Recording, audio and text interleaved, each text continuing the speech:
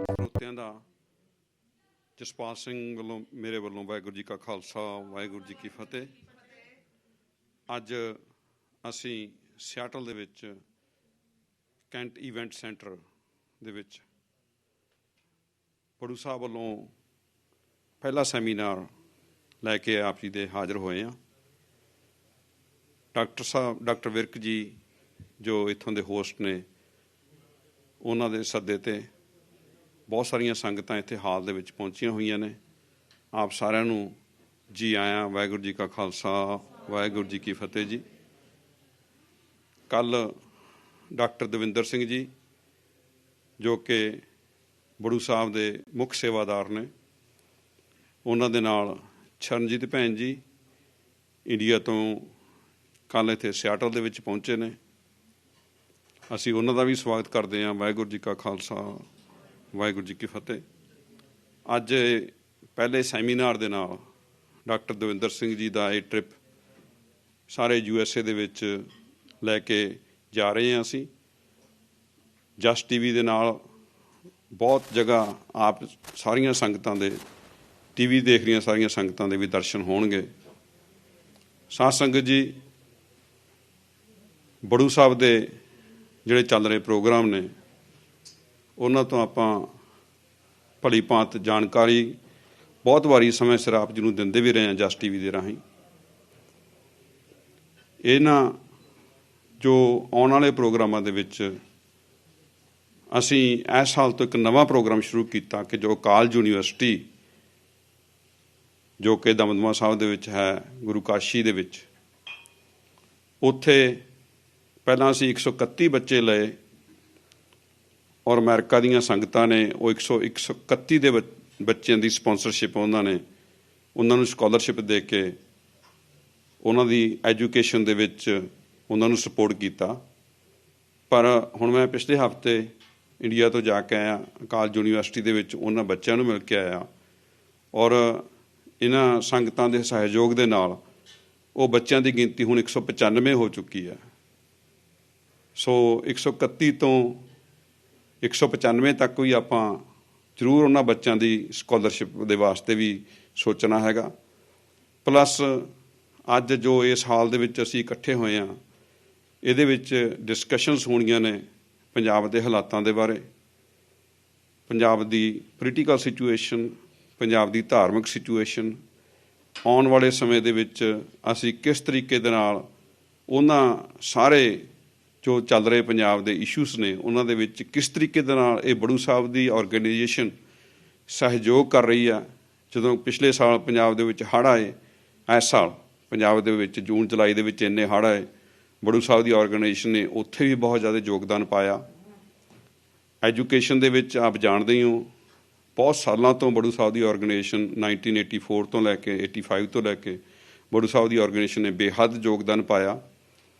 De addiction centres Baru ਸਾਹਿਬ ਦੀ organisation ਨੇ 3 de addiction centre ਖੋਲ੍ਹੇ ਹੋਏ ਨੇ, ਉੱਥੇ ਹੀ ਬਹੁਤ ਯੋਗਦਾਨ ਪਾਇਆ।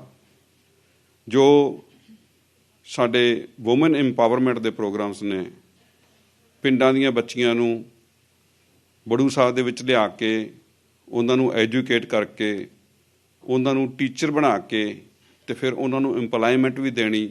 ਸੋ ਜੋ ਵੂਮਨ ਇੰਪਾਵਰਮੈਂਟ ਦਾ ਪ੍ਰੋਗਰਾਮ ਹੈ ਚੱਲ ਰਿਹਾ, ਉਹਦੇ ਵਿੱਚ ਵੀ ਬੜੂ ਸਾਹਿਬ ਦੀ ਆਰਗੇਨਾਈਜੇਸ਼ਨ ਨੇ ਬਹੁਤ ਜ਼ਿਆਦਾ ਯੋਗਦਾਨ ਪਾਇਆ। ਇਹਨਾਂ ਸਾਰੇ ਜੋ ਚੱਲ ਰਹੇ ਪ੍ਰੋਗਰਾਮਸ ਨੇ ਬੜੂ ਸਾਹਿਬ ਦੇ, ਉਹਨਾਂ ਦੇ ਉੱਤੇ ਅੱਜ ਡਿਟੇਲ ਦੇ ਵਿੱਚ ਹੋਰ ਗੱਲਬਾਤ ਹੋਏਗੀ। ਔਰ ਸਾਰਾ ਮਹੀਨਾ ਜੋ ਦਸੰਬਰ ਦਾ ਮਹੀਨਾ ਹੈਗਾ, ਜੋ ਕਿ ਇਸ ਮਹੀਨੇ ਦੇ ਵਿੱਚ ਜੋ ਸ਼ਹੀਦੀਆਂ ਦੇ ਦਿਹਾੜੇ ਵੀ ਨੇ ਔਰ ਸਿੱਖ ਜਗਤ ਦੇ ਲਈ ਇਹ ਬੜਾ ਇੰਪੋਰਟੈਂਟ ਮਹੀਨਾ ਹੈ। ਇਹਦੇ ਥਰੂ ਆਊਟ ਇਹ ਸਾਰੇ ਚੱਲ ਰਹੇ ਪ੍ਰੋਗਰਾਮਾਂ ਦੇ ਵਿੱਚ ਇਹਨਾਂ ਸਾਰੇ ਵਿਸ਼ਿਆਂ 'ਤੇ ਆਪ ਜੀ ਦੇ ਨਾਲ ਵਾਰੀ ਗੱਲਬਾਤ ਹੁੰਦੀ ਰਹਿਣੀ ਹੈ। ਸੋ ਅੱਜ ਜੋ ਇੱਥੋਂ ਦੇ ਹੋਸਟ ਨੇ ਸਿਆਟਲ ਦੇ ਡਾਕਟਰ ਸਰਬਜੀਤ ਸਿੰਘ ਜੀ ਵਿਰਕ, ਜੋ ਕਿ ਬੜੂ ਸਾਹਿਬ ਦੇ ਸੰਸਥਾ ਦੇ ਨਾਲ ਬਹੁਤ ਚਿਰ ਤੋਂ ਜੁੜੇ ਹੋਏ ਨੇ, ਮੈਂ ਉਹਨਾਂ ਨੂੰ ਸਭ ਤੋਂ ਪਹਿਲਾਂ ਬੇਨਤੀ ਕਰੂੰਗਾ ਕਿ ਉਹ ਸਟੇਜ 'ਤੇ ਆਉਣ ਅਤੇ ਜੋ ਸੰਗਤਾਂ ਅੱਜ ਇੱਥੇ ਇਸ ਹਾਲ ਦੇ ਵਿੱਚ ਪਹੁੰਚੀਆਂ ਨੇ ਔਰ ਜੋ ਸੰਗਤਾਂ ਦੇ ਦਰਸ਼ਨ ਹੋ ਰਹੇ ਨੇ TV ਦੇ ਰਾਹੀਂ, ਸੋ ਉਹਨਾਂ ਸਾਰਿਆਂ ਨੂੰ ਧੰਨਵਾਦ ਕਰਨ। ਡਾਕਟਰ ਸਰਬਜੀਤ ਸਿੰਘ ਜੀ ਵਿਰਕ।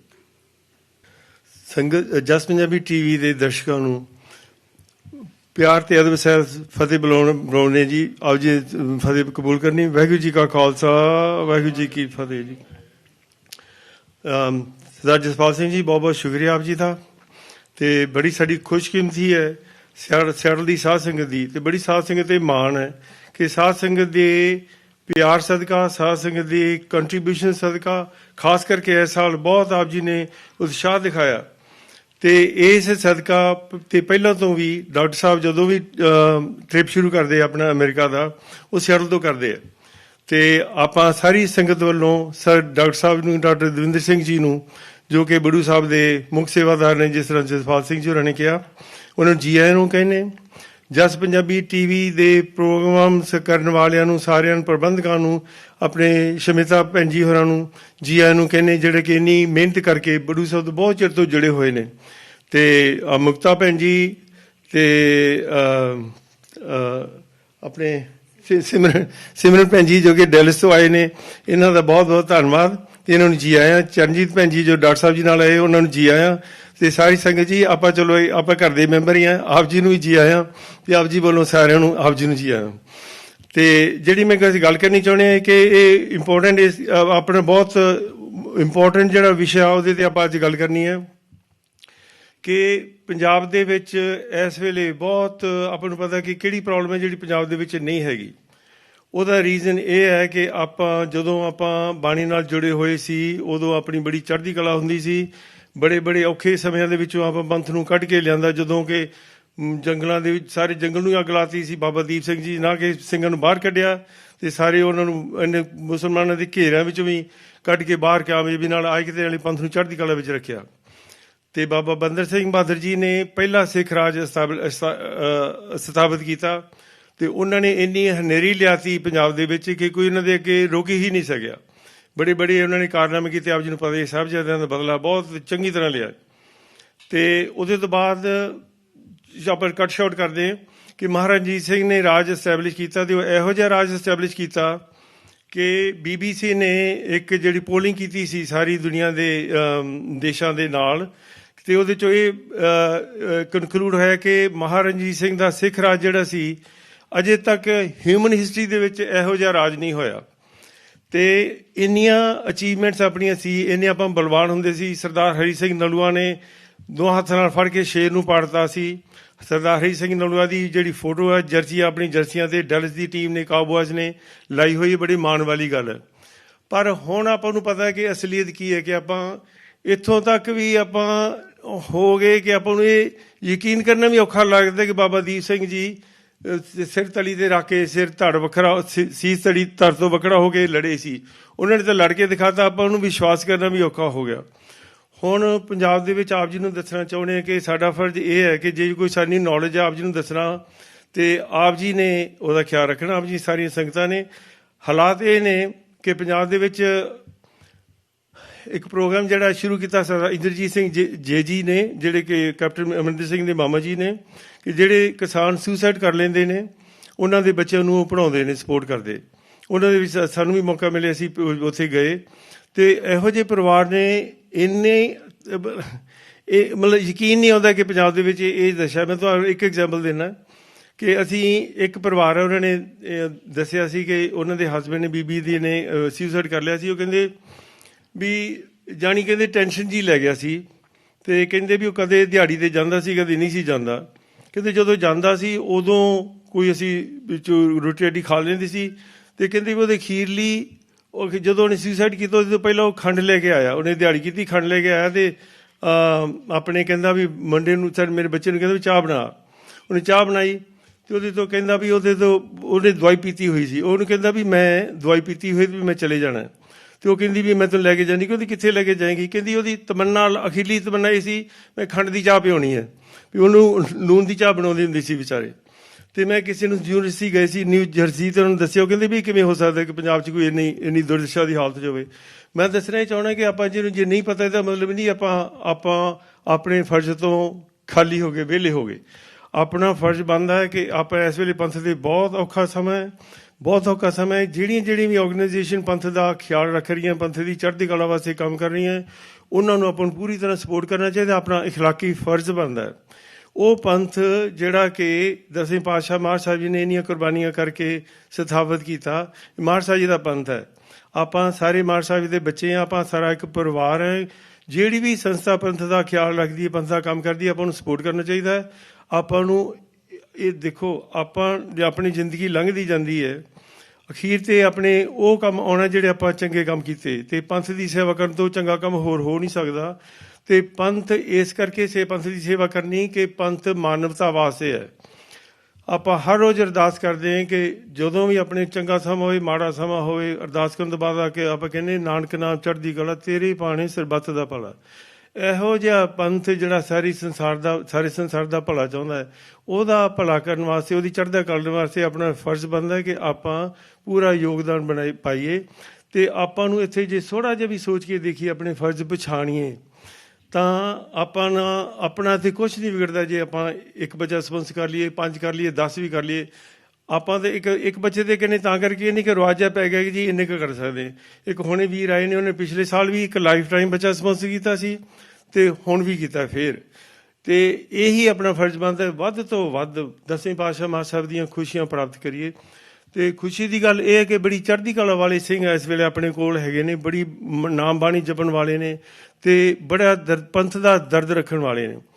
ਉਹ ਪੰਥ ਦਾ ਦਰਦ ਰੱਖਣਾ ਇੱਕ ਗੱਲ ਹੈ, ਪੰਥ ਦੀ ਦਰਦ ਰੱਖ ਕੇ ਸੇਵਾ ਕਿਵੇਂ ਕਰ ਸਕਦੇ ਹਾਂ। ਹੁਣ ਜੇ ਆਪਾਂ ਕੋਈ ਵੱਖਰੇ ਸਕੂਲ ਖੋਲ੍ਹੀਏ, ਵੱਖਰੇ ਤੇ ਕਿ ਆਪਾਂ ਬੱਚਿਆਂ ਨੂੰ ਪੜ੍ਹਾਈਏ, ਤਾਂ ਆਪਣੇ ਕੋਲ ਉਹ ਸਿਸਟਮ ਨਹੀਂ ਜਿਹੜਾ ਕਿ ਇੰਨੀ ਐਫੀਸ਼ੀਐਂਸੀ ਦੇ ਨਾਲ ਆਪਾਂ ਕਰ ਸਕੀਏ। ਬੜੂ ਸਾਹਿਬ ਕੋਲ ਉਹ ਪੂਰਾ ਸਿਸਟਮ ਹੈਗਾ, ਪੂਰਾ ਇਨਫਰਾਸਟਰਕਚਰ ਹੈਗਾ। ਅਤੇ ਬੜੂ ਸਾਹਿਬ ਦਾ ਜਿਹੜਾ ਕੰਮ ਹੋ ਰਿਹਾ ਹੈ, ਚੰਗਾ ਕਿ ਮਾੜਾ, ਇਹਦੇ ਤੋਂ ਪਤਾ ਲੱਗਦਾ ਕਿ ਬੜੂ ਸਾਹਿਬ ਕਿਹੋ ਜਿਹੀ ਪਰਸਨੈਲਿਟੀ ਨੂੰ ਅਟਰੈਕਟ ਕਰ ਰਿਹਾ।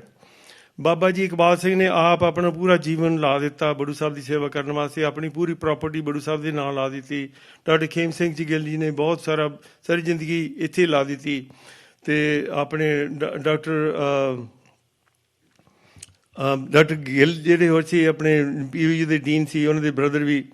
ਅਤੇ ਬਾਕੀ ਇਹ ਉਹਨਾਂ ਨੇ ਉਸ ਤੋਂ ਬਾਅਦ ਡਾਕਟਰ ਦਵਿੰਦਰ ਸਿੰਘ ਜੀ ਅਤੇ ਹੋਰ ਜਿਹੜੀਆਂ ਇੰਨੀਆਂ ਵਾਲੰਟੀਅਰ ਪਰਸਨੈਲਿਟੀਜ਼ ਨੇ ਜਿਹੜੀਆਂ ਬੜੀਆਂ ਕੁਆਲੀਫਾਈਡ ਨੇ, ਅਤੇ ਬੜੂ ਸਾਹਿਬ ਦੀ ਸੇਵਾ ਵਾਸਤੇ ਇਹੋ ਜਿਹੀਆਂ ਪਰਸਨੈਲਿਟੀ ਬੜੂ ਸਾਹਿਬ ਅਟਰੈਕਟ ਕਰਦੇ। ਇਹ ਤੋਂ ਪਤਾ ਲੱਗਦਾ ਕਿ ਬੜੂ ਸਾਹਿਬ 'ਚ ਕੀ ਕੁਆਲਿਟੀਜ਼ ਨੇ। ਅਤੇ ਬਾਕੀ ਬੜੂ ਸਾਹਿਬ ਦੀਆਂ ਅਚੀਵਮੈਂਟਸ ਸਰ ਜਸਵਾਲ ਸਿੰਘ ਜੀ ਨੇ ਆਪ ਨੂੰ ਦੱਸਿਆ, ਉਹ ਕਾਫੀ ਸੇਵਾ ਕਰਦੇ ਨੇ, ਕਾਫੀ ਚਿਰ ਤੋਂ ਜੁੜੇ ਹੋਏ ਨੇ। ਅਤੇ ਬਾਕੀ ਡਾਕਟਰ ਦਵਿੰਦਰ ਸਿੰਘ ਜੀ ਵੀ ਆਪ ਨੂੰ ਦੱਸਣਗੇ, ਅਤੇ ਹੋਰ ਬੁਲਾਰੇ ਵੀ ਆਪ ਜੀ ਨੂੰ ਦੱਸਣਗੇ ਆਪਾਂ ਨੂੰ ਬੜੂ ਸਾਹਿਬ ਨੂੰ ਸਪੋਰਟ ਕਰਨ ਵਾਸਤੇ ਕੀ ਕਰਨਾ ਚਾਹੀਦਾ ਹੈ। ਬੜੂ ਸਾਹਿਬ ਇੱਕ ਪੰਥਕ ਜਥੇਬੰਦੀ ਹੈ, ਅਤੇ ਜਿਹੜੀਆਂ ਹੋਰ ਆਪਣੀਆਂ ਪੰਥਕ ਜਥੇਬੰਦੀਆਂ, ਖੁਸ਼ੀ ਵਾਲੀ ਗੱਲ ਹੈ ਕਿ ਆਪਣਾ ਇੱਥੋਂ ਦਾ ਇੱਕ ਜਿਹੜਾ ਨਾਮਬੰਦਗੀ ਵਾਲਾ ਅਖੰਡ ਕੀਰਤਨੀ ਜਥੇ ਦੇ ਬੜੇ ਸਿੰਘ, ਚੜ੍ਹਦੀ ਕਲਾ ਵਾਲੇ ਸਿੰਘ ਨੇ। ਮੈਨੂੰ ਬੜਾ ਮੈਂ ਇੰਪਰੈਸ ਹੋਇਆ ਇਹਨਾਂ ਦੇ ਨਾਮ ਜਪਣ ਦੇ ਪੋਟੈਂਸ਼ੀਅਲ ਤੋਂ, ਸਟੈਮਨੇ ਤੋਂ। ਅਤੇ ਉਹ ਆਪਣੇ ਕੋਲ ਹਾਜ਼ਰ ਨੇ, ਉਹ ਵੀ ਆਪ ਜੀ ਨਾਲ ਵਿਚਾਰ ਸਾਂਝੇ ਕਰਨਗੇ, ਅਤੇ ਉਹ ਬੜੂ ਸਾਹਿਬ ਦੀ ਸੇਵਾ ਕਰਨ ਦੇ 'ਚ ਬਹੁਤ ਇੰਟਰਸਟਿਡ ਨੇ। ਆਪਾਂ ਇਵੇਂ ਸਾਰੀਆਂ ਪੰਥਕ ਸੰਸਥਾਵਾਂ 'ਚ ਇਕੱਠੀਆਂ ਹੋਵਾਂਗੇ ਤਾਂ 10ਵੇਂ ਪਾਤਸ਼ਾਹ ਮਹਾਰਾਜ ਸਾਹਿਬ ਦੀਆਂ ਖੁਸ਼ੀਆਂ ਪ੍ਰਾਪਤ ਕਰਾਂਗੇ। ਜਿਵੇਂ ਆਪਾਂ ਇਕੱਠੇ ਹੋ ਕੇ ਕੁਛ ਕਰਾਂਗੇ ਤਾਂ ਕਰ ਸਕਦੇ ਹਾਂ, ਅਤੇ ਨਹੀਂ ਤਾਂ ਆਪਣੇ ਹਰ ਇੱਕ ਨੂੰ ਮੁਸ਼ਕਿਲ ਹੋ ਜਾਂਦਾ। ਦੂਸਰੀ ਗੱਲਾਂ ਉਹਨਾਂ ਨਾਲ ਸਾਂਝੀਆਂ ਕੀਤੀਆਂ ਜਾਂਦੀਆਂ ਜਿਹੜੇ ਕੁਛ ਕਰਨ। ਉਹ ਕਹਿੰਦੇ ਵੀ ਜਾਵੇ ਰਾਹੀਆ ਤੁਰਿਆ ਜਾ, ਤੂੰ ਦਰਦ ਵੰਡਾ ਕੇ ਕੀ ਲੈਣਾ, ਅਤੇ ਇੱਥੋਂ ਜ਼ਖਮ ਪਛਾਣੇ ਨਹੀਂ ਜਾਣੇ, ਤੈਨੂੰ ਜਿਗਰ ਵਿਖਾ ਕੇ ਕੀ ਲੈਣਾ।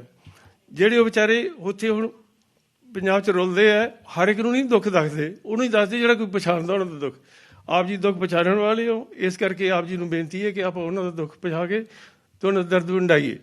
ਹੋਰ ਕੁਛ ਬੋਲਣ ਤੋਂ ਮੈਂ ਅਜੀਤ ਸਿੰਘ ਕੋਚ ਕਹਿਣਾ ਸੀ, ਬਾਕੀ ਅੱਗੇ ਬੁਲਾਰੇ ਆਪ ਜੀ ਨੂੰ ਦੱਸਣਗੇ ਕਿ ਕੀ ਪ੍ਰੋਗਰਾਮ ਹੈ ਜੀ। ਵਾਹਿਗੁਰੂ ਜੀ ਕਾ ਖਾਲਸਾ, ਵਾਹਿਗੁਰੂ ਜੀ ਕੀ ਫਤਿਹ ਜੀ। ਗੁਰੂ ਤੋਂ ਪਿਆਰੀ ਸਾਧ ਸੰਗਤ ਜੀ, ਵਿਸੰਗਤ ਹਰ ਪ੍ਰਭ ਵਸੇ ਜੀਓ। ਵਾਹਿਗੁਰੂ ਜੀ ਕਾ ਖਾਲਸਾ, ਵਾਹਿਗੁਰੂ ਜੀ ਕੀ ਫਤਿਹ। ਸਾਧ ਸੰਗਤ ਜੀ, ਬੜੂ ਸਾਹਿਬ ਦਾ ਕੋਈ ਵੀ ਸੈਮੀਨਾਰ, ਕੋਈ ਵੀ ਕਾਰਜ ਹੁੰਦਾ ਹੈ, ਉਹਦੇ ਵਿੱਚ ਬਾਬਾ ਇਕਬਾਲ ਸਿੰਘ ਜੀ ਦਾ ਜ਼ਿਕਰ ਹੋ ਕੇ ਹੀ ਸ਼ੁਰੂ ਹੋਵੇ ਤੇ ਉਹਦੇ ਵਿੱਚ ਬੜੀ ਬਖਸ਼ਿਸ਼ ਹੁੰਦੀ ਹੈ। ਮੈਂ ਸਾਰਿਆਂ ਨੂੰ ਕਹਾਂਗੀ ਕਿ ਦੁਨੀਆ 'ਤੇ ਬਹੁਤ ਲੋਕ ਆਉਂਦੇ ਨੇ, ਲੱਖਾਂ ਕਰੋੜਾਂ ਆ ਕੇ ਬਸ ਆਪਣਾ ਬਚਪਨ ਜੀਂਦੇ ਨੇ, ਜਵਾਨੀ ਜੀਂਦੇ ਨੇ, ਬੱਚੇ ਪੈਦਾ ਕਰਦੇ ਨੇ, ਕਾਰੋਬਾਰ ਕਰਦੇ ਨੇ, ਹੱਸਦੇ ਨੇ, ਖੇਡਦੇ ਨੇ, ਨੱਚਦੇ ਨੇ, ਟੱਪਦੇ ਨੇ, ਆਪਣੀ ਖੁਸ਼ੀਆਂ ਦੇ ਵਿੱਚ ਜੀ ਕੇ ਤੇ ਆਪਣੇ ਬੱਚਿਆਂ ਪਰਿਵਾਰਾਂ ਤੱਕ ਸੀਮਤ ਰਹਿ ਕੇ ਤੇ ਦੁਨੀਆ ਤੋਂ ਚਲੇ ਜਾਂਦੇ ਨੇ। ਉਹਨਾਂ ਨੂੰ ਮੌਕਾ ਵੀ ਨਹੀਂ ਮਿਲਦਾ ਕਿ ਉਹਨਾਂ ਨੂੰ ਇਹ ਵੀ ਨਹੀਂ ਪਤਾ ਲੱਗਿਆ, ਉਹਨਾਂ ਨੂੰ ਗਿਆਨ ਹੀ ਨਹੀਂ ਜਾਗਿਆ ਕਿ ਭਈ ਪ੍ਰਾਪਤ ਮਾਨੁਖ ਦੇ ਹੁਰੀਆ, ਗੋਬਿੰਦ ਮਿਲਨ ਕੀ ਇਹ ਤੇਰੀ ਬਰੀਆ। ਤੇ ਬਹੁਤ ਵਿਰਲੀਆਂ ਰੂਹਾਂ ਨੇ ਜਿਨ੍ਹਾਂ ਦੇ ਭਾਗਾਂ ਦੇ ਵਿੱਚ ਮਹਾਂਪੁਰਖਾਂ ਨੂੰ ਦਰਸ਼ਨ ਕਰਨ ਦਾ ਮੌਕਾ ਮਿਲਦਾ ਹੈ, ਜਿਨ੍ਹਾਂ ਦੇ ਭਾਗਾਂ ਦੇ ਵਿੱਚ ਮਹਾਂਪੁਰਖਾਂ ਦੇ ਨਾਲ ਬਹਿ ਕੇ ਸੰਗਤ ਕਰਨ ਦਾ ਮੌਕਾ ਮਿਲਦਾ ਹੈ, ਜਿਨ੍ਹਾਂ ਦੇ ਭਾਗਾਂ ਦੇ ਵਿੱਚ ਮਹਾਂਪੁਰਖਾਂ ਦਾ ਬਚਨ ਕਮਾਉਣ ਦਾ ਮੌਕਾ ਮਿਲਦਾ ਹੈ, ਤੇ ਜਿਨ੍ਹਾਂ ਦੇ ਭਾਗਾਂ ਦੇ ਵਿੱਚ ਇਹ ਜਨਮ ਜਿਹੜਾ ਹੈ ਉਹਦੇ ਲੇਖੇ ਲਾਉਣ ਨੂੰ ਮੌਕਾ ਮਿਲਦਾ ਹੈ। ਸੋ ਉਹ ਬਹੁਤ ਵਿਰਲੀਆਂ ਰੂਹਾਂ ਨੇ। ਆਪਣੇ ਆਪ ਨੂੰ ਬੜਾ ਬਲੈਸਡ ਫੀਲ ਕਰੀਦਾ। ਆਪ ਜੀ ਸਾਰੇ ਇੱਥੇ ਬੈਠੇ ਹੋ। ਚਰਨਜੀਤ ਭੈਣ ਜੀ ਨੇ ਪੂਰੀ ਜ਼ਿੰਦਗੀ ਕੱਟਤੀ, ਡਾਕਟਰ ਵੀਰ ਜੀ, ਜਸਪਾਲ ਵੀਰ ਜੀ, ਅੰਜੂ ਜੀ ਹੁਣੇ ਹੋ ਕੇ ਆਏ ਨੇ। ਸੋ ਅਸੀਂ ਭਾਗਾਂ ਵਾਲੇ ਹਾਂ ਕਿ ਸਾਨੂੰ ਇਸ ਜਨਮ ਦੇ ਵਿੱਚ ਸੰਤ ਬਾਬਾ ਇਕਬਾਲ ਸਿੰਘ ਜੀ ਦਾ ਸਾਥ ਮਿਲਿਆ, ਉਹਨਾਂ ਨਾਲ ਬਚਪਨ ਬਿਤਾਇਆ, ਜਵਾਨੀ ਬਿਤਾਈ, ਹੁਣ ਤੇ ਬੁਢਾਪਾ ਆ ਗਿਆ। ਹੁਣ ਬੁਢਾਪਾ ਜਿਹੜਾ ਵੇ ਡਾਕਟਰ ਦਵਿੰਦਰ ਵੀਰ ਜੀ ਦੀ ਛਾਇਆ ਦੇ ਵਿੱਚ ਬੀਤੇਗਾ ਜੇ ਪ੍ਰਮਾਤਮਾ ਨੇ ਲਿਖਿਆ ਹੋਏਗਾ। ਤੇ ਸਾਧ ਸੰਗਤ ਜੀ, ਮੈਨੂੰ ਬਾਬਾ ਇਕਬਾਲ ਸਿੰਘ ਜੀ ਨੇ ਇੱਕ ਚੀਜ਼ ਕਹੀ ਸੀ ਕਲੀਵਲੈਂਡ ਵਿੱਚ ਬੈਠ ਕੇ ਕਿ ਤੇਰੀ ਉਮਰ ਕਿੰਨੀ ਹੋ ਗਈ। ਤੇ ਮੈਂ ਬਾਬਾ ਜੀ ਨੂੰ ਕਿਹਾ, ਮੈਂ ਕਿਹਾ ਬਾਬਾ ਜੀ ਮੈਂ 31 ਸਾਲ ਦੀ ਹੋ ਗਈ। ਤੇ ਬਾਬਾ ਜੀ ਨੇ ਕਿਹਾ ਸੀਗਾ ਕਿ ਤੂੰ ਇਹ ਜਵਾਨੀ ਗੁਰੂ ਨਾਨਕ ਦੇ ਲੇਖੇ ਲਾ ਦੇ, ਇਹ ਧਰਤੀ ਤੇ ਦਿਆਂ ਮੁੜ ਮੁੜ ਕੇ ਨਹੀਂ ਆਉਂਦੀਆਂ। ਸੋ ਐਟਲੀਸਟ ਸਾਨੂੰ ਇੰਨਾ ਪਤਾ ਹੈ ਕਿ ਜੇ ਅਸੀਂ ਆਪਣੇ ਧੀਆਂ ਪੁੱਤਰ ਬੱਚੇ ਪਰਿਵਾਰ ਗ੍ਰਸਥ ਜੀਵਨ ਵਿੱਚ ਰਹਿ ਕੇ ਜੇ ਇੱਕ ਜ਼ਿੰਦਗੀ ਦਾ ਇੱਕ ਰਸਤਾ ਦਿਖ ਗਿਆ ਕਿ ਅਸੀਂ ਉਹ ਵੀ ਨਾਲ ਕਰਨੀ ਹੈ ਸੇਵਾ, ਤੇ ਇਸ ਤੋਂ ਵੱਡੇ ਭਾਗ ਕਿਸੇ ਦੇ ਵੀ ਨਹੀਂ। ਹੁਣ ਮੈਂ ਚਾਹਾਂਗੀ ਸਿਮਰਨ ਭੈਣ ਜੀ ਨੂੰ ਕਿ ਤੁਸੀਂ ਵੀਡੀਓ ਪਲੇ ਕਰੋ ਪਲਸ ਆਫ ਵਿਜ਼ਡਮ, ਕਿ ਬਾਬਾ ਇਕਬਾਲ ਸਿੰਘ ਜੀ ਦਾ ਜਿਹੜਾ ਵਿਜ਼ਨ ਸੀ ਉਹ ਕਿੰਨਾ ਵਿਸ਼ਾਲ ਸੀਗਾ। ਵਾਹਿਗੁਰੂ ਜੀ ਕਾ ਖਾਲਸਾ, ਵਾਹਿਗੁਰੂ ਜੀ ਕੀ ਫਤਿਹ।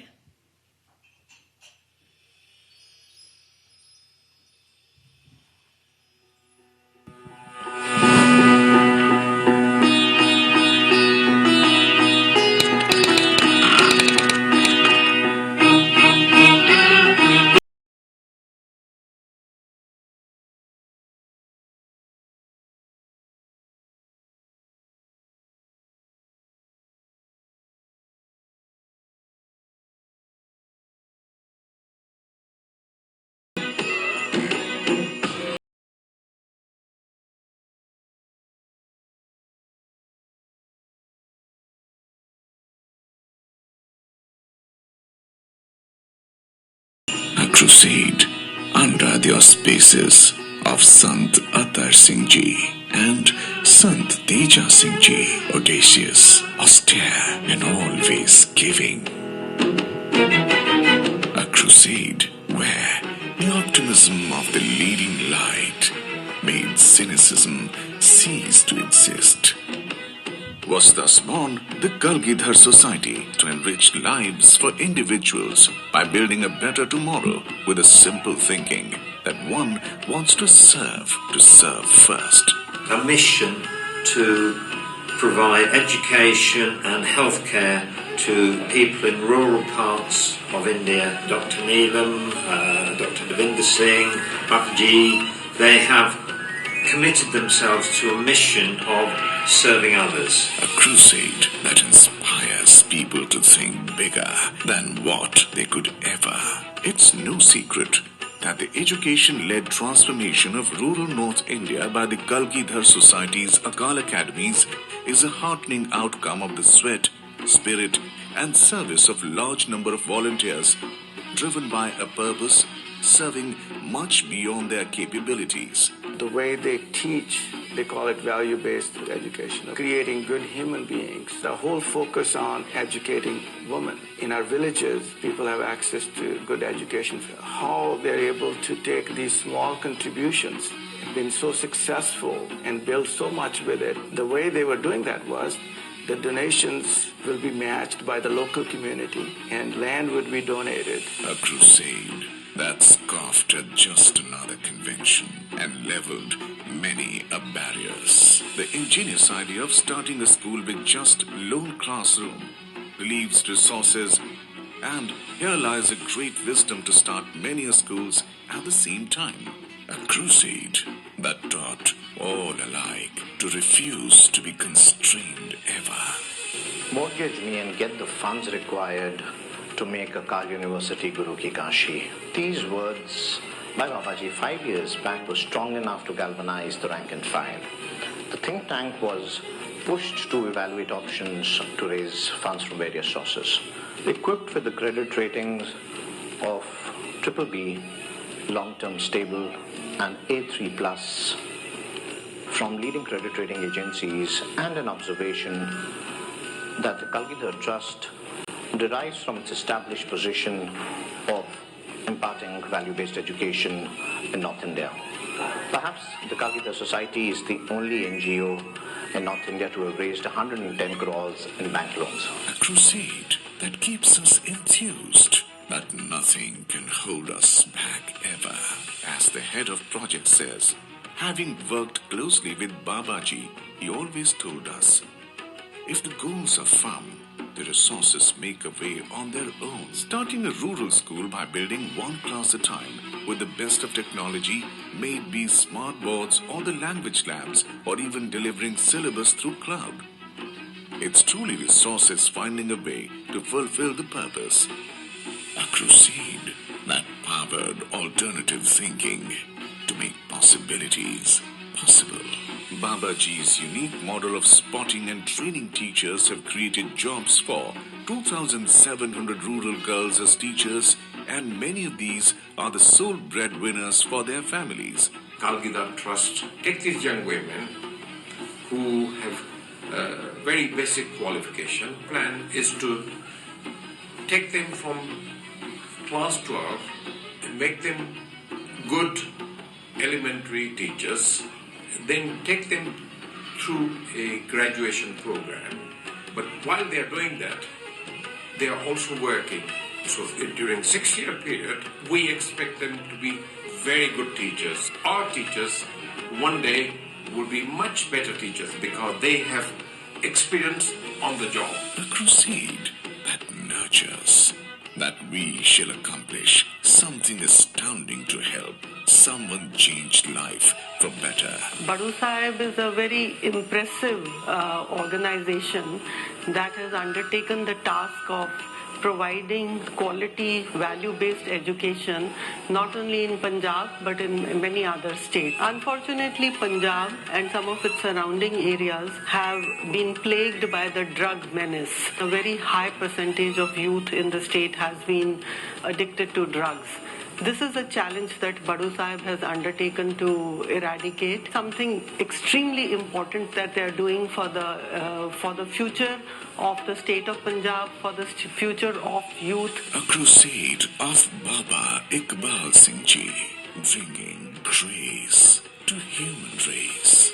I came in contact with Babaji about 10 years back. His work, whatever he has done, speaks volume about what he really is, about his compassion, about his mission, his efforts in collaborating with the Operation Rainbow Corridor for the plastic surgery camps at Badu Sahib to correct the disease of cleft palate amongst all the children of Himachal Pradesh and nearby villages, and that too at no cost, has led to a significant decrease in the number of these cases. Babaji, a bureaucrat, a social reformer, and a global citizen.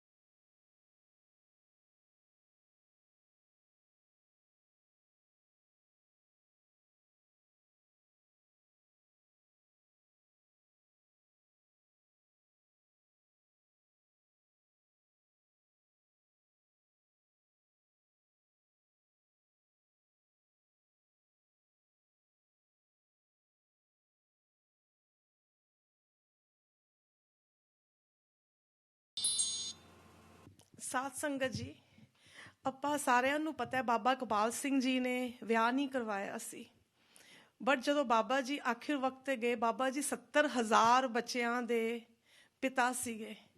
Baba ji ਨੇ ਇੱਕ ਇੱਕ ਦਿਲ ਨੂੰ ਇਸ ਤਰ੍ਹਾਂ ਛੂਹਿਆ ਸੀ ਕਿ ਜਦੋਂ ਮੇਰੇ ਫਾਦਰ ਪੂਰੇ ਹੋਏ ਉਦੋਂ ਤੇ ਯਾਦ ਨਹੀਂ ਸੀ ਮੈਨੂੰ ਕਿ 5 ਸਾਲ ਦੀ ਉਮਰ ਵਿੱਚ ਕੀ ਫੀਲਿੰਗ ਕੀ ਸੀਗੀ, ਲਾਈਕ ਕੁਛ ਵੀ ਯਾਦ ਨਹੀਂ ਕਿ ਪਿਆਰ ਸੀ, ਮੁਹੱਬਤ ਸੀ, ਕਿਉਂਕਿ ਬਹੁਤ ਛੋਟੀ ਉਮਰ ਸੀ। ਉਸ ਤੋਂ ਬਾਅਦ ਬਾਬਾ ਇਕਬਾਲ ਸਿੰਘ ਜੀ ਦੇਖੇ ਬਚਪਨ ਤੋਂ, ਅਤੇ ਫਿਰ ਮੰਮੀ ਪੂਰੇ ਹੋਏ ਅਤੇ ਬੜਾ ਦੁੱਖ ਹੋਇਆ ਕਿ ਮਾਂ ਗਈ। ਬਟ ਜਦੋਂ ਬਾਬਾ ਇਕਬਾਲ ਸਿੰਘ ਜੀ ਪੂਰੇ ਹੋਏ ਉਦੋਂ ਲੱਗਿਆ ਜਿਵੇਂ ਕਿਸੇ ਨੇ ਕਲੇਜਾ ਬਾਹਰ ਕੱਢ ਲਿਆ। ਸੋ ਇਸ ਤਰ੍ਹਾਂ ਦਾ ਮੁਹੱਬਤ ਬਾਬਾ ਜੀ ਦਿੰਦੇ ਸੀ। ਅਤੇ ਕਈ ਰੂਹਾਂ, ਲੱਖਾਂ ਰੂਹਾਂ ਇਸ ਤਰ੍ਹਾਂ ਜਦੋਂ ਬਾਬਾ ਜੀ ਪੂਰੇ ਹੋਏ ਅਤੇ ਸਾਰੇ ਇਸ ਤਰ੍ਹਾਂ ਰੋ ਰਹੇ ਸੀ, ਆਪਣਾ ਇਸ ਤਰ੍ਹਾਂ ਦੁੱਖ ਕਰਦੇ ਸੀ। ਬਟ ਬਾਬਾ ਜੀ ਚਲੇ ਗਏ, ਬਟ ਹੁਣ ਵੀ ਸੇਵਾ ਦੇ ਵਿੱਚ ਜਿਹੜੀ ਡਾਇਰੈਕਸ਼ਨ ਹੁੰਦੀਆਂ ਨੇ, ਮਨ ਵਿੱਚ ਕੋਈ ਸਮਝ ਨਹੀਂ ਆ ਰਿਹਾ ਹੁੰਦਾ ਸਵਾਲ ਕਿ ਇਹ ਹੁਣ ਕਿਸ ਤਰ੍ਹਾਂ ਸੇਵਾ ਕਰਨੀ ਹੈ, ਅੱਗੇ ਹੁਣ ਕਿਸ ਤਰ੍ਹਾਂ ਮੂਵ ਔਨ ਹੋਣਾ ਹੈ, ਕਿਸ ਤਰ੍ਹਾਂ ਅਗਲਾ ਪ੍ਰੋਗਰਾਮ ਪਲਾਨ ਕਰਨਾ ਹੈ, ਕਿਸ ਤਰ੍ਹਾਂ ਕਰਨਾ ਹੈ। ਬਾਬਾ ਜੀ ਸੁਪਨਿਆਂ ਵਿੱਚ ਆ ਕੇ ਪ੍ਰਤੱਖ ਦਰਸ਼ਨ ਦੇ ਕੇ ਅੱਜ ਵੀ ਡਾਇਰੈਕਸ਼ਨ ਦੇ ਕੇ ਜਾਂਦੇ ਨੇ। ਇਹਦਾ ਮਤਲਬ ਬਾਬਾ ਜੀ ਸਾਡੇ ਸਿਰਾਂ ਦੇ ਉੱਤੇ ਬੈਠ ਕੇ ਸਾਨੂੰ ਵਾਚ ਕਰਕੇ ਕਲਗੀਧਰ ਟਰੱਸਟ ਦੇ ਅੱਜ ਵੀ ਸਾਰੇ ਕਾਰਜ ਉਹ ਆਪ ਕਰਾ ਰਹੇ ਨੇ, ਉਹ ਅੱਜ ਵੀ ਆਪ ਹੀ ਪਹਿਰੇਦਾਰ ਨੇ। So I would like to invite Manraj Singh on the stage. ਤੁਸੀਂ ਆਓ ਬੇਟਾ, ਅਤੇ ਇਹ ਤੁਹਾਨੂੰ 10 ਮਿੰਟ ਦੀ ਪ੍ਰੈਜੈਂਟੇਸ਼ਨ ਦਿਖਾਉਣਗੇ। ਵਾਹਿਗੁਰੂ ਜੀ ਕਾ ਖਾਲਸਾ, ਵਾਹਿਗੁਰੂ ਜੀ ਕੀ ਫਤਿਹ। Sangat Ji, Vaheguru Ji Ka Khalsa, Vaheguru Ji Ki Fateh. I'm here on behalf of Eternal Charitable Foundation, or better known as Baru Sahib Charities. It is a 501c tax-exempt charitable organization. I'm going to give a brief, insight into our organization, the history, and so forth. Next slide. Our history started with Baba Sant Atar Singh Ji. He was part of the second Sikh regime. Second Battalion Sikh regime. He was also the founder of multiple institutions in Punjab, such as Khalsa High School. But I think the most unique thing he is known for personally, at the time of the early 20th century, women were not seen as equals to men in a lot of the parts of the world. The women's suffrage movement in the West started around the 1920s. In 1904, he established the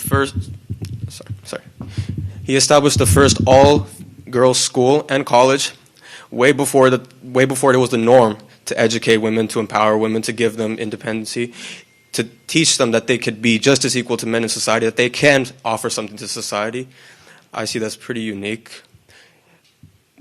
Who preceded him was Baba Sant Teja Singh Ji. He was a very, very educated, highly spiritual man. He was a graduated lawyer from Harvard. A pivotal moment, I feel like, in Sikh history that's not talked about enough is in the early 20th century, Sikhs were facing deportation in Vancouver, Canada,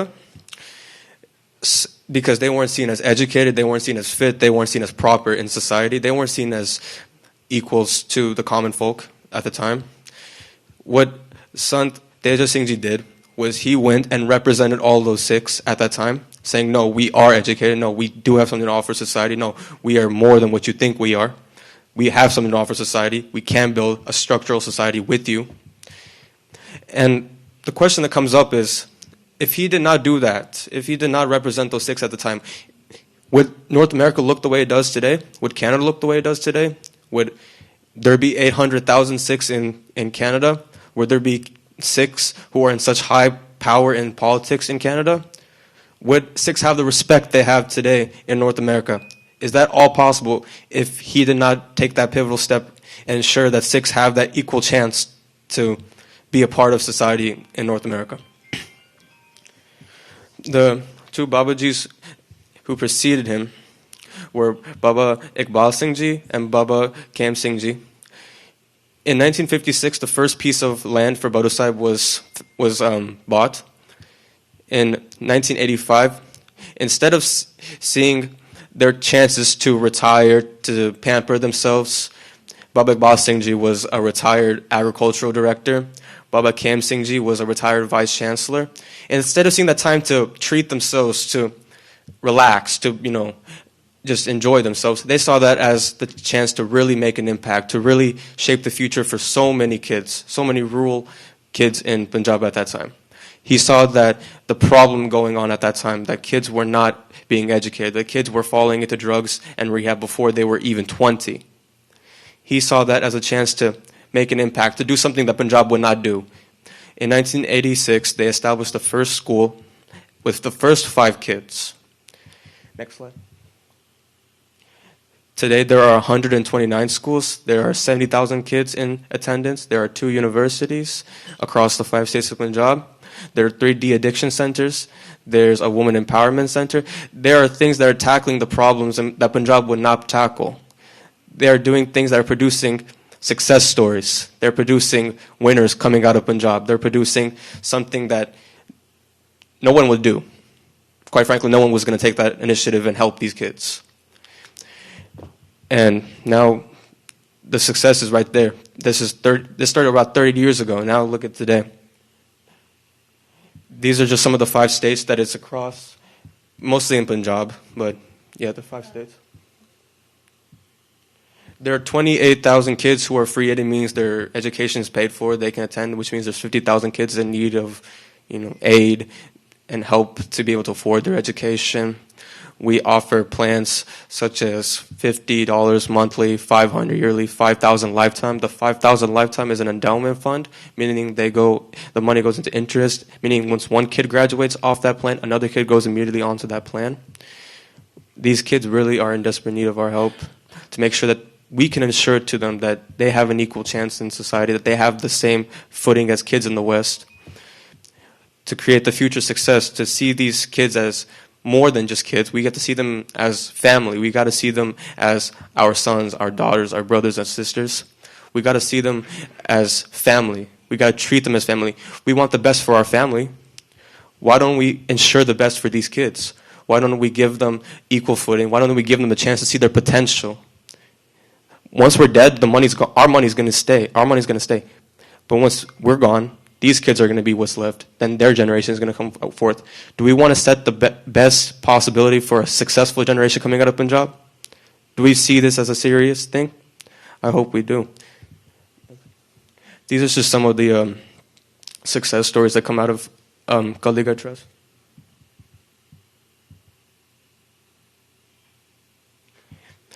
There's 10 plus ongoing projects. There's 50 plus global alliances with Kaldigarh Trust and so forth. These are some of the women who've had success stories.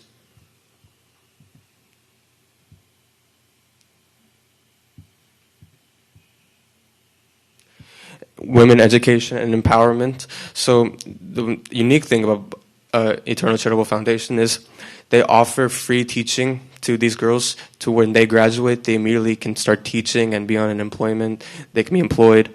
They have, they're set. They're not going to be waiting for the job to come to them. They're going to get the job opportunity and they're going to hopefully take full advantage of it, and they do. There's a hospital on campus with people from Eternal Charitable Foundation who graduated who are working also in the hospital. They're treating people, they're helping people, they're doing something that is quite frankly amazing. There's 3 de-addiction centers.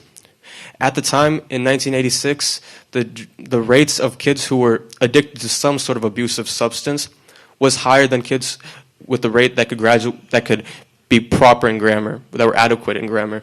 That was at 40%. People who were hooked to addictive substances was close to 60%. Today, there's a 35% rate of kids who are addicted to some sort of abusive substance, and we hope to make that 0 one day. The drug crisis is far more serious because with things like drugs, kids do not see the full potential. They see these shorter term, highs for their dopamine levels. They don't see the damage that it's doing to them. The unique thing with Eternal Charitable Foundation is rather than just being educational, it's also spiritual. Putting their faith in something bigger, putting their mindset into something bigger than themselves, like God, like their future, their potential.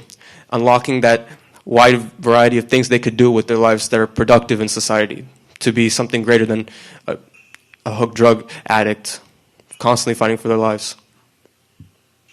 These are some of the awards Baru Sahib has achieved. They received the Shri Patel Award in 2022. Our Honorable Baba Devinder Ji, he went on behalf of Baba Iqbal Singh Ji shortly after he passed to receive it and bring it on behalf of him and Kaldigat Trust. And received the House of Commons Award as well. So I stress to you to please see these kids, to see the bigger picture here, that these kids are going to be our future. They're going to be what's going to be left of us once we're gone. Can we give them the opportunity to do something with their lives? To, instead of Punjab raising the next future generation of drug addicts and criminals, why not have Punjab release the next generation of lawyers, doctors, engineers, scientists, things that can improve society, to build a stronger society, to ensure the best for multiple generations to come. Now we're going to have a video on stage of how Eternal Charitable Foundation helped this one kid on his journey. And Vaheguru Ji Ka Khalsa, Vaheguru Ji Ki Fateh.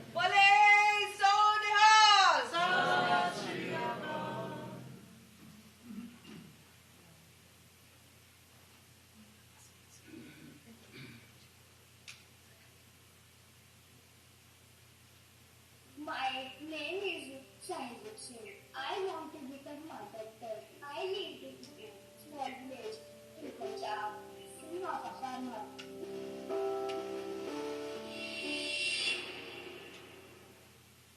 My mother blessed me and my father committed suicide.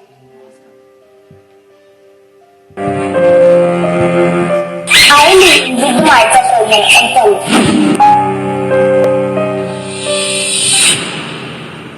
ਕਈ ਸਾਲ ਪਹਿਲਾਂ 2016 ਦੇ ਵਿੱਚ ਸਾਹਿਲਦੀਪ ਸਿੰਘ ਦੇ mother, ਜੋ ਕਿ ਘਰ ਦੇ ਵਿੱਚ ਬਹੁਤ ਜ਼ਿਆਦਾ ਤੰਗੀਆਂ ਤੁਰਸੀਆਂ ਆਰਥਿਕ ਹਾਲਤ ਕਰਕੇ, ਮੇਰੇ ਵੱਡੇ ਬ੍ਰਦਰ ਜਗਸੀਰ ਸਿੰਘ, ਉਹਨਾਂ ਨਾਲ ਡਿਸਪਿਊਟ ਹੋਣ ਕਰਕੇ ਉਹ ਬੱਚੇ ਨੂੰ ਛੱਡ ਕੇ ਚਲੇ ਗਏ ਸੀ।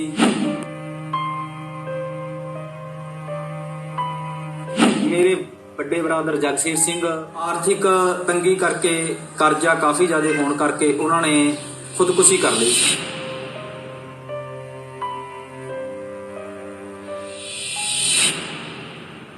ਇਸ ਤੋਂ ਬਾਅਦ ਜਦੋਂ ਸਾਡੇ ਉੱਪਰ ਦੁੱਖਾਂ ਦਾ ਪਹਾੜ ਟੁੱਟਿਆ, ਗੁਰੂ ਸਾਹਿਬ ਦੇ ਵੱਲੋਂ ਸਾਨੂੰ ਸਾਡੇ ਬੱਚੇ ਬਾਰੇ ਇੱਕ ਨਵੀਂ ਕਿਰਨ ਦਿਖਾਈ ਦਿੱਤੀ। ਉਹਨਾਂ ਨੇ ਸਾਡੀ ਆ ਕੇ ਬਾਂਹ ਫੜੀ ਤੇ ਉਹਨਾਂ ਦੀ ਬਦੌਲਤ ਅੱਜ ਸਾਡਾ ਬੱਚਾ ਸਾਹਿਲਦੀਪ ਸਿੰਘ ਅਕਾਲ ਅਕੈਡਮੀ ਫਤਿਹਗੜ੍ਹ ਛੰਨਾ ਦੇ ਵਿੱਚ ਬਹੁਤ ਹੀ ਸੁਚੱਜੇ ਢੰਗ ਦੇ ਨਾਲ ਪੜ੍ਹ ਰਿਹਾ ਹੈ।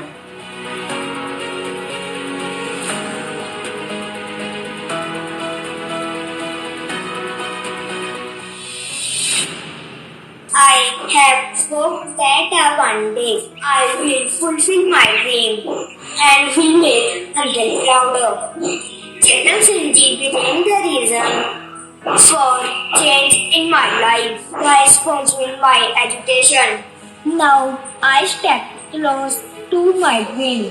Can also be the reason of a smile in someone's life.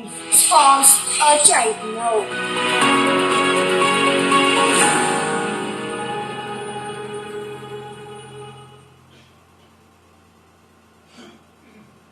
ਮੈਂ ਬਾਬਾ ਦਵਿੰਦਰ ਸਿੰਘ ਜੀ ਨੂੰ ਬੇਨਤੀ ਕਰਾਂਗੀ ਕਿ ਉਹ ਸਟੇਜ ਤੇ ਆ ਕੇ ਸੰਗਤਾਂ ਦੇ ਦਰਸ਼ਨ ਕਰਨ ਤੇ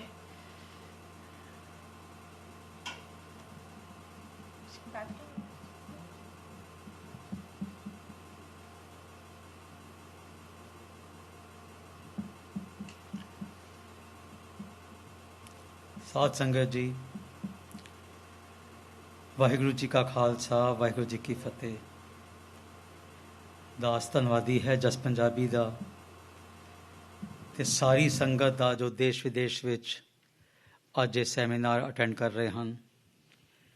ਵਿਸ਼ੇਸ਼ ਤੌਰ ਤੇ ਸੀਐਟਲ ਦੀ ਸੰਗਤਾਂ ਦਾ, ਡਾਕਟਰ ਸਰਬਜੀਤ ਸਿੰਘ ਵਿਰਕ ਦਾ, ਹੋਰ ਵੀ ਜਿਹੜੇ ਪ੍ਰੇਮੀ ਇੱਥੇ ਆਏ ਹੋਏ ਹਨ ਤੇ ਜੋ ਇਹ ਕਲਗੀਧਰ ਟਰਸਟ ਦਾ ਉਪਰਾਲਾ ਹੈ ਉਸ ਵਿੱਚ ਆ ਕੇ ਸਾਡਾ ਹੱਥ ਫੜ ਰਹੇ ਹਨ ਕਿ ਕਿਸ ਤਰ੍ਹਾਂ ਅਸੀਂ ਪੰਜਾਬ ਦਾ ਜੋ ਇਹ ਸੀਰੀਅਸ ਪ੍ਰੋਬਲਮ ਸਾਹਮਣੇ ਆ ਰਹੀਆਂ ਹਨ ਉਹਨਾਂ ਦਾ ਕਿਵੇਂ ਅਸੀਂ ਹੱਲ ਕੱਢੀਏ। ਬਾਬਾ ਇਕਬਾਲ ਸਿੰਘ ਜੀ ਨੇ ਆਪਣੇ ਇਸ਼ਟ ਸੰਤ ਤੇਜਾ ਸਿੰਘ ਮਹਾਰਾਜ ਜੀ ਤੇ ਸੰਤ ਬਾਬਾ ਅਤਰ ਸਿੰਘ ਮਹਾਰਾਜ ਜੀ ਦੇ ਹੁਕਮਾਂ ਅਨੁਸਾਰ 35 ਸਾਲ ਆਪ ਜੀ ਨੇ ਸਰਕਾਰੀ ਨੌਕਰੀ ਕੀਤੀ। ਉਸ ਤੋਂ ਬਾਅਦ 35 ਸਾਲ ਹੀ ਬਾਬਾ ਜੀ ਆਪਣੇ ਮੁਖਾਰਬਿੰਦ 'ਚੋਂ ਬਚਨ ਕਰਦੇ ਸੀ ਕਿ ਝੂਠੀ ਸਰਕਾਰ ਦੀ ਝੂਠੀ ਨੌਕਰੀ ਖਤਮ ਹੋਣ ਤੋਂ ਬਾਅਦ ਹੁਣ ਸੱਚੀ ਸਰਕਾਰ ਦੀ ਸੱਚੀ ਨੌਕਰੀ ਕਰ ਰਹੇ ਹਾਂ। ਅਤੇ 35-36 ਸਾਲ ਹੀ ਬਾਬਾ ਜੀ ਨੇ ਕਲਗੀਧਰ ਟਰੱਸਟ ਪਹਿਲੇ ਸਥਾਪਿਤ ਕੀਤਾ ਔਰ ਫਿਰ ਉਹ ਜੋ ਡਿਵੈਲਪਮੈਂਟਸ ਕਰਾਈਆਂ ਹਨ ਉਹ ਇੱਕ ਵਾਕਈ ਅਜੂਬਾ ਹੈ। ਅਟੁੱਟ ਭਰੋਸਾ ਸੀ ਪਰਮਾਤਮਾ ਤੇ ਬਾਬਾ ਜੀ ਨੂੰ। ਜਦ ਵੀ ਸਾਡੇ ਸਾਹਮਣੇ ਕੋਈ ਮਾਇਕੀ ਪ੍ਰੋਬਲਮ ਆਉਂਦੀ ਸੀ ਦਾਸ ਤੇ ਅਕਸਰ ਚਿੰਤਿਤ ਹੋ ਜਾਂਦਾ ਸੀ, ਘਬਰਾ ਜਾਂਦਾ ਸੀ ਕਿ ਕਿਵੇਂ ਅਸੀਂ ਇਹ ਸਮੱਸਿਆ ਦੂਰ ਕਰਾਂਗੇ ਜੋ ਸਾਹਮਣੇ ਆ ਰਹੀ ਹੈ ਫਾਈਨੈਂਸ਼ੀਅਲ। ਪਰ ਬਾਬਾ ਜੀ ਨੂੰ ਪੂਰਾ ਭਰੋਸਾ ਸੀ, ਥਾਪੜਾ ਦੇ ਦਿੰਦੇ ਸੀ ਤੇ ਕਹਿੰਦੇ ਸੀ ਕਿ ਬਈ ਭਰੋਸਾ ਰੱਖੋ ਮਹਾਰਾਜ ਤੇ, ਗੁਰੂ ਨਾਨਕ ਆਪੇ ਕਰਾਏਗਾ। ਦਾਸ ਨੂੰ ਬੜੀ ਚੰਗੀ ਤਰ੍ਹਾਂ ਯਾਦ ਹੈ ਕਿ ਜੋ ਸਾਡੀ ਪੇਸ ਡਿਵੈਲਪਮੈਂਟ ਦੀ ਰਹੀ ਹੈ, 129 ਸਕੂਲ 2 ਯੂਨੀਵਰਸਿਟੀਜ਼ ਬਣਾਉਣੀਆਂ, ਇੱਕ ਜੀਵਨ ਕਾਲ ਵਿੱਚ ਕਿਸੇ ਨੇ ਜੋ ਅਚੀਵ ਕੀਤਾ ਹੋਇਆ, ਇਟਸ ਐਨ ਐਨੋਰਮਸ ਟਾਸਕ। ਸਰਕਾਰਾਂ ਦੇ ਕੰਮ ਹਨ ਐਜੂਕੇਸ਼ਨ ਦੇਣਾ, ਹੈਲਥ ਕੇਅਰ ਦੇਣਾ, ਉਹ ਬਾਬਾ ਜੀ ਨੇ ਆਪਣੇ ਮੋਢਿਆਂ ਉੱਪਰ ਚੁੱਕ ਲਿਆ। ਸ਼ੁਰੂ ਤੋਂ ਹੀ ਦਾਸ ਦੇਖ ਰਿਹਾ 1993 ਔਨਵਰਡਸ ਕਿ ਕੋਈ ਐਸਾ ਦਿਨ ਨਹੀਂ ਨਿਕਲਿਆ ਜਦ ਅਸੀਂ ਕਰਜ਼ੇ ਥੱਲੇ ਡੁੱਬੇ ਨਾ ਹੋਈਏ। ਹਮੇਸ਼ਾ ਫਾਈਨੈਂਸ਼ੀਅਲ ਰਿਸੋਰਸਿਸ ਤੋਂ ਜ਼ਿਆਦਾ ਹੀ ਬਾਬਾ ਜੀ ਨੇ ਕੋਸ਼ਿਸ਼ ਕੀਤੀ ਹੈ, ਖਿੱਚ ਸੀ ਕਿ ਅਸੀਂ ਪੰਜਾਬ ਦੇ ਬੱਚਿਆਂ ਨੂੰ ਬਚਾਉਣਾ ਹੈ। 1986 ਵਿੱਚ ਪਹਿਲਾ ਸਕੂਲ ਸ਼ੁਰੂ ਹੋਇਆ। ਉਸ ਤੋਂ ਬਾਅਦ 93 ਵਿੱਚ ਸੰਗਤਾਂ ਨੇ ਬੇਨਤੀ ਕੀਤੀ ਕਿ ਮਹਾਰਾਜ ਪੰਜਾਬ ਵਿੱਚ ਵੀ ਸਕੂਲ ਖੋਲ੍ਹੋ। ਬੜੂ ਸਾਹਿਬ ਇੱਥੇ ਆਉਣਾ ਸਾਨੂੰ ਬਹੁਤ ਔਖਾ ਹੈ, ਡਿਸਟੈਂਸ ਬਹੁਤ ਜ਼ਿਆਦਾ ਹੈ, ਸਫ਼ਰ ਵੀ ਬਹੁਤ ਲੰਬਾ ਹੋ ਜਾਂਦਾ ਹੈ, 2 ਦਿਨ ਸਾਡੇ ਲੱਗ ਜਾਂਦੇ ਹਨ ਆਉਣ ਔਰ ਜਾਣ ਵਿੱਚ ਹੀ। ਜ਼ਰੂਰ ਤੁਸੀਂ ਅਕੈਡਮੀਆਂ ਖੋਲ੍ਹੋ ਪੰਜਾਬ ਵਿੱਚ ਵੀ। ਸੋ ਬਾਬਾ ਜੀ ਨੇ ਉਹ ਸੰਗਤ ਦਾ ਹੁਕਮ ਮੰਨ ਕੇ, ਹਾਲਾਂਕਿ ਸਾਡੇ ਕੋਲ ਰਿਸੋਰਸਿਸ ਨਹੀਂ ਸੀ, ਪਹਿਲਾ ਸਕੂਲ ਮੁਕਤਸਰ ਵਿੱਚ ਖੋਲ੍ਹਿਆ ਔਰ ਇੰਸੀਡੈਂਟਲੀ ਉਹ ਇਕੱਲਾ ਹੀ ਸਕੂਲ ਹੈ ਜੋ ਸ਼ਹਿਰ ਵਿੱਚ ਹੈ। ਬਾਕੀ ਸਾਰੇ ਸਕੂਲ ਮਹਾਂਪੁਰਸ਼ਾਂ ਨੇ as a policy matter Baba ji ਨੂੰ ਬੜੀ ਖਿੱਚ ਸੀ ਕਿ ਪਿੰਡਾਂ ਦੇ ਬੱਚਿਆਂ ਨੂੰ ਜਿਨ੍ਹਾਂ ਦਾ ਪੋਟੈਂਸ਼ੀਅਲ ਬਹੁਤ ਜ਼ਿਆਦਾ ਹੈ ਉਹਨਾਂ ਨੂੰ ਉੱਚ ਕੋਟੀ ਦੀ ਵਿੱਦਿਆ ਦਿੱਤੀ ਜਾਏ। ਸੋ ਹੌਲੇ ਹੌਲੇ ਇਨੀਸ਼ੀਅਲ ਸਾਡਾ ਮਾਡਲ ਇਹ ਸੀ ਕਿ ਇੱਕ ਸਕੂਲ ਅਸੀਂ ਸਟੈਬਲਿਸ਼ ਕਰਦੇ ਸੀ ਜਾਂ 2 ਸਕੂਲ।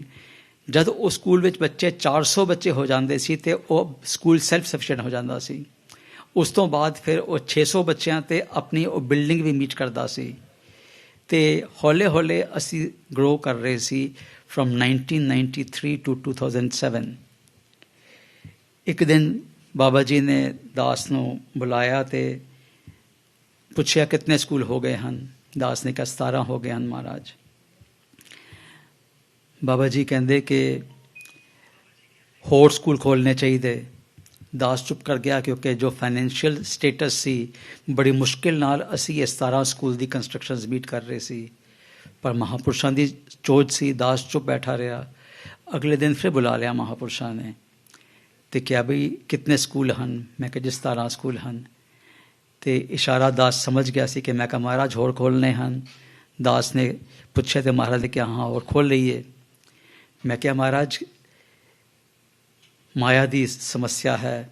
ਕਹਿੰਦੇ ਗੁਰੂ ਦੇਗਾ। ਦ ਬੇਸਿਕ ਜੋ ਉਹਨਾਂ ਨੇ ਰੀਜ਼ਨ ਦਿੱਤਾ ਕਿ ਜੋ ਪੰਜਾਬ ਦੀ ਪ੍ਰੋਬਲਮ ਹੈ ਉਹ ਮੈਕਰੋ ਲੈਵਲ ਦੀ ਹੈ। ਸਾਰਾ ਪੰਜਾਬ ਨਸ਼ੇ ਵਿੱਚ ਗ੍ਰਸਤ ਹੋ ਰਿਹਾ ਹੈ। ਜਿਸ ਪੇਸ 'ਤੇ ਤੁਸੀਂ ਚੱਲ ਰਹੇ ਹੋ ਉਹ ਮਾਈਕਰੋ ਲੈਵਲ 'ਤੇ ਹੈ। ਸੋ ਇਤਨੇ ਵੱਡੀ ਸਮੱਸਿਆ ਨੂੰ ਜੇ ਤੁਸੀਂ ਥੋੜ੍ਹੇ ਥੋੜ੍ਹੇ ਸਕੂਲ ਖੋਲ੍ਹੀ ਜਾਓਗੇ ਅਤੇ ਪ੍ਰੋਬਲਮ ਵੱਧਦੀ ਚਲੀ ਜਾਏਗੀ, ਤੁਸੀਂ ਕਦੀ ਕੈਚਅਪ ਨਹੀਂ ਕਰ ਪਾਓਗੇ। ਦਾਸ ਨੇ ਇਹ ਪੁੱਛਿਆ ਫਿਰ ਮਹਾਰਾਜ ਨੂੰ ਕਿ ਮਹਾਰਾਜ ਕਿੰਨੇ ਸਕੂਲ ਖੋਲ੍ਹਣੇ ਹਨ ਅਗਲੇ ਸਾਲ। ਇਹ ਸਮਾਂ ਹੈ ਤਕਰੀਬਨ ਅਗਸਤ ਸੈਪਟੈਂਬਰ ਦੀ ਗੱਲ ਹੈ। ਮਹਾਰਾਜ ਦੇ ਸਹਿਜ ਸਵੈ ਬਚਨ ਨਿਕਲੇ ਕਿ 40 ਸਕੂਲ ਖੋਲ੍ਹ ਦਿਓ। ਸੋ ਇਹ ਸੋਚ ਹੁੰਦੀ ਹੈ, ਵਿਸ਼ਾਲ ਸੋਚ ਹੁੰਦੀ ਹੈ। He would always think very big. ਸਾਡੇ ਵਾਸਤੇ ਸੰਸਥਾ ਵਿੱਚ ਜੋ ਮਹਾਂਪੁਰਸ਼ਾਂ ਦੀ ਇੱਛਾ ਹੁੰਦੀ ਸੀ, ਜੋ ਉਹਨਾਂ ਦੇ ਬਚਨ ਹੁੰਦੇ ਸੀ, ਅਸੀਂ ਉਸ ਨੂੰ ਬਿਲਕੁਲ ਹੂ ਬਹੂ ਹੁਕਮ ਮੰਨ ਕੇ ਪਾਲਣ ਕਰਨ ਦੀ ਕੋਸ਼ਿਸ਼ ਕਰਦੇ ਸੀ। ਸਾਰੇ ਅਸੀਂ ਜੁਟ ਗਏ। ਪਹਿਲੇ 40 ਸਕੂਲਾਂ ਦੇ ਅਸੀਂ ਕੋਸ਼ਿਸ਼ ਕੀਤੀ ਕਿ ਜ਼ਮੀਨਾਂ ਲਈਆਂ ਜਾਣ।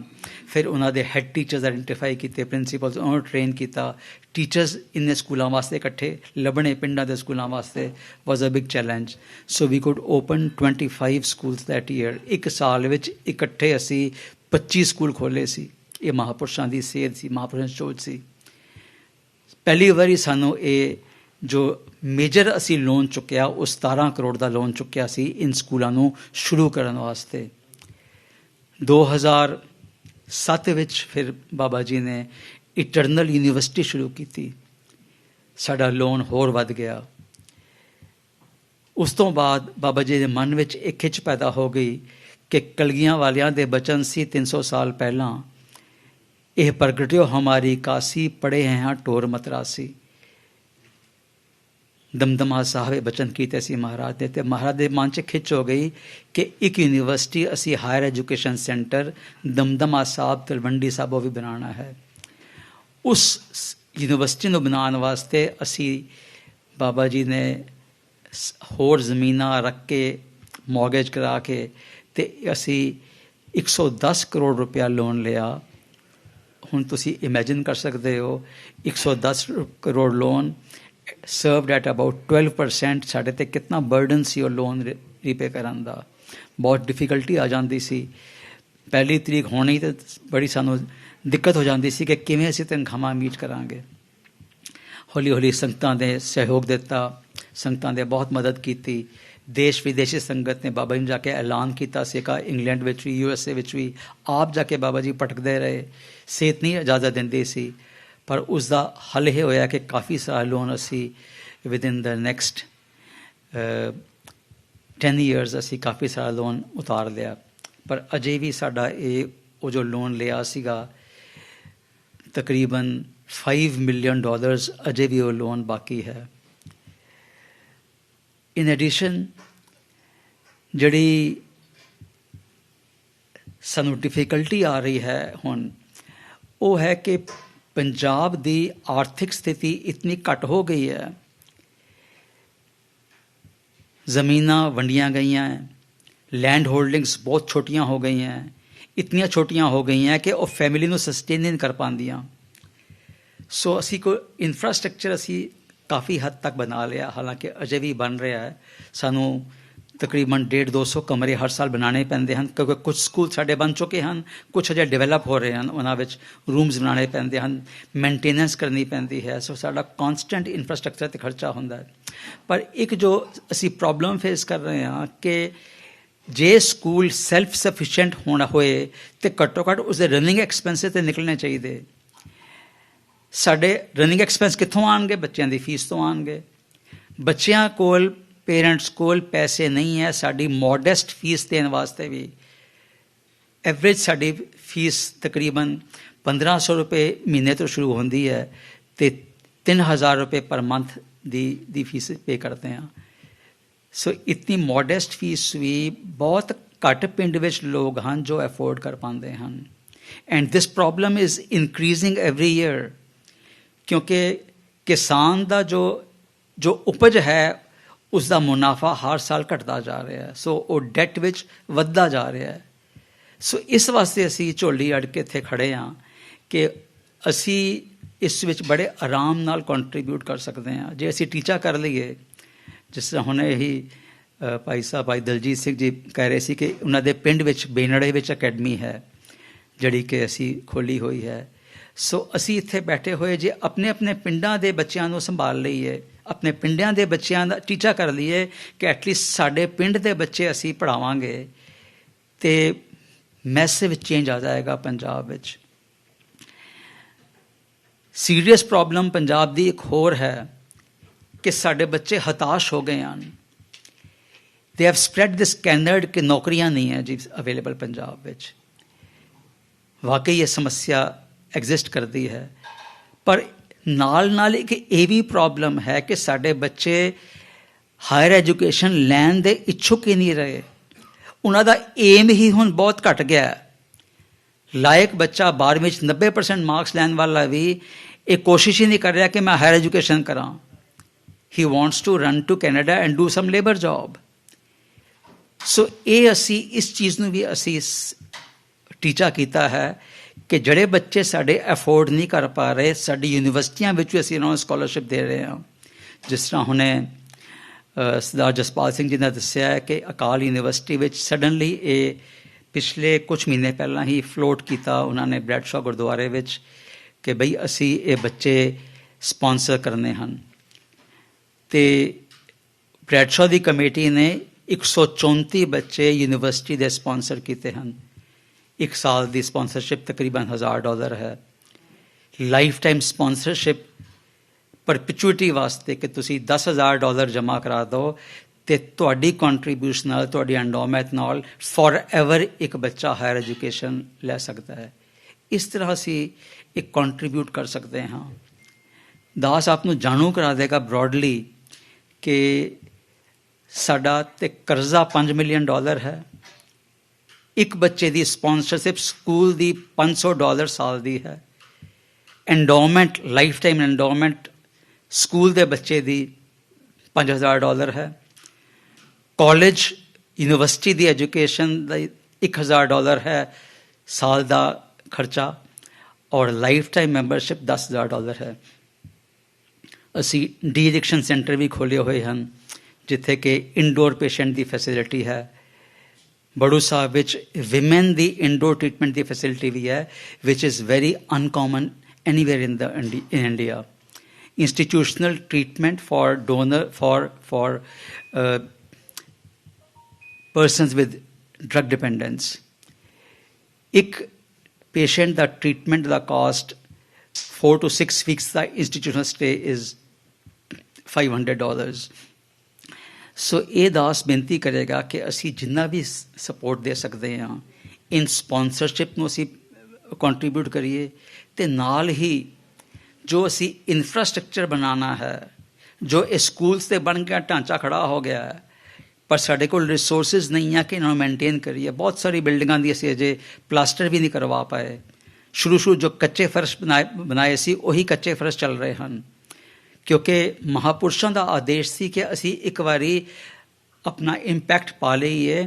ਹਰ ਬੱਚਾ ਜਿਹੜਾ ਵੀ ਸਾਡੇ ਵਰਗੇ ਸਕੂਲਾਂ ਦੀ ਐਜੂਕੇਸ਼ਨ ਲੈਣਾ ਚਾਹੁੰਦਾ ਹੈ, ਯੂਨੀਕ ਐਜੂਕੇਸ਼ਨ ਸਿਸਟਮ ਜਿਸ ਦੀ ਫਾਊਂਡੇਸ਼ਨ ਅਧਿਆਤਮ ਦੀ ਹੈ, ਸਪਿਰਿਚੁਅਲਿਟੀ ਦੀ ਹੈ, ਅਤੇ ਨਾਲ ਉਸ ਤੋਂ ਉੱਪਰ ਕੁਆਲਿਟੀ ਐਜੂਕੇਸ਼ਨ ਦਿੱਤੀ ਜਾਂਦੀ ਹੈ। ਕਈ ਦਫਾ ਸੰਗਤਾਂ ਨੂੰ ਭੁਲੇਖਾ ਹੋ ਜਾਂਦਾ ਹੈ ਕਿ ਵੀ ਇਹ ਪਿੰਡਾਂ ਦੇ ਬੱਚੇ ਹਨ ਔਰ ਸਿਰਫ ਜਿਹੜੇ ਬੱਚੇ ਡਿਪੈਂਡੈਂਟ ਹਨ ਉਹਨਾਂ 'ਤੇ ਅਸੀਂ ਚੈਰਿਟੀ ਕਰਕੇ ਉਹਨਾਂ ਨੂੰ ਪੜ੍ਹਾ ਰਹੇ ਹਾਂ। It is a part of the truth. The real part is ਕਿ ਅਸੀਂ ਬਹੁਤ ਹਾਈ ਕੁਆਲਿਟੀ ਐਜੂਕੇਸ਼ਨ ਦੇ ਵੀ committed to maintain quality. Baba ji ਹਮੇਸ਼ਾ ਕਹਿੰਦੇ ਸੀਗੇ minorities can not survive without quality. We have seen that in USA। Jews ਨੇ ਜੋ ਆਪਣੇ ਆਪ ਨੂੰ ਖੜਾ ਕੀਤਾ ਹੈ ਅੱਜ ਦੀ ਡੇਟ ਵਿੱਚ almost 30% faculty in Ivy League universities are Jews. ਅਸੀਂ ਵੀ ਇਹ ਐਸਪਾਇਰ ਕਰੀਏ ਕਿ ਸਾਡੇ ਬੱਚੇ ਵੀ ਇਸ ਤਰ੍ਹਾਂ ਐਜੂਕੇਸ਼ਨਲ ਇੰਸਟੀਟਿਊਸ਼ਨਸ ਯੂਨੀਵਰਸਿਟੀਜ਼ ਵਿੱਚ ਪ੍ਰੋਫੈਸਰ ਬਣਨ, ਉਹ ਵੀ ਕੌਮ ਨੂੰ ਸੇਧ ਦੇ ਸਕਣ। ਅਕਾਲ ਅਕੈਡਮੀਜ਼ ਦੀ ਜੋ ਕੰਟਰੀਬਿਊਸ਼ਨ ਹੋਈ ਹੈ, ਹੁਣ ਅਸੀਂ ਦੇਖ ਰਹੇ ਹਾਂ ਬੱਚੇ ਬਾਹਰ ਨਿਕਲੇ ਹੈਗੇ। ਇਨਕਰੀਜ਼ਿੰਗਲੀ ਸਾਡੇ ਬੱਚੇ ਹੁਣ ਆਫਿਸਰ ਲੈਵਲ ਦੀ ਪੋਸਟ ਲੈ ਰਹੇ ਹਨ, ਇਰੀਗੇਸ਼ਨ ਡਿਪਾਰਟਮੈਂਟ ਵਿੱਚ, ਇੰਜੀਨੀਅਰਿੰਗ ਡਿਪਾਰਟਮੈਂਟ ਵਿੱਚ। ਬਹੁਤ ਸਾਰੇ ਬੱਚੇ ਸਾਡੇ ਡਾਕਟਰਸ ਬਣ ਕੇ ਪੰਜਾਬ ਜਿਹੜੀ ਹੈਲਥ ਸਰਵਿਸ ਹੈ ਉੱਥੇ ਜੋਬ ਕਰ ਰਹੇ ਹਨ। ਲਾਸਟ 3 years ਤੋਂ ਸਾਡੇ ਬੱਚੇ ਪੜ੍ਹੇ ਹੋਏ, ਇੱਕ ਬੱਚਾ ਹਰ ਸਾਲ ਸਿਵਲ ਸਰਵਿਸਿਜ਼ ਐਗਜ਼ਾਮ ਪਾਸ ਕਰਕੇ IAS ਲੱਗਿਆ ਹੋਇਆ ਹੈ। ਲਾਸਟ ਈਅਰ ਇੱਕ ਬੱਚਾ ਅਕਾਲ ਅਕੈਡਮੀ ਮੁਕਤਸਰ ਦਾ ਪੜ੍ਹਿਆ ਹੋਇਆ IAS ਅਫਸਰ ਲੱਗਿਆ ਹੈ, ਡਿਪਟੀ ਕਮਿਸ਼ਨਰ ਲੱਗ ਗਿਆ ਹੁਣ। ਸੋ ਸਾਡੇ ਵਾਸਤੇ ਇਹ ਬਹੁਤ ਜ਼ਰੂਰੀ ਹੈ ਕਿ ਅਸੀਂ ਆਪਣੇ ਬੱਚਿਆਂ ਨੂੰ ਕੁਆਲਿਟੀ ਐਜੂਕੇਸ਼ਨ ਦਈਏ, first at the school level. ਉਹਨਾਂ 'ਚ ਇਨਸਟਿਲ ਕਰੀਏ ਇਹ ਜਜ਼ਬਾ ਕਿ ਵੀ ਅਸੀਂ ਟੌਪ ਕਲਾਸ ਐਜੂਕੇਸ਼ਨ ਲੈ ਕੇ ਅਸੀਂ ਹਾਈਐਸਟ ਲੈਵਲ 'ਤੇ ਜਾਣਾ ਹੈ। ਅਸੀਂ ਇਹ ਵੀ ਬੱਚਿਆਂ ਨੂੰ ਪ੍ਰੇਰਦੇ ਹਾਂ ਕਿ ਤੁਸੀਂ ਜੇ ਬਾਹਰ ਜਾਣਾ ਹੈ ਤਾਂ ਜ਼ਰੂਰ ਜਾਓ, ਪਰ ਐਜੂਕੇਸ਼ਨ ਲੈ ਕੇ ਜਾਓ। ਸੋ ਕੁਝ ਬੱਚੇ ਸਾਡੇ ਹੁਣ ਸਾਡੀ ਯੂਨੀਵਰਸਿਟੀਆਂ ਵਿੱਚ ਆ ਰਹੇ ਹਨ ਔਰ ਉੱਥੋਂ ਪਾਸ ਹੋਣ ਤੋਂ ਬਾਅਦ ਇੱਥੇ ਆ ਕੇ PhD ਕਰ ਰਹੇ ਹਨ। 3-4 ਬੱਚੇ ਇਸ ਟਾਈਮ ਸਾਡੇ ਅਕਾਲ ਯੂਨੀਵਰਸਿਟੀ ਤੋਂ ਪੜ੍ਹ ਕੇ ਅਮਰੀਕਨ ਯੂਨੀਵਰਸਿਟੀ ਵਿੱਚ ਵਿਦ ਫੁੱਲ ਸਕਾਲਰਸ਼ਿਪਸ ਉਹ PhD ਕਰ ਰਹੇ ਹਨ। ਸੋ ਇਹ ਕੰਟਰੀਬਿਊਸ਼ਨਸ ਜੋ ਹਨ ਸੋਸਾਇਟੀ ਵਾਸਤੇ ਕਲਗੀਧਰ ਟਰੱਸਟ ਦੀਆਂ ਹੋ ਰਹੀਆਂ ਹਨ। ਇੱਕ ਹੋਰ ਸਾਡਾ ਬੜਾ ਯੂਨੀਕ ਪ੍ਰੋਗਰਾਮ ਹੈ ਵਿਮਨ ਐਮਪਾਵਰਮੈਂਟ ਪ੍ਰੋਗਰਾਮ। ਇਸ ਵਿੱਚ ਵੀ ਅਸੀਂ ਪਿੰਡਾਂ ਦੀ ਲੜਕੀਆਂ ਨੂੰ ਜਿਨ੍ਹਾਂ ਨੇ 10ਵੀਂ 12ਵੀਂ ਪਾਸ ਕਰ ਲਈ ਹੈ ਉਹਨਾਂ ਨੂੰ ਅਸੀਂ ਬੜੂ ਸਾਹਿਬ ਲੈ ਆਉਂਦੇ ਹਾਂ। ਇੱਕ ਸਾਲ ਅਸੀਂ ਉਹਨਾਂ ਨੂੰ ਅਸੀਂ ਇਮਰਸ਼ਨ ਪ੍ਰੋਗਰਾਮ ਕਰਦੇ ਹਾਂ। ਵੀ ਟੀਚ ਦੈਮ ਇੰਗਲਿਸ਼, ਵੀ ਟੀਚ ਦੈਮ ਗੁਰਮੁਖ ਜਿਹੜਾ ਗੁਰੂ ਗ੍ਰੰਥ ਸਾਹਿਬ ਦਾ ਪਾਠ ਕਰਨਾ, ਨਿਤਨੇਮ ਕਰਨਾ, ਜੋ ਗੁਰਸਿੱਖ ਦਾ ਜੀਵਨ ਹੈ ਉਸ ਨੂੰ ਟ੍ਰੇਨ ਕਰਦੇ ਹਾਂ। ਉਸ ਤੋਂ ਬਾਅਦ ਅਗਲੇ 5-6 ਸਾਲ ਬੱਚੀ ਨੂੰ ਅਸੀਂ ਪੜ੍ਹਾਉਂਦੇ ਹਾਂ। ਯੂਨੀਵਰਸਿਟੀ ਐਜੂਕੇਸ਼ਨ ਦਿੰਦੇ ਹਾਂ, ਗ੍ਰੈਜੂਏਸ਼ਨ ਕਰਦੀ ਹੈ, ਕੁਝ ਪੋਸਟ ਗ੍ਰੈਜੂਏਸ਼ਨ ਵੀ ਕਰ ਲੈਂਦੀਆਂ, ਕੁਝ B.Ed ਕਰ ਲੈਂਦੀਆਂ, ਕੁਝ PhD ਵੀ ਕਰ ਚੁੱਕੀਆਂ ਹੈ ਇਹ ਬੱਚੀਆਂ। ਇਹ ਐਜੂਕੇਸ਼ਨ ਕੰਪਲੀਟ ਕਰਨ ਤੋਂ ਬਾਅਦ ਅਸੀਂ ਇਹਨਾਂ ਦੀ 100% ਐਮਪਲੋਇਮੈਂਟ ਵੀ ਕਰਦੇ ਹਾਂ ਆਪਣੇ ਪਿੰਡਾਂ ਦੇ ਸਕੂਲਾਂ ਵਿੱਚ। ਜਿਤਨੀ ਜਿਸ ਦੀ ਕੈਪੈਸਿਟੀ ਹੈ, ਕੋਈ ਫਿਜ਼ੀਕਲ ਟ੍ਰੇਨਿੰਗ ਇੰਸਟਰਕਟਰ ਬਣ ਜਾਂਦਾ ਹੈ, ਕੋਈ ਕਲੈਰੀਕਲ ਕੰਮ ਜੋ ਸਕੂਲ ਦਾ ਹੈ ਆਫਿਸ ਦਾ ਉਹ ਸੰਭਾਲਦਾ ਹੈ, ਕੋਈ ਲਾਇਬ੍ਰੇਰੀਅਨ ਬਣ ਜਾਂਦੀ ਹੈ ਅਤੇ ਮੈਜੋਰਿਟੀ ਆਫ ਦਮ ਬਿਕਮ ਟੀਚਰਸ। ਇਹ ਜਿਹੜਾ ਪ੍ਰੋਗਰਾਮ ਹੈ ਇਹ ਵੀ ਬੜਾ ਯੂਨੀਕ ਪ੍ਰੋਗਰਾਮ ਹੈ। Probably it is the strongest women empowerment program in the country, maybe anywhere in the world. ਇਸ ਪ੍ਰੋਗਰਾਮ ਦੇ ਅੰਤਰਗਤ ਅਸੀਂ ਹੁਣ ਤੱਕ ਤਕਰੀਬਨ 4000 ਪੇਂਡੂ ਲੜਕੀਆਂ ਨੂੰ ਪੜ੍ਹਾ ਕੇ ਉਹਨਾਂ ਨੂੰ ਆਪਣੇ ਪੈਰਾਂ 'ਤੇ ਖੜਾ ਕੀਤਾ ਹੈ। ਇਸ ਟਾਈਮ ਵੀ ਇਹਨਾਂ 'ਚੋਂ 4000 'ਚੋਂ ਤਕਰੀਬਨ 1000 ਬੱਚੀਆਂ 1200 ਬੱਚੀਆਂ ਅਜੇ ਵੀ ਸਾਡੇ ਸਕੂਲਾਂ 'ਚ ਪੜ੍ਹਾ ਰਹੀਆਂ ਹਨ। ਬਾਕੀ ਬੱਚੀਆਂ ਆਪਣੇ ਆਪਣੇ ਸ਼ਾਦੀ ਹੋਣ ਤੋਂ ਬਾਅਦ ਜਾਂ ਹੋਰ ਕਿਸੇ ਜਗ੍ਹਾ ਚਲੇ ਗਈਆਂ, ਕੁਝ ਅਬਰੋਡ ਆ ਗਈਆਂ ਹਨ। ਇਹ ਯੂਨੀਕ ਪ੍ਰੋਗਰਾਮ ਵੀ ਸਾਰਾ ਟਰਸਟ ਹੀ ਮੀਟ ਕਰ ਰਿਹਾ ਹੈ। ਇਸ ਵਿੱਚ ਸਾਡਾ ਸਾਲਾਨਾ ਖਰਚਾ ਤਕਰੀਬਨ $1 ਮਿਲੀਅਨ ਦਾ ਹੋ ਜਾਂਦਾ ਹੈ ਔਰ ਇੱਕ ਬੱਚੇ ਦੀ ਸਪਾਂਸਰਸ਼ਿਪ 1 ਸਾਲ ਦਾ ਖਰਚਾ ਇਸ ਬੱਚੀ ਦਾ ਉਹ ਵੀ ਤਕਰੀਬਨ $1000 ਦਾ ਹੈ। ਸੋ ਦਾਸ ਇਹ ਹੱਥ ਬਣ ਕੇ ਸਾਰੀ ਸੰਗਤ ਨੂੰ ਬੇਨਤੀ ਕਰੇਗਾ ਕਿ ਜੋ ਮਹਾਂਪੁਰਸ਼ਾਂ ਨੇ ਇਹ ਉਪਰਾਲਾ ਸ਼ੁਰੂ ਕੀਤਾ ਹੈ ਉਸ ਵਿੱਚ ਅਸੀਂ ਹੱਥ ਵਡਾਈਏ। ਪਿਛਲੇ ਦਿਨਾਂ ਵਿੱਚ ਪੰਜਾਬ ਵਿੱਚ ਅਨਪ੍ਰੈਸੀਡੈਂਟਡ ਫਲੱਡਸ ਆ ਗਏ। ਕੁਝ ਸਾਲ ਪਹਿਲਾਂ ਵੀ ਆਏ ਸੀ। ਇਸ ਸਾਲ ਤੇ ਬਹੁਤ ਤਬਾਹੀ ਹੋਈ। ਕਿਸਾਨਾਂ ਨੇ ਝੋਨਾ ਬੀਜਿਆ ਸੀ, ਉਹ ਸਾਰਾ ਨਸ਼ਟ ਹੋ ਗਈ ਫਸਲ। ਦੂਸਰੀ ਵਾਰੀ ਬੀਜਿਆ, ਉਹ ਵੀ ਖਰਾਬ ਹੋ ਗਿਆ ਕੁਝ ਏਰੀਆਜ਼ ਵਿੱਚ। ਫਿਰ ਤੀਸਰੀ ਵਾਰੀ ਬੀਜਣਾ ਪਿਆ। ਅਸੀਂ ਇਮੈਜਿਨ ਕਰ ਸਕਦੇ ਹਾਂ ਕਿ ਕਿਤਨਾ ਖਰਚਾ ਹੋ ਜਾਂਦਾ ਹੈ। ਪਹਿਲਾਂ ਹੀ ਬੜੀ ਲਿਮਿਟਡ ਜੀ ਇਨਕਮ ਆਉਂਦੀ ਹੈ ਫਸਲ ਕੱਟਣ ਤੋਂ ਬਾਅਦ। ਜੇ 3 ਵਾਰੀ ਬੀਜਣਾ ਪੈ ਜਾਏ ਤਾਂ ਉਸ ਦਾ ਵਿਚਾਰੇ ਦਾ ਕੀ ਬਚੇਗਾ। ਅਸੀਂ ਸਾਡੇ 129 ਸਕੂਲ ਹੈ, ਪੂਰਾ ਨੈਟਵਰਕ ਹੈ ਪੰਜਾਬ ਵਿੱਚ। ਸਾਡੇ ਹਰ ਸਕੂਲ ਨੇ ਇੱਕ ਰੀਹੈਬਿਲਿਟੇਸ਼ਨ ਸੈਂਟਰ ਬਣ ਗਿਆ ਵੀ ਜਿੱਥੇ ਜਿੱਥੇ ਵੀ ਕੋਈ ਤਕਲੀਫ ਹੈ ਅਸੀਂ ਉਹਨਾਂ ਨੂੰ ਕਿਸ਼ਤੀਆਂ 'ਚ ਲੈ ਕੇ ਆਪਣੇ ਸੈਂਟਰ 'ਚ ਆ ਜਾਂਦੇ ਸੀ ਕਿ ਤੇ ਉਹਨਾਂ ਦਾ ਲੁੱਕ ਆਫਟਰ ਕਰਦੇ ਸੀ। ਫਿਰ ਜਦ ਪਾਣੀ ਘਟਿਆ ਤਾਂ ਅਸੀਂ ਉਹਨਾਂ ਦੇ ਘਰਾਂ ਜਾ ਕੇ ਮੁਰੰਮਤਾਂ ਕੀਤੀਆਂ, ਉਹਨਾਂ ਦੀਆਂ ਮੋਟਰਾਂ ਰਿਵਾਈਂਡ ਕਰਵਾਈਆਂ ਔਰ ਜੋ ਵੀ ਇਸ ਪ੍ਰੋਬਲਮ ਸੀ ਸਾਰੀਆਂ ਸੋਲਵ ਕੀਤੀਆਂ। ਹੁਣ ਜਦ ਇਤਨੀ ਸਮੱਸਿਆ ਆ ਗਈ ਤੇ we didn't have the courage or the guts to ask those farmers to pay a fees of the students. Result ਕੀ ਹੋਇਆ ਕਿ ਸਾਨੂੰ ਤਨਖਾਹਾਂ ਦੇਣੀਆਂ ਔਖੀਆਂ ਹੋ ਗਈਆਂ ਬੱਚਿਆਂ ਨੂੰ। ਸਾਡੇ ਮੇਨ ਜੋ ਕਸਟਮਰਸ हैं, ਜੋ ਮੇਨ ਸਾਡੇ ਬੈਨੀਫਿਸ਼ਰੀਜ਼ हैं, ਉਹ ਫਾਰਮਰਸ हैं ਔਰ ਕੁਛ ਨਾ ਕੁਛ ਪ੍ਰੋਬਲਮ ਹਰ ਸਾਲ ਆ ਹੀ ਜਾਂਦੀ ਹੈ ਐਗਰੀਕਲਚਰ ਵਿੱਚ। ਇੱਕ ਨਾ ਇੱਕ ਫਸਲ ਉਹਨਾਂ ਦੀ ਜ਼ਰੂਰ ਡਿਸਟਰਬ ਹੋ ਜਾਂਦੀ ਹੈ ਹਰ ਸਾਲ। ਮੈਨੂੰ ਯਾਦ ਹੈ ਹੁਣ ਪਿਛਲੇ ਮਹੀਨੇ ਦੀਵਾਲੀ ਸੀ। ਦੀਵਾਲੀ ਦੇ 10 ਤਰੀਕ ਦੀ ਦੀਵਾਲੀ ਸੀ। ਸੋ ਵੀ ਵਰ ਵੈਰੀ ਕੀਨ ਕਿ ਦੀਵਾਲੀ ਤੋਂ ਪਹਿਲੇ ਉਹ ਸੈਲਰੀਜ਼ ਦੇ ਦਈਏ। We could not do it. ਸਾਨੂੰ 50% ਸੈਲਰੀਜ਼ ਹੀ ਦੇ ਸਕੇ ਅਸੀਂ ਦੀਵਾਲੀ ਤੋਂ ਪਹਿਲਾਂ, ਬਾਕੀ ਫਿਰ ਬਾਅਦ ਵਿੱਚ ਪੂਰੀ ਕੀਤੀ। ਸੋ ਇਹ ਸਾਡੇ ਫਾਈਨੈਂਸ਼ੀਅਲ ਕ੍ਰਾਈਸਿਸ ਆ ਜਾਂਦੇ ਹਨ। ਦਾਸ ਬੇਨਤੀ ਕਰੇਗਾ, ਗੁਰੂ ਨਾਨਕ ਸਾਹਿਬ ਦਾ ਆਦੇਸ਼ ਹੈ ਕਿ ਸਿੱਖ ਧਰਮ ਵਿੱਚ ਜੋ ਪ੍ਰਵੇਸ਼ ਕਰਨਾ ਚਾਹੁੰਦਾ ਹੈ, ਕਾਲ ਖਾਏ ਕਿਛ ਹੱਥੋਂ ਦੇ, ਨਾਨਕ ਰਾਹ ਪਛਾਣੇ ਸੇ। ਦਸਵੰਤ ਕੱਢਣਾ ਇੱਕ ਸਿੱਖ ਵਾਸਤੇ ਬਹੁਤ ਜ਼ਰੂਰੀ ਹੈ। ਸੰਤ ਅਤਰ ਸਿੰਘ ਜੀ ਮਹਾਰਾਜ ਨੇ ਬਚਨ ਕੀਤੇ ਸੀ, ਜੇ ਹਰ ਸਿੱਖ ਦਸਵੰਤ ਕੱਢਣਾ ਸ਼ੁਰੂ ਕਰ ਦੇ ਤੇ ਜਿਤਨੇ ਵੀ ਸਾਡੇ ਧਰਮ ਕਾਰਜ ਹਨ, ਜਿਤਨੇ ਪਰਉਪਕਾਰ ਦੇ ਪ੍ਰੋਜੈਕਟ ਹਨ, ਸਾਰੇ ਸਹਿਜ ਸੁਭਾਏ ਪੂਰੇ ਹੋ ਜਾਣਗੇ। ਸਾਡੇ ਪੰਥ ਵਿੱਚ, ਸਾਡੇ ਕਮਿਊਨਿਟੀ ਵਿੱਚ ਬਹੁਤ ਕੈਪੈਸਿਟੀ ਹੈ। ਦਾਸ ਇਹ ਬੇਨਤੀ ਕਰੇਗਾ ਕਿ ਭਾਈ ਅਸੀਂ ਦਸਵੰਧ ਕੱਢਣਾ ਸ਼ੁਰੂ ਕਰੀਏ। ਦਸਵੰਧ ਕੱਢਣ ਨਾਲ ਹੀ ਸਾਨੂੰ ਗੁਰਮਤ ਦਾ ਰਾਹ, ਅਧਿਆਤਮ ਦਾ ਰਾਹ ਮਿਲੇਗਾ। ਜੇ ਅਸੀਂ ਦਸਵੰਧ ਨਹੀਂ ਕੱਢਾਂਗੇ ਤੇ ਅਧਿਆਤਮ ਦੇ ਰਸਤੇ ਜਾਣਾ ਬਹੁਤ ਔਖਾ ਹੋ ਜਾਏਗਾ। ਮਾਇਆ ਸਾਨੂੰ ਅਸੀਂ ਛੋੜ ਹੀ ਨਹੀਂ ਪਾਵਾਂਗੇ, ਮਾਇਆ ਨਾਲ ਜੱਫਾ ਪਾ ਕੇ ਬੈਠ ਜਾਵਾਂਗੇ। ਜੇ ਮਾਇਆ ਨਾਲ ਜੱਫਾ ਪਾ ਲਵਾਂਗੇ ਤੇ ਭਾਈ ਫਿਰ ਅਸੀਂ ਅਧਿਆਤਮਿਕ ਰਸਤੇ ਤੇ ਅੱਗੇ ਨਹੀਂ ਵੱਧ ਪਾਵਾਂਗੇ, ਸ਼ਾਂਤੀ ਨਹੀਂ ਆਏਗੀ। ਪੈਸੇ ਇਕੱਠੇ ਹੋ ਜਾਣਗੇ, ਰਿਸੋਰਸਿਸ ਹੋ ਜਾਣਗੇ, ਬਹੁਤ ਸਾਰੇ ਅਸੀਂ ਪਦਾਰਥ ਇਕੱਠੇ ਕਰ ਲਵਾਂਗੇ, ਪਰ ਜਿਹੜੀ ਸ਼ਾਂਤੀ ਹੈ, ਜਿਹੜਾ ਪੀਸ ਹੈ, ਉਹ ਨਹੀਂ ਆ ਪਾਏਗਾ। ਦਾਸ ਇੱਕ ਆਪ ਜੀ ਨਾਲ ਛੋਟਾ ਜਿਹਾ ਐਨੈਕਡੋਟ ਸ਼ੇਅਰ ਕਰੇਗਾ, ਫਿਰ ਆਪ ਜੀ ਤੋਂ ਆਗਿਆ ਮੰਗਾਂਗਾ। ਜਦ ਸੰਤ ਤੇਜਾ ਸਿੰਘ ਜੀ ਮਹਾਰਾਜ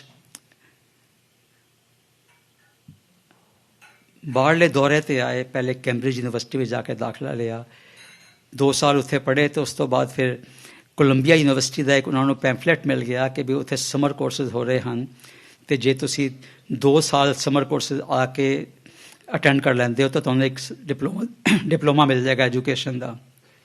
ਉਹ ਲੈਣ ਆਏ। ਉਸ ਤੋਂ ਬਾਅਦ ਫਿਰ ਪ੍ਰੋਬਲਮ ਕੈਨੇਡਾ ਦੀ ਖੜੀ ਹੋ ਗਈ। ਉਸ ਟਾਈਮ ਕੈਨੇਡੀਅਨ ਗਵਰਨਮੈਂਟ ਨੇ ਸਿੱਖਾਂ ਨੂੰ ਉੱਥੋਂ ਡਿਪੋਰਟ ਕਰਨ ਦਾ ਆਦੇਸ਼ ਦੇ ਦਿੱਤਾ ਸੀ। ਨੋਟੀਫਿਕੇਸ਼ਨ ਇਸ਼ੂ ਹੋ ਗਈ ਸੀ ਕਿ ਸਿੱਖਾਂ ਨੂੰ ਡਿਪੋਰਟ ਕੀਤਾ ਜਾਏ। ਸੰਤ ਤੇਜਾ ਸਿੰਘ ਮਹਾਰਾਜ ਜੀ ਨੂੰ ਉਹਨਾਂ ਨੇ ਉੱਥੇ ਬੁਲਾ ਲਿਆ। ਸੰਤਾਂ ਨੇ ਜਾ ਕੇ ਉੱਥੇ ਉਹਨਾਂ ਨੂੰ ਔਰਗਨਾਈਜ਼ ਕੀਤਾ।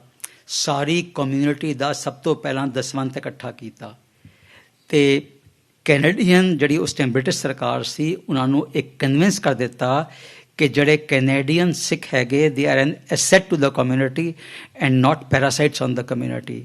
ਸੋ ਇਤਨੀ ਦਲੀਲ ਨਾਲ, ਕਿਉਂਕਿ ਉਹ ਬੜੇ ਪੜ੍ਹੇ ਲਿਖੇ ਸੀਗੇ, ਲਾਇਰ ਸੀ, ਸੋ ਉਹਨਾਂ ਨੇ ਇਤਨੀ ਦਲੀਲ ਨਾਲ ਉਹ ਕੈਨੇਡੀਅਨ ਗਵਰਨਮੈਂਟ ਨੂੰ ਫਾਈਟ ਕੀਤਾ ਕਿ they were force to take back the notification. ਜਿਹੜੀ ਅੱਜ ਚੜ੍ਹਦੀ ਕਲਾ ਕੈਨੇਡਾ ਵਿੱਚ ਸਿੱਖਾਂ ਦੀ ਹੈ, ਉਸ ਦਾ ਬਹੁਤ ਸਾਰਾ ਸ਼੍ਰੇ, ਆਲਮੋਸਟ 90% ਉਸ ਦੀ ਕੰਟਰੀਬਿਊਸ਼ਨ ਸੰਤ ਤੇਜਾ ਸਿੰਘ ਮਹਾਰਾਜ ਜੀ ਦੀ ਹੈ, ਜਿਨ੍ਹਾਂ ਨੇ ਉਸ ਕਰੂਸ਼ੀਅਲ ਟਾਈਮ 'ਤੇ ਜਾ ਕੇ ਪੰਥ ਨੂੰ ਉੱਥੇ ਰਹਿਣ ਨੂੰ, ਸਿੱਖਾਂ ਨੂੰ ਉਹਨਾਂ ਨੇ ਇੱਕ ਆਗਿਆ ਦਿੱਤੀ। ਉਸ ਤੋਂ ਬਾਅਦ ਆ ਕੇ ਉਹਨਾਂ ਨੇ ਹਾਰਵਰਡ ਤੋਂ 1912 ਵਿੱਚ ਮਾਸਟਰਸ ਕੀਤੀ ਐਜੂਕੇਸ਼ਨ ਅਤੇ ਇੰਗਲਿਸ਼ ਦੀ। ਜਦ ਵਾਪਸ ਆਉਣ ਲੱਗੇ ਅਤੇ ਸੰਤ ਜੀ ਮਹਾਰਾਜ ਜੀ ਦੇ ਮਨ 'ਚ ਆਇਆ ਕਿ ਮੈਂ ਜੋ ਸਭ ਤੋਂ ਧਨਾੜ ਵਿਅਕਤੀ ਹੈ ਅਮਰੀਕਾ ਦਾ, ਉਸ ਨਾਲ ਮੁਲਾਕਾਤ ਕੀਤੀ ਜਾਏ। I am talking about 1912।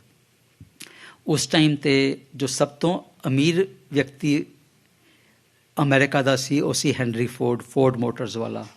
ਸੰਤ ਜੀ ਮਹਾਰਾਜ ਨੇ ਉਸਦੇ ਪੀਏ ਨੂੰ ਚਿੱਠੀ ਲਿਖੀ ਕਿ ਮੈਂ 10 ਮਿੰਟ ਵਾਸਤੇ ਮੇਰੀ ਮੀਟਿੰਗ ਕਰਾ ਦਿਓ ਹੈਨਰੀ ਫੋਰਡ ਨਾਲ।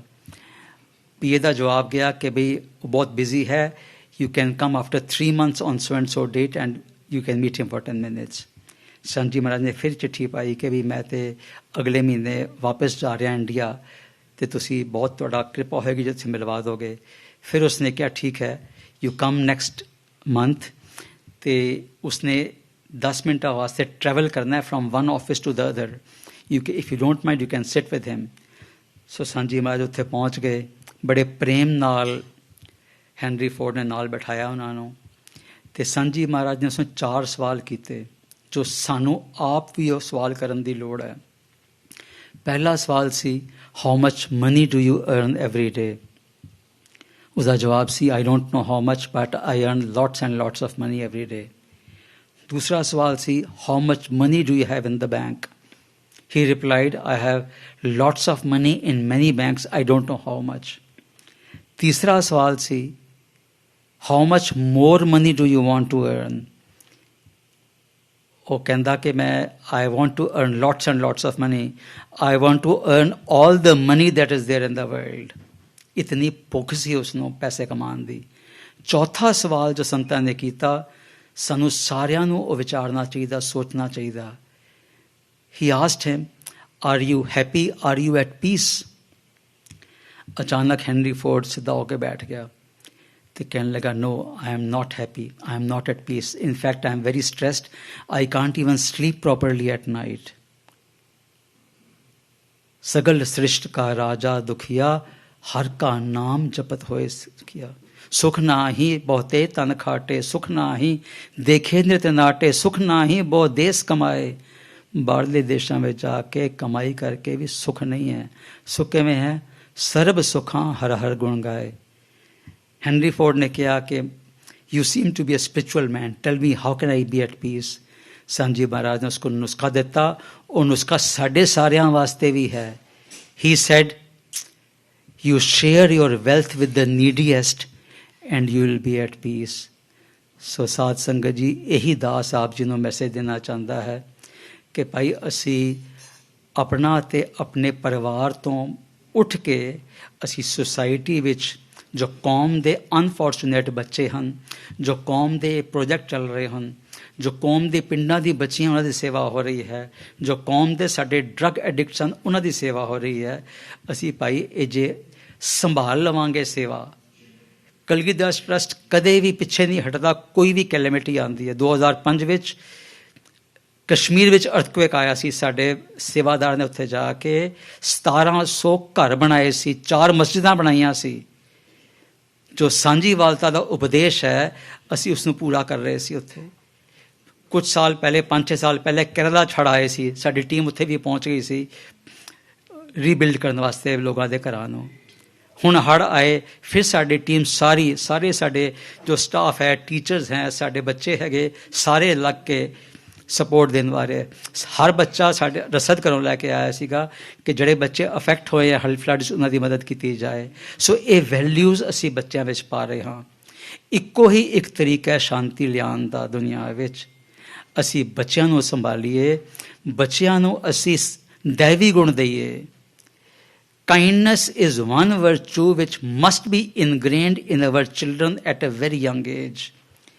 ਅਸੀਂ ਜਪਜੀ ਸਾਹਿਬ ਦਾ ਪਾਠ ਕਰਦੇ ਹਾਂ। ਧੌਲ ਧਰਮ ਦਇਆ ਕਾ ਪੂਤ, ਸੰਤੋਖ ਥਾਪ ਰੱਖਿਆ ਜਨ ਸੂਤ। ਜਿਹੜਾ ਧੌਲ ਹੈ, ਜਿਸ ਨੇ ਧਰਤੀ ਦਾ ਵਜ਼ਨ ਚੁੱਕਿਆ ਹੋਇਆ ਹੈ, ਉਹ ਬਲਦ ਨਹੀਂ ਹੈ, ਉਹ ਧਰਮ ਹੈ। ਉਹ ਧਰਮ ਦਾ ਮੁੱਢਲਾ ਸਿਧਾਂਤ ਦਇਆ ਹੈ।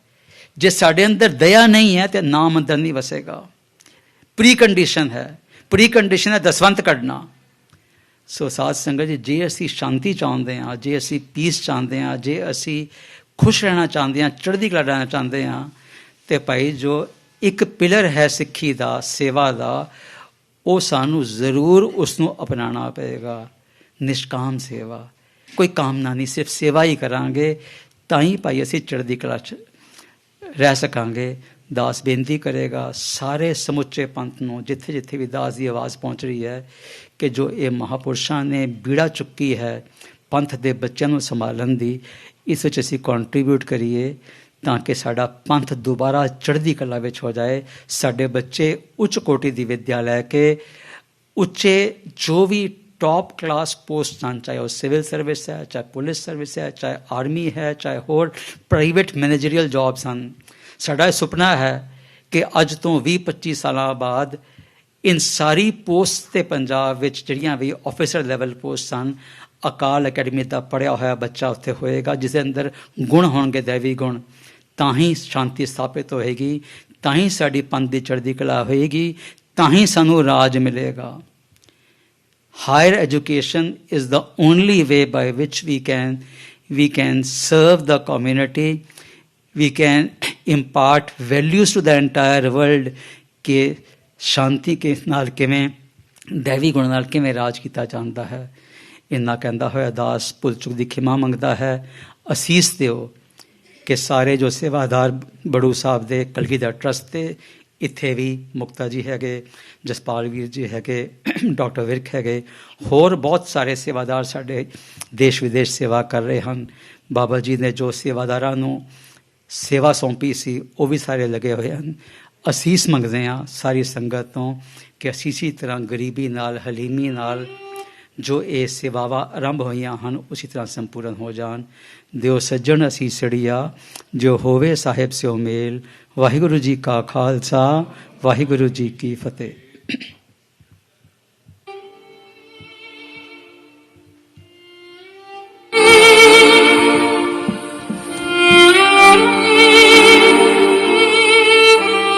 ਸੰਸਥਾ ਕਲਗੀਧਰ ਟਰਸਟ ਬੜੂ ਸਾਹਿਬ ਆਪ ਸਭ ਦੇ ਸਹਿਯੋਗ ਨਾਲ ਹਜ਼ਾਰਾਂ ਗਰੀਬ ਮਜ਼ਦੂਰ ਪਰਿਵਾਰਾਂ ਨਾਲ ਸੰਬੰਧਿਤ ਬੱਚਿਆਂ ਨੂੰ ਅਲੱਗ-ਅਲੱਗ ਸਕੀਮਾਂ ਤਹਿਤ ਫ੍ਰੀ ਐਜੂਕੇਸ਼ਨ ਦੇ ਰਹੀ ਹੈ। ਮਤਲਬ ਲਈ ਇਹਨੂੰ ਸਾਂਭਣ ਵਾਲਾ ਹੈ ਨਹੀਂ ਜੀ ਕੋਈ, ਉਹਨੂੰ ਆਪਾਂ ਹੀ ਸਾਂਭ ਰਹੇ ਹਾਂ।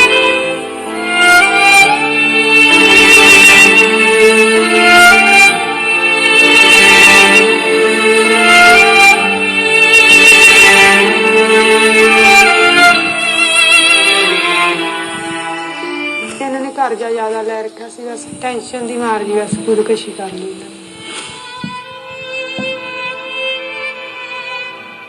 ਪੈਸੇ ਦੇ ਕਰਕੇ ਬਹੁਤ ਤੰਗੀ ਹੁੰਦੀ ਜੇ। ਕੰਮ ਧੰਦਾ ਬੰਦ ਹੋਣ ਕਾਰਨ ਇਹ ਬੱਚੇ ਫਿਰ ਹਟਾਉਣੇ ਪਏ, ਫਿਰ ਸਰਕਾਰੀ ਸਕੂਲ ਪਾਉਣੇ ਪਏ। ਮੈਂ ਵੀ ਹੈਂਡੀਕੈਪ ਆ, ਮੇਰੇ ਵਾਈਫ ਵੀ ਹੈਂਡੀਕੈਪ ਆ। ਨਾ ਸਾਡਾ ਕੋਈ ਕਮਾਉਣ ਵਾਲਾ, ਨਾ ਸਾਡੇ ਕੋਲ ਕੁਛ, ਅਸੀਂ ਤਾਂ ਸਿਰਫ ਉਹ ਛੋਟੇ ਦੇ ਸਿਰ ਤੇ ਹੀ ਮੰਨਣਾ। ਮੈਂ 7 ਸਾਲ ਦਾ ਸੀਗਾ ਜਦੋਂ ਡੈਡੀ ਦੀ ਡੈਥ ਹੋਈ ਆ, ਤੇ ਮੇਰੇ ਡੈਡੀ ਮੈਨੂੰ ਉੱਥੋਂ ਲਿਆਉਂਦਾ ਹੁੰਦਾ ਅਕੈਡਮੀ ਚੋਂ। ਬਾਣੀ ਅਤੇ ਬਾਣੀ ਦੇ ਨਾਲ ਬੱਚਿਆਂ ਨੂੰ ਜੋੜਿਆ ਜਾਂਦਾ ਹੈ, ਇਹ ਸੋਚ ਕੇ ਬੱਚੇ ਉੱਥੇ ਮੈਂ ਲਾਈ ਜਾਂਦਾ। ਹਰ ਇੱਕ ਦੇ ਵੱਸ ਦੀ ਗੱਲ ਨਹੀਂ ਹੈ ਬੱਚੇ ਪੜ੍ਹਾਉਣੇ ਪ੍ਰਾਈਵੇਟ ਸਕੂਲਾਂ ਦੇ ਵਿੱਚ। ਹੁਣ ਹਾਲਾਤ ਐਸੇ ਮਾੜੇ ਹੋ ਚੁੱਕੇ ਨੇ, ਗ੍ਰੰਥੀ ਸਿੰਘਾਂ ਦੀ ਆਮਦਨ ਨਹੀਂ ਹੈ ਜਿੰਨੇ ਖਰਚੇ ਵਧੇ ਹੋਏ ਨੇ। ਰੈਗੂਲਰ ਪੜ੍ਹਨਾ ਚਾਹੁੰਦੀ ਹਾਂ ਮੈਂ, ਕੋਈ ਮੇਰੀ ਸਟੱਡੀ 'ਚ ਰੁਕਾਵਟ ਨਾ ਆਵੇ। ਸਾਡਾ ਵੀ ਦਿਲ ਕਰਦਾ ਹੈ ਸਾਡੇ ਬੱਚੇ ਵੀ ਵੱਡੀਆਂ ਪਲਾਂਘਾਂ ਪੱਟਣ, ਤਰੱਕੀ ਦੇ ਰਾਹ ਤੇ ਚੱਲਣ, ਕੌਮ ਦਾ ਨਾਮ ਰੋਸ਼ਨ ਕਰਨ। ਹਰੇਕ ਮਾਤਾ ਪਿਤਾ ਦੀ ਜਿਹੜੀ ਕੋਸ਼ਿਸ਼ ਹੁੰਦੀ ਹੈ ਚੰਗੇ ਸਕੂਲ ਦੇ ਵਿੱਚ ਬੱਚੇ ਨੂੰ ਵਧੀਆ ਪੜ੍ਹਾਈ ਕਰਾਈ ਜਾਏ। ਇਨਕਮ ਇਹੀ ਹੈ ਬਸ 3500, 3000, 3500। ਆ ਵੀ ਅਸੀਂ ਤਾਂ ਹੱਥ ਜੋੜ ਕੇ ਕਹਿੰਦੇ ਵੀ ਧੀਆਂ ਨੂੰ ਕੋਈ ਤੰਗ ਨਾ ਕਰੇ, ਜਿਹਦੇ ਧੀਆਂ ਨੇ ਉਹਨਾਂ ਨੂੰ ਪਤਾ ਹੁੰਦਾ, ਸਾਨੂੰ ਪਤਾ ਸੀ ਕਿੰਨੇ ਔਖੇ। ਰੋਜ਼ ਤਿਲ ਮਰਦੀ ਸੀ ਮੈਂ ਉੱਥੇ, ਰੋਜ਼ ਤਿਲ ਮਰਦੀ ਸੀ। ਹੱਦ ਤਾਂ ਉਦੋਂ ਹੋ ਗਈ ਕਿ ਮੇਰੇ ਬੱਚਿਆਂ ਦੀ ਪੂਰੇ ਸਾਲ ਦੀ ਫੀਸ ਨਹੀਂ ਭਰੀ। ਸਕੂਲ ਵਾਲਿਆਂ ਨੇ ਗੇੜੇ ਤੇ ਗੇੜੇ ਮਾਰਨੇ ਸ਼ੁਰੂ ਕੀਤੇ, ਫੀਸ ਭਰ ਦਿਓ ਜੀ। मैं IPS अफसर बनना चाहती हूँ। मेरा शुरू तो ही सपना है कि मैं IPS अफसर बना। आप तो मैं नहीं पढ़ सकी, मेरी बेटी हमेशा पढ़े, बस बेटी की खुशी ही मेरी खुशी। ਬਹੁਤ ਸਾਰੇ ਐਸੇ ਗਰੀਬ ਪਰਿਵਾਰ ਨੇ, ਦਿਹਾੜੀਦਾਰ ਪਰਿਵਾਰ ਨੇ, ਅਸੀਂ ਐਸੇ ਬੱਚਿਆਂ ਦਾ ਸਹਿਯੋਗ ਦਈਏ ਔਰ ਐਸੇ ਬੱਚਿਆਂ ਨੂੰ ਅੱਗੇ ਅੱਛੀ ਐਜੂਕੇਸ਼ਨ ਦਈਏ ਅਡਾਪਟ ਕਰਕੇ।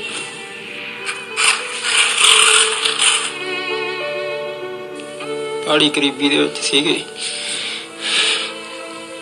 ਪ੍ਰਾਈਵੇਟ ਸਕੂਲ ਨਹੀਂ ਲਾ ਸਕੇ, ਨਹੀਂ ਤਾਂ ਇਹੋ ਜਿਹੀ ਗਰੀਬੀ ਦੇ ਵਿੱਚ ਅਸੀਂ ਆਪਦੇ ਬੱਚੇ ਨਹੀਂ ਪੜ੍ਹਾ ਸਕਦੇ ਸੀ।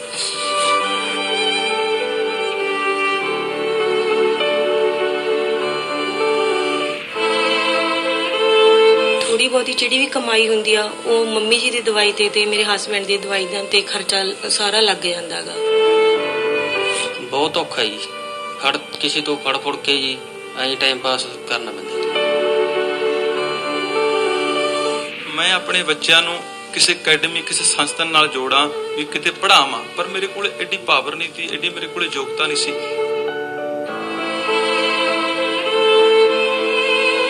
ਬਸ ਕਾਲ ਅਕੈਡਮੀ 'ਚ ਲਾ ਕੇ ਵਧੀਆ ਲੱਗਿਆ ਬੱਚਿਆਂ ਨੂੰ, ਪੰਜੇ ਬਾਣੀਆਂ ਸਿੱਖ ਲਏ ਬੱਚੇ, ਤਿੰਨੇ ਵਧੀਆ ਪੜ੍ਹਦੇ ਨੇ ਉੱਥੇ। ਜਦੋਂ ਸੋਰਸ ਆਫ ਇਨਕਮ ਨਹੀਂ ਹੈ ਤਾਂ ਅਸੀਂ ਤਾਂ 100% ਨੀਡੀ ਕਵਾਂਗੇ। ਜ਼ਰੂਰਤ ਤੋਂ ਬਿਨਾਂ ਨਹੀਂ ਮੰਗਿਆ ਜਾਂਦਾ, ਅੰਦਰੋਂ ਜਦੋਂ ਬੰਦੇ ਨੂੰ ਜ਼ਰੂਰਤ ਮਹਿਸੂਸ ਹੁੰਦੀ ਤਾਂ ਬੰਦਾ ਕੁਝ ਵੀ ਕਰਦਾ ਵਾ, ਮੰਗਦਾ ਵੀ ਆ। ਜਿਵੇਂ ਨਾ ਕਿਵੇਂ ਚੱਲ ਸਾਡੀ ਕੁੜੀ ਪੜ੍ਹ ਕੇ ਹੋ ਜੇ ਜਵਾਨ, ਕੱਲ ਨੂੰ ਕੁਛ ਨਾਂ ਰੌਸ਼ਨ ਕਰੇ ਮਾਪਿਆਂ।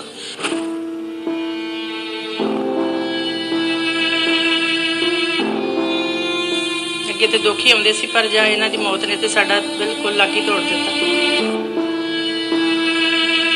ਉਹੀ ਇੱਕ ਕਮਾਈ ਦਾ ਸਾਧਨ ਸੀਗਾ, ਉਹ ਸਿਕਿਉਰਿਟੀ ਗਾਰਡ ਦੀ ਨੌਕਰੀ ਕਰਦੇ, 10-15 ਹਜ਼ਾਰ ਆਉਂਦਾ ਸੀ।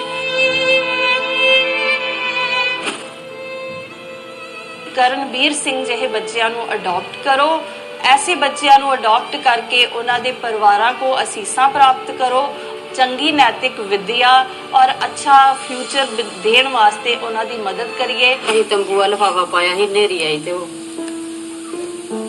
ਪਾੜ ਗਿਆ ਲਿਫਾਫਾ। ਸਾਡੇ ਕੋਈ ਵਰਦੀ ਵੀ ਯੂਨੀਫਾਰਮ ਨਹੀਂ ਲੈ ਕੇ ਦਿੱਤੀ ਜਾਂਦੀ,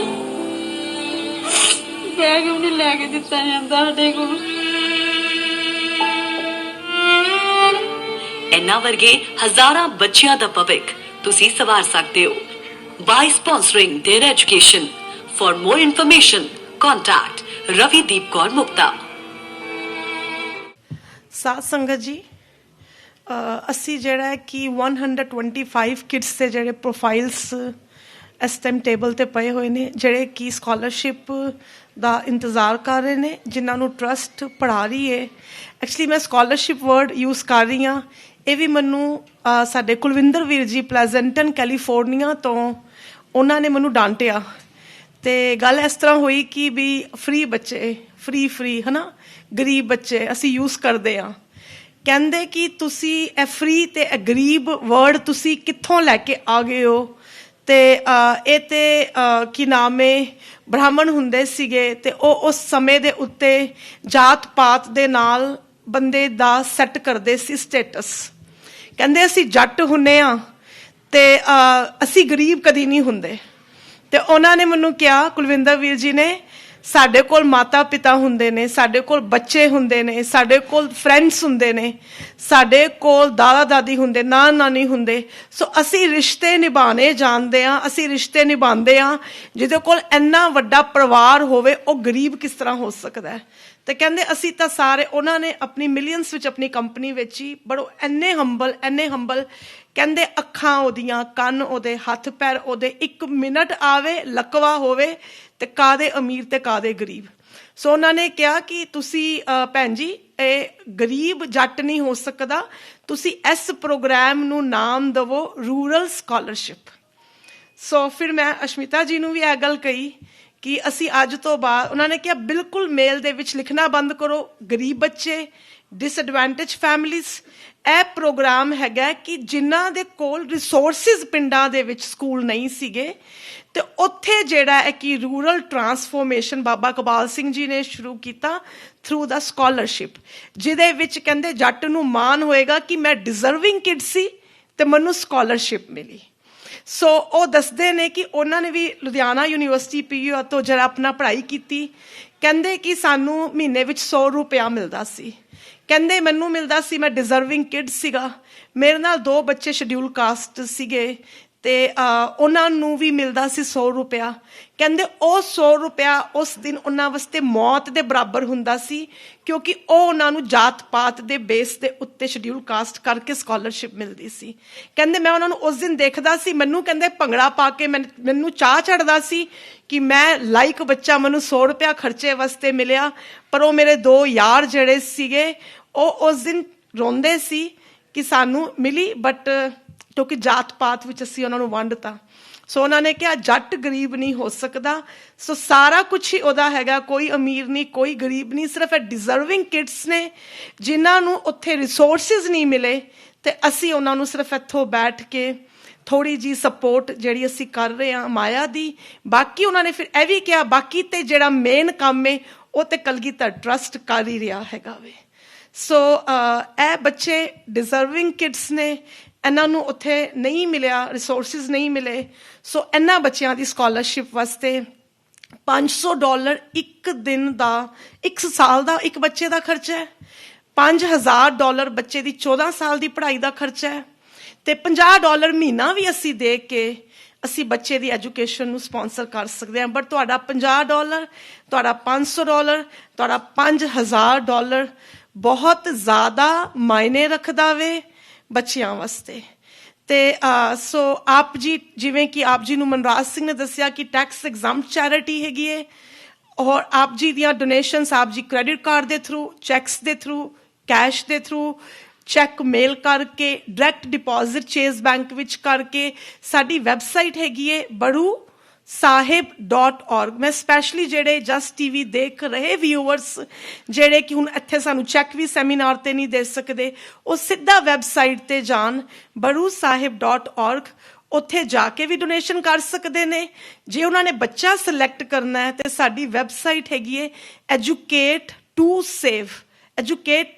ਉਹਦੇ 'ਤੇ ਆਪਣੇ ਡਿਜ਼ਰਵਿੰਗ ਕਿਡਸ ਜਿਹੜੇ ਉਹਨਾਂ ਦੇ ਪ੍ਰੋਫਾਈਲਸ ਪਏ ਹੋਏ ਨੇ, ਤੇ ਅਸੀਂ ਉਹਨਾਂ ਬੱਚਿਆਂ ਨੂੰ ਆਪਣਾ ਜਿਹੜਾ ਕਿ ਡੋਨੇਸ਼ਨ ਦੇ ਕੇ, ਡੋਨੇਸ਼ਨ ਸਕਾਲਰਸ਼ਿਪ ਅਸੀਂ ਦੇਣ ਵਾਲੇ ਨਹੀਂ ਕੁਛ ਹੈਗੇ, ਤੇ ਅਸੀਂ ਉਹਨਾਂ ਨੂੰ ਸਕਾਲਰਸ਼ਿਪ ਪ੍ਰੋਵਾਈਡ ਕਰ ਸਕਦੇ ਹਾਂ ਤਾਂ ਕਿ ਉਹ ਵੀ ਪ੍ਰਾਊਡਲੀ ਇੱਥੇ ਯੂਨੀਵਰਸਿਟੀਜ਼ ਦੇ ਵਿੱਚ ਸਾਨੂੰ ਬੱਚਿਆਂ ਨੂੰ ਸਕਾਲਰਸ਼ਿਪ ਮਿਲਦੀ ਹੈ, ਕਿੰਨੇ ਮਾਣ ਨਾਲ ਕਹਿੰਦੇ ਆ, ਉਹ ਵੀ ਤੇ ਫ੍ਰੀ ਦਾ ਹੀ ਹੁੰਦਾ ਹੈ, ਬਟ ਕਿੰਨਾ ਪਿਆਰਾ ਰਿਸਪੈਕਟਫੁਲ ਵਰਡ ਹੈ ਕਿ ਮੇਰੇ ਬੱਚੇ ਨੂੰ ਸਕਾਲਰਸ਼ਿਪ ਤੇ ਮੇਰੇ ਬੱਚੇ ਨੇ ਪੜ੍ਹਾਈ ਕੀਤੀ। ਸੋ ਅਸੀਂ ਇਹ ਵਾਲੀ ਚੀਜ਼ ਦੀ ਜਿਹੜੀ ਲਹਿਰ ਹੈ ਉਹ ਪੰਜਾਬ ਵਿੱਚ, ਇੰਡੀਆ 'ਚ ਲੈ ਕੇ ਆਉਣੀ ਹੈ ਕਿ ਸਕਾਲਰਸ਼ਿਪ ਅਸੀਂ ਇੱਥੋਂ ਪ੍ਰੋਗਰਾਮ ਜਿਹੜਾ ਚੱਲ ਰਿਹਾ ਹੈਗਾ ਵੇ ਕਲਗੀਧਰ ਟਰਸਟ ਵੱਲੋਂ, ਬੜੂ ਸਾਹਿਬ ਵੱਲੋਂ, ਉਹਦੇ ਅੰਡਰ ਇਹ ਬੱਚੇ ਪੜ੍ਹ ਰਹੇ ਹੈਗੇ ਨੇ। ਸੋ ਹੱਥ ਜੋੜ ਕੇ ਆਪ ਸਾਰਿਆਂ ਅੱਗੇ ਬੇਨਤੀ ਹੈ, ਸਾਰੇ ਜਸਟ TV ਦੇਖ ਰਹੇ ਵਿਊਅਰਸ ਦੇ ਅੱਗੇ ਬੇਨਤੀ ਹੈ ਕਿ ਆਪ ਜੀ ਕੀ ਨਾਮ ਹੈ, ਇਸ ਬੱਚੇ ਪੜ੍ਹਾਓ ਪੰਜਾਬ ਬਚਾਓ ਦੀ ਲਹਿਰ ਦੇ ਵਿੱਚ ਆਪ ਹੁਮਾ ਕੇ ਚਾਈਂ ਅਸੀਂ ਬੱਚਿਆਂ ਨੂੰ ਪੜ੍ਹਾਈਏ। ਬਾਬਾ ਜੀ ਕਹਿੰਦੇ ਸੀ ਸੰਗਤਾਂ ਨੂੰ ਕਿਹਾ ਕਰ, ਆਪਣੇ ਬੱਚੇ ਤੇ ਸਾਰੇ ਹੀ ਪੜ੍ਹਾਉਂਦੇ ਹੈਗੇ ਨੇ, ਗੁਰੂ ਨਾਨਕ ਦੇ ਘਰ ਦੀ ਸੇਵਾ ਵੇ ਜੇ ਅਸੀਂ ਉਹਨਾਂ ਬੱਚਿਆਂ ਨੂੰ ਪੜ੍ਹਾਈਏ।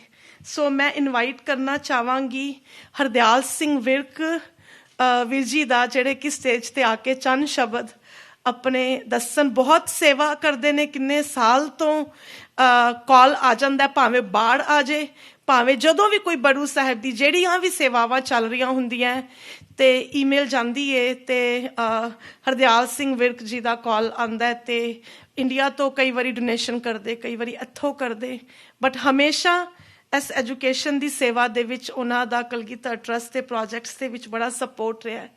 ਸੋ ਮੈਂ ਪਲੀਜ਼ ਕਹਾਂਗੀ ਕਿ ਆਪ ਜੀ ਸਟੇਜ ਤੇ ਆਓ।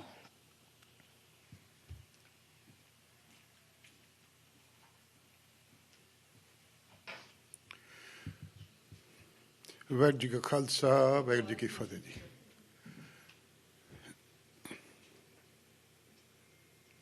ਮੈਂ ਡਾਕਟਰ ਦਵਿੰਦਰ ਵੀਰ ਜੀ ਨੂੰ ਵੀ ਸੁਣਿਆ। ਡਾਕਟਰ ਵਿਰਕ ਸਾਡੇ ਸਿਆਟਲ ਦੇ ਇੱਥੇ ਰਹਿੰਦੇ ਨੇ ਤੇ ਮੇਰਾ ਇਹਨਾਂ ਦੇ ਨਾਲ ਇੰਟਰੈਕਸ਼ਨ ਬਹੁਤ ਜ਼ਿਆਦਾ ਹੈ ਔਰ ਮੈਨੂੰ ਅੱਜ ਬੜਾ ਮਾਣ ਮਹਿਸੂਸ ਹੋ ਰਿਹਾ ਇਸ ਗੱਲ ਦਾ ਕਿ ਕਾਫੀ ਅਰਸੇ ਤੋਂ ਬੜੂ ਸਾਹਿਬ ਅਕੈਡਮੀ, ਕਲਗੀਧਰ ਅਕੈਡਮੀ ਦੇ ਨਾਲ ਮੇਰਾ ਜਿਹੜਾ ਰਾਬਤਾ ਹੈ ਉਹ ਡਾਕਟਰ ਵਿਰਕ ਹੋਰਾਂ ਦੇ ਥਰੂ ਹੋਇਆ ਸੀਗਾ ਔਰ ਮੈਨੂੰ ਬੜਾ ਮਾਣ ਮਹਿਸੂਸ ਹੋ ਰਿਹਾ ਹੈ ਕਿ ਸ਼ੁਕਰਗੁਜ਼ਾਰ ਹਾਂ ਕਿ ਡਾਕਟਰ ਵਿਰਕ ਸਾਹਿਬ ਨੇ ਮੇਰਾ ਜਿਹੜਾ ਕਨੈਕਸ਼ਨ ਹੈ ਇਸ ਸੰਸਥਾ ਦੇ ਨਾਲ ਜੋੜਿਆ। ਇਸ ਕਰਕੇ ਸ਼ੁਕਰਗੁਜ਼ਾਰ ਹਾਂ ਕਿਉਂਕਿ ਇਹਨਾਂ ਦਾ ਮਿਸ਼ਨ ਜਿਹੜਾ ਹੈ ਮਾਨਵਤਾ ਦਾ ਮਿਸ਼ਨ ਹੈ। ਤੁਸੀਂ ਸਾਰਿਆਂ ਨੇ ਸੁਣਿਆ ਕਿ ਜੋ ਕਲਗੀਧਰ ਟਰਸਟ ਜੋ ਇਹਨਾਂ ਦਾ ਮਿਸ਼ਨ ਹੈ, ਜੋ ਇਹ ਕਰ ਰਹੇ ਨੇ, ਇਹਨਾਂ ਦਾ ਜਿਹੜਾ ਫਾਊਂਡੇਸ਼ਨ ਹੈ, ਕੋਈ ਵੀ ਬਿਲਡਿੰਗ ਜਿਹੜੀ ਹੈ ਉਹਨੂੰ ਖੜਾ ਕਰਨ ਵਾਸਤੇ ਫਾਊਂਡੇਸ਼ਨ ਤਕੜੀ ਹੋਣੀ ਬੜੀ ਲਾਜ਼ਮੀ ਹੈ।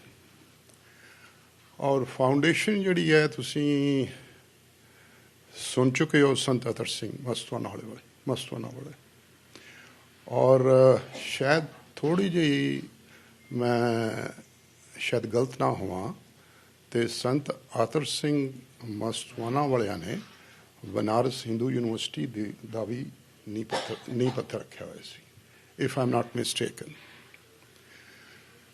ਸੋ ਉਹਨਾਂ ਦੀ ਸ਼ਖਸੀਅਤ ਜਿਹੜੀ ਸੀਗੀ ਇੰਨੀ ਵੱਡੀ ਹੈ ਔਰ ਉਦੋਂ ਬਾਅਦ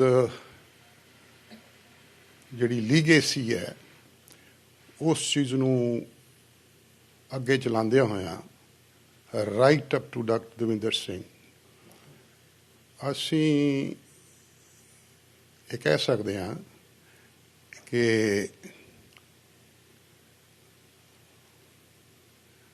ਬੜੇ ਅੱਛੇ ਹੱਥਾਂ ਦੇ ਵਿੱਚ ਜਿਹੜਾ ਫਿਊਚਰ ਹੈ ਉਹ ਇਸ ਆਰਗੇਨਾਈਜੇਸ਼ਨ ਦਾ। ਇਹਦੇ 'ਚ ਕੋਈ ਸ਼ੱਕ ਨਹੀਂ ਗਾ ਕਿ ਜੋ ਸਮੱਸਿਆਵਾਂ ਦੱਸੀਆਂ ਨੇ ਡਾਕਟਰ ਸਾਹਿਬ ਨੇ ਬੜੇ ਵਿਸਤਾਰ ਪੂਰਵਕ ਦੱਸੀਆਂ ਨੇ ਪੰਜਾਬ ਦੇ ਵਿੱਚ, ਔਰ ਉਹ ਪ੍ਰੈਕਟੀਕਲ और दुखदाई ने। लेकिन अगर रे ऑफ होप अगर है तो ये कोई शक नहीं गा कि बड़ू साहब अकैडमी एक बड़ी वड्डी मुहिम और बड़ा बड़ा उपराला है इस चीज़ का। और ऐसियां रूहां ही जिस तरह डॉक्टर दविंदर सिंह ने ਇਹੋ ਜਿਹੀਆਂ रूहां जड़ियां ने वो ही कर सकदियां ने। और मैं अज इन्हों सुनिया मैं कह सकता वहाँ पंजाब और सिखी दा जड़ा फ्यूचर है अच्छे हत्थों दे विच। मैं इत्थों जो निकलना है तो बड़ा सिर उच्चा करके निकलना है इत्थों। और मेरी पुरजोर इस चीज़ की बेनती है जिन्हें भी इत्थे सज्जन बैठे ने कि वध चढ़ के जिन्हें भी इन्हां दा हथ स्ट्रोंग कर सकते हैं करना चाहिए। और जिवें इन्होंने गल की है दसवंध कढ़न दी, वो हर एक सिख का गुरु महाराज का सानू आदेश है, ऑर्डर है सानू, और उन्होंने मनना चाहिए। और मेरी अपील है कि जो उन्होंने गल की है सिर माथे ते रखनी चाहिए है। और वड्डी गल है कि शुरुआत जिहड़ी है इस सियाटल तो करते ने और इन्हां दा जड़ा कॉन्फिडेंस है ये असी तोड़ना नहीं चाहते। और मैं अशोर करदा गुरु महाराज डॉक्टर विरक होरां दा भी जड़ा हाथ स्ट्रोंग होर करांगे अगली बार जो आउणगे तो इन्हां नूं कोई शिकायत किसी पासों ही माइक या होर किसी गल तो ही असी इन्हां नूं पिछा नहीं रखना चाहते। और इन्हां दा कॉन्फिडेंस जिहड़ा बिल्कुल इस तरह कायम रखना चाहते हैं। सानू बड़ी खुशी है कि इन्हां दा जड़ा शुरुआत है सियाटल तो हुंदा है तो इस तरह ही ये करते रहन। वाहिगुरू जी का खालसा वाहिगुरू जी की फतेह जी।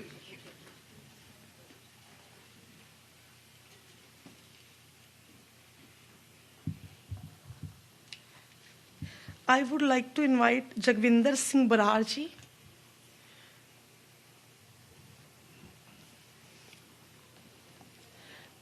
ਵੀਰ ਜੀ ਮਾਈਕਰੋਸਾਫਟ ਦੇ ਵਿੱਚ ਬੜੀ ਅੱਛੀ ਪੋਜੀਸ਼ਨ ਤੇ ਕੰਮ ਕਰਦੇ ਨੇ। ਡਾਕਟਰ ਵਿਰਕ ਵੀਰ ਜੀ ਨੇ ਆਲਵੇਜ਼ ਹੀ ਐਪਰੀਸ਼ੀਏਟਸ ਯੂ। ਸੋ ਮੈਂ ਵੀਰ ਜੀ ਨੂੰ ਬੁਲਾਵਾਂਗੀ ਪਲੀਜ਼ ਵੀਰ ਜੀ। ਥੈਂਕ ਯੂ ਭੈਣ ਜੀ। ਵਾਹਿਗੁਰੂ ਜੀ ਕਾ ਖਾਲਸਾ ਵਾਹਿਗੁਰੂ ਜੀ ਕੀ ਫਤਿਹ। ਸੋ ਇੱਕ ਕਰੈਕਸ਼ਨ ਕਰਦਾ ਜੀ, ਆਮ at Oracle now. I used to work at Microsoft. So Oracle. I hope you don't mind. Yeah. So ਮੇਰੇ ਕੋਲ ਕੋਈ prepared remarks ਤਾਂ ਹੈ ਨਹੀਂ, but I would like to मैं पंजाबी ਤੇ इंग्लिश ਵਿੱਚ ਮਿਕਸ 4 ਸ਼ਬਦ ਸ਼ੇਅਰ ਕਰੂੰਗਾ। So I would like to thank Dr. Davinder Singh ji. Do I have the name right? Yes. ਕਿਉਂਕਿ ਬੜਾ ਇੰਪੋਰਟੈਂਟ ਕੰਮ ਕਰ ਰਹੇ ਆ ਜੀ ਸਾਡਾ ਕੌਮੀ ਇੰਸਟੀਟਿਊਟ ਚਲਾਉਣੇ ਬੜੇ ਔਖੇ ਆ, ਸ਼ੁਰੂ ਕਰਨੇ ਬਹੁਤ ਔਖੇ ਆ ਤੇ ਇਹਨਾਂ ਨੂੰ ਲੰਮੇ ਟਾਈਮ ਚਲਾਉਣਾ ਬੜਾ ਔਖਾ ਕੰਮ ਆ। ਮੈਂ ਆਪ ਤਾਂ ਨਹੀਂ ਕੀਤਾ ਪਰ ਇੱਥੇ ਸਿਆਟਲ ਗੁਰਦੁਆਰਾ ਸਾਹਿਬ ਵਿੱਚ ਖਾਲਸਾ ਸਕੂਲ ਹੈ, ਉਹਦੇ 'ਚ ਮੈਨੂੰ ਕਈ ਸਾਲ ਸੇਵਾ ਕਰਨ ਦਾ ਮੌਕਾ ਮਿਲਿਆ ਐਜ਼ ਅ ਵੋਲੰਟੀਅਰ। ਅਤੇ ਉਦੋਂ ਮੈਂ ਰੀਅਲਾਈਜ਼ ਕੀਤਾ ਵੀ ਜਿਹੜੇ ਕਮਿਊਨਿਟੀ ਦੇ ਕੰਮ ਆ ਬੜੇ ਔਖੇ ਆ, ਇਹ ਬੜੀ ਕਰੜੀ ਘਾਲਣਾ, ਕਿਉਂਕਿ ਤੁਹਾਨੂੰ ਉਹਦੇ ਵਿੱਚ ਕਈ ਕੁਝ ਸੁਣਨਾ ਪੈਂਦਾ ਅਤੇ ਤੁਹਾਨੂੰ ਆਪਦੇ ਭੈਣ ਭਰਾਵਾਂ ਨੂੰ ਕਨਵਿੰਸ ਕਰਨਾ ਪੈਂਦਾ ਟੂ ਡੂ ਸਮਥਿੰਗ ਕੰਸਟਰਕਟਿਵ। ਅਤੇ ਮੈਂ ਸਮਝਦਾ ਵੀ ਐਜੂਕੇਸ਼ਨ, ਜਿਵੇਂ ਕਹਿੰਦੇ ਨਾ, gift of the education is the best gift you can give to anybody. So I think this is one of the best ways to do something constructive. Uplifting the constructive come, I don't think anybody would disagree with it. ਤੇ ਮੈਂ ਤੁਹਾਨੂੰ ਸੁਣ ਰਿਹਾ ਸੀ doctor sahib, I'm very impressed, in fact I'm very inspired. ਤੁਹਾਡੇ ਵਿਚਾਰ ਸੁਣ ਕੇ ਮੈਨੂੰ ਬੜਾ ਚੰਗਾ ਲੱਗਿਆ ਵੀ ਤੁਹਾਡੇ ਵਰਗੇ ਗੁਰਮੁਖ ਕੌਮ ਦੇ ਇੰਸਟੀਟਿਊਟਸ ਨੂੰ ਰਨ ਕਰ ਰਹੇ। ਸੋ ਆਈ ਫੀਲ ਵੈਰੀ ਇੰਸਪਾਇਰਡ ਅਤੇ ਤੁਹਾਡਾ ਬਹੁਤ ਬਹੁਤ ਸ਼ੁਕਰੀਆ। ਸਾਨੂੰ ਲੋੜ ਆ, ਕੌਮ ਨੂੰ ਲੋੜ ਆ ਇਹੋ ਜਿਹੇ ਗੁਰਮੁਖਾਂ ਦੀ ਵੀ ਸਾਡੇ ਇੰਸਟੀਟਿਊਟਸ ਨੂੰ ਰਨ ਕਰਨ। ਔਰ ਜਿਹੜਾ ਐਜੂਕੇਸ਼ਨ ਹੈ, it's I think it's not a controversial issue. ਇਸ ਇਸ਼ੂ ਦੇ ਉੱਤੇ I don't think we can have a difference of opinion. So I would just encourage everyone ਵੀ ਜਿੰਨਾ ਤੁਸੀਂ ਕਰ ਸਕਦੇ ਹੋ ਕਿਰਪਾ ਕਰਕੇ ਇਹ ਆਪਣਾ ਕੌਮੀ ਕਾਰਜ ਆ, ਤੁਸੀਂ ਨਾਲ ਹੱਥ ਬਣਾਓ। ਅਤੇ ਨਾਲ ਹੀ ਮੈਂ ਡਾਕਟਰ ਸਰਬਜੀਤ ਸਿੰਘ ਵਿਰਕ ਦਾ ਵੀ ਧੰਨਵਾਦ ਕਰਨਾ ਚਾਹੁੰਦਾ। ਡਾਕਟਰ ਸਾਹਿਬ ਸਾਡੇ ਲੋਕਲ ਕਮਿਊਨਿਟੀ ਦਾ ਸਾਡਾ ਬੜਾ ਮਾਣ ਆ, ਬੜੇ ਨਿਮਰਤਾ ਵਾਲੇ ਗੁਰਸਿੱਖ ਨੇ, ਗੁਰਮੁਖ ਨੇ ਜੀ, ਹਰ ਕਮਿਊਨਿਟੀ ਦੇ ਕੰਮ 'ਚ ਅੱਗੇ ਹੋ ਕੇ ਕਰਦੇ ਨੇ। ਮੈਨੂੰ ਪਤਾ doctor Sahib would not like me saying that here, but I think it would not be, I would be remiss, Dr. Saab, if I don't say that. ਬੜੇ ਭਾਵਕ ਨੇ, ਬੜੇ ਸ਼ਰਧਾ ਨਾਲ, ਪਿਆਰ ਦੇ ਨਾਲ ਕਮਿਊਨਿਟੀ ਦੇ ਕੰਮ ਕਰਦੇ ਆ। ਸੋ we're proud of you. ਅਤੇ ਇੱਕ I will cite one example if I won't take too long. ਮੈਨੂੰ ਗੁਰੂ ਨਾਨਕ ਇੰਜੀਨੀਅਰਿੰਗ ਕਾਲਜ ਪੜ੍ਹਨ ਦਾ ਕੁਛ ਟਾਈਮ ਮਿਲਿਆ ਸੀ ਜੀ।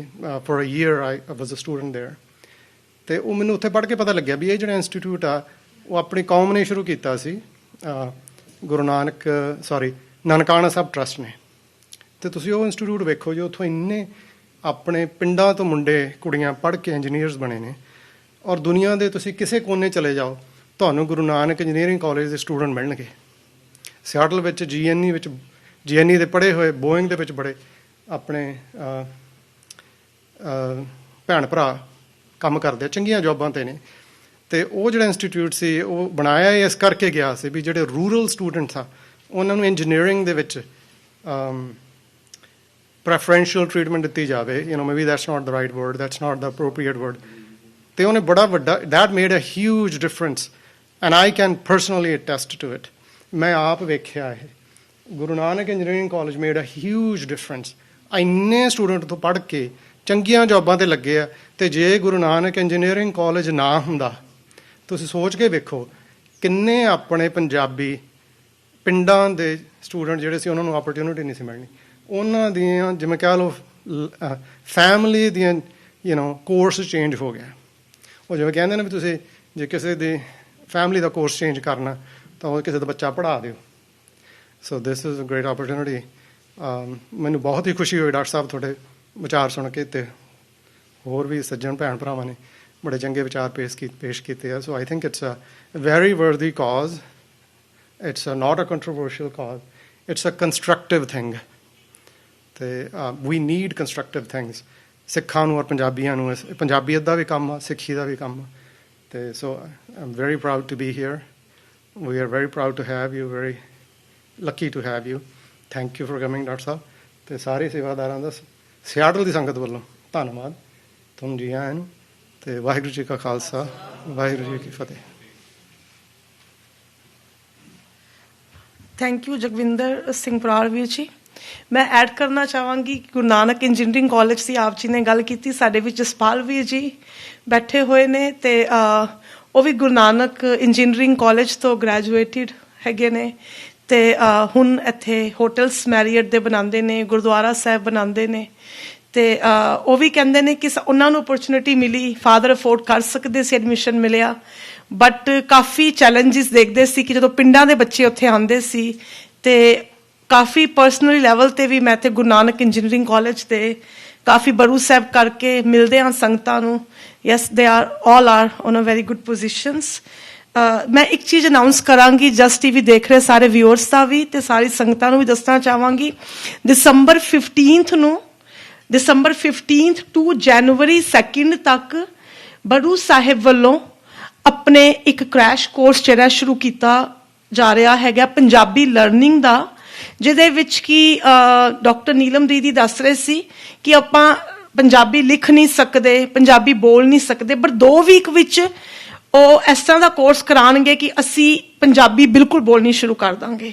ਸੋ ਕੋਈ ਇਹਦੇ ਵਿੱਚ ਏਜ ਦੀ ਲਿਮਿਟ ਨਹੀਂ ਹੈਗੀ, ਜਿਨ੍ਹਾਂ ਨੂੰ ਪੰਜਾਬੀ ਸਿੱਖਣੀ ਹੈ, ਬੋਲਣੀ ਹੈ। ਤੇ 2 ਵੀਕ ਦੇ ਵਿੱਚ ਸਵੇਰੇ ਸੈਂਟਰਲ ਟਾਈਮ 8 ਤੋਂ 10 ਕਲਾਸਿਸ ਹੋਣਗੀਆਂ, ਫਿਰ ਉਸ ਤੋਂ ਬਾਅਦ 10 ਤੋਂ 12 ਕਲਾਸਿਸ ਹੋਣਗੀਆਂ, ਫਿਰ ਸ਼ਾਮੀ 7 ਤੋਂ 9, 8 ਤੋਂ 10। ਸੋ ਈਸਟ ਕੋਸਟ ਵਾਲੇ, ਵੈਸਟ ਕੋਸਟ ਵਾਲੇ, ਸੈਂਟਰਲ ਵਾਲੇ, ਸੋ ਆਪ ਜੀ 2 ਵੀਕ ਆਪਣੇ ਬੱਚਿਆਂ ਨੂੰ ਆਨਲਾਈਨ ਕਲਾਸਿਸ ਹੋਣਗੀਆਂ। ਬੜੂ ਸਾਹਿਬ ਤੋਂ ਇਹ ਸਪੈਸ਼ਲ ਪੰਜਾਬੀ ਮੈਰਾਥਨ ਭੈਣ ਜੀ ਨੇ ਸ਼ੁਰੂ ਕੀਤਾ ਵੇ। ਸੋ ਇਹ ਕਲਾਸਾਂ ਹੁਣ ਵੀ ਸ਼ੁਰੂ ਕੀਤੀਆਂ ਜਾ ਸਕਦੀਆਂ। ਜਿਹੜਾ ਵੀ ਆਪਣੇ ਬੱਚਿਆਂ ਵਾਸਤੇ ਰਜਿਸਟਰ ਕਰਾਉਣਾ ਚਾਹੁੰਦਾ ਕਲਾਸਿਸ, ਤੁਸੀਂ ਸਾਨੂੰ ਕਾਲ ਕਰੋ। ਅਗਲੇ 2 ਦਿਨ ਦੇ ਵਿੱਚ 24 ਆਵਰ ਉੱਥੋਂ ਟੀਚਰਸ ਬੈਠਣਗੇ, ਬੱਚਿਆਂ ਦੀ ਕਨਵੀਨੀਅੰਸ ਦੇ ਹਿਸਾਬ ਨਾਲ ਉੱਥੋਂ ਇਹ ਪੰਜਾਬੀ ਕਲਾਸਿਸ ਜਿਹੜੀਆਂ ਸਿਖਾਈਆਂ ਜਾਣਗੀਆਂ, ਪੜ੍ਹਾਇਆ ਜਾਏਗਾ, ਉਹਨਾਂ ਨੂੰ ਗੁਰਮੁਖੀ ਸਿਖਾਈ ਜਾਏਗੀ ਬੱਚੇ ਦੇ ਲੈਵਲ ਦੇ ਹਿਸਾਬ ਦੇ ਨਾਲ। ਮੈਂ ਇਨਵਾਈਟ ਕਰਨਾ ਚਾਹਾਂਗੀ ਹਰਿੰਦਰ ਸਿੰਘ ਬੈਂਸ ਜੀ ਨੂੰ। ਮੈਨੂੰ ਡਾਕਟਰ ਵੀਰ ਜੀ ਨੇ ਦੱਸਿਆ ਹੁਣੇ, ਡਾਕਟਰ ਵਿਰਕ ਵੀਰ ਜੀ ਨੇ, ਕਿ ਜੈਕ ਬੈਂਸ ਜਿਹੜੇ ਕਿ ਬਿਗ ਬ੍ਰਦਰ ਜਿਹੜਾ ਸ਼ੋਅ ਆਫ ਅਮਰੀਕਾ ਹੈਗਾ ਵੇ ਉਹਦੇ ਵਿੱਚ ਉਹ ਫਸਟ ਵਿਨਰ ਹੋਏ ਨੇ। 25 ਸਾਲ ਦੀ ਜਿਹੜੀ ਹਿਸਟਰੀ ਹੈ ਉਹ ਇੱਕ ਰੈਕਟ ਸੈਟਅਪ ਹੋਇਆ ਹੈਗਾ ਵੇ। ਸੋ ਕੰਗ੍ਰੈਚੁਲੇਸ਼ਨਸ ਵੀਰ ਜੀ। ਤੇ ਸੋ ਪਲੀਜ਼ ਆਪ ਜੀ ਆ ਕੇ। ਹਾਂਜੀ। ਵਾਹਿਗੁਰੂ ਜੀ ਕਾ ਖਾਲਸਾ, ਵਾਹਿਗੁਰੂ ਜੀ ਕੀ ਫਤਿਹ। ਸੀਨੇ ਖਿੱਚ ਜਿਨ੍ਹਾਂ ਨੇ ਖਾਧੀ ਉਹ ਕਰ ਆਰਾਮ ਨਹੀਂ ਬਹਿੰਦੇ, ਨਿਹੋਂ ਵਾਲੇ ਨੈਣਾ ਕੀ ਨੀਂਦਰ ਉਹ ਦਿਨੇ ਰਾਤ ਪੈ ਵਹਿੰਦੇ, ਵਸਲੋਂ ਉਰੇ ਮੁਕਾਮ ਨਾ ਕੋਈ ਸੋ ਚਾਲ ਪੈ ਨਿਤ ਰਹਿੰਦੇ।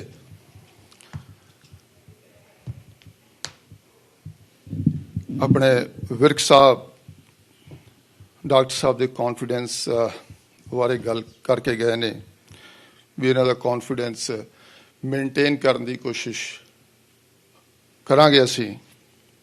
ਇਸ ਦੇ ਬਾਰੇ ਵਿੱਚ ਮੈਂ ਇੱਕ ਰੈਫਰੈਂਸ ਦੇਵਾਂਗਾ ਕਿ ਜਦੋਂ ਖਾਲਸਾ ਕਾਲਜ ਅੰਮ੍ਰਿਤਸਰ ਦੀ ਨਿਰਮਾਣਤਾ ਹੋ ਰਹੀ ਸੀਗੀ,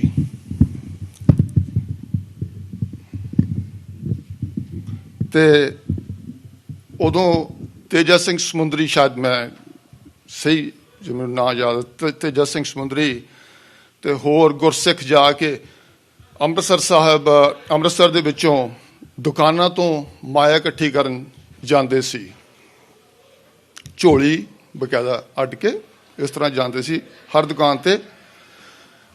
ਤੇ ਉੱਥੇ ਕੁਛ ਇੱਕ ਹੇਟਰਸ ਹੁੰਦੇ ਨੇ, ਆਪਾਂ ਨੂੰ ਪਤਾ ਹੀ ਆ। ਇਹ ਜਿਹੜਾ ਸੰਘ ਪਰਿਵਾਰ ਆ, ਇਹਨਾਂ ਦੇ ਕੁਛ ਹੇਟਰਸ ਸੀਗੇ। ਉਹਨਾਂ ਨੇ ਚੱਕ ਕੇ ਕੂੜਾ ਚੱਕ ਕੇ ਉਹਨਾਂ ਦੀ ਝੋਲੀ ਦੇ ਵਿੱਚ ਪਾ ਦਿੱਤਾ, ਔਰ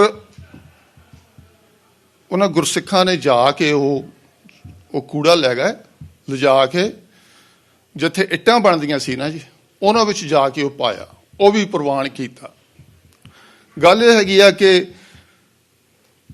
ਇਹ ਸੇਵਾ ਇੱਕ ਮਿਸ਼ਨ ਦੇ ਨਾਲ ਹੁੰਦੀ। ਉਹ ਭਾਗਾਂ ਵਾਲੇ ਹੁੰਦੇ ਆ ਜਿਨ੍ਹਾਂ ਨੂੰ ਮਿਸ਼ਨ ਮਿਲਦਾ ਹੈਗਾ, ਜ਼ਿੰਦਗੀ ਵਿੱਚ ਕੋਈ ਮਿਸ਼ਨ ਮਿਲਦਾ, ਉੱਚਾ ਮਿਸ਼ਨ ਮਿਲਦਾ। ਡਾਕਟਰ ਸਾਹਿਬ ਸਾਡੇ ਪਰਿਵਾਰ ਦੇ ਮੈਂਬਰ ਨੇ, ਡਾਕਟਰ ਵਿਰਕ। ਇਹਨਾਂ ਦੇ ਸਹੀ ਗੱਲ ਤਾਂ ਹੈਗੀ ਕਿ ਇਹਨਾਂ ਦੀ ਹਰ ਧੜਕਣ ਤੋਂ ਅਸੀਂ ਵਾਕਫ ਹਾਂ।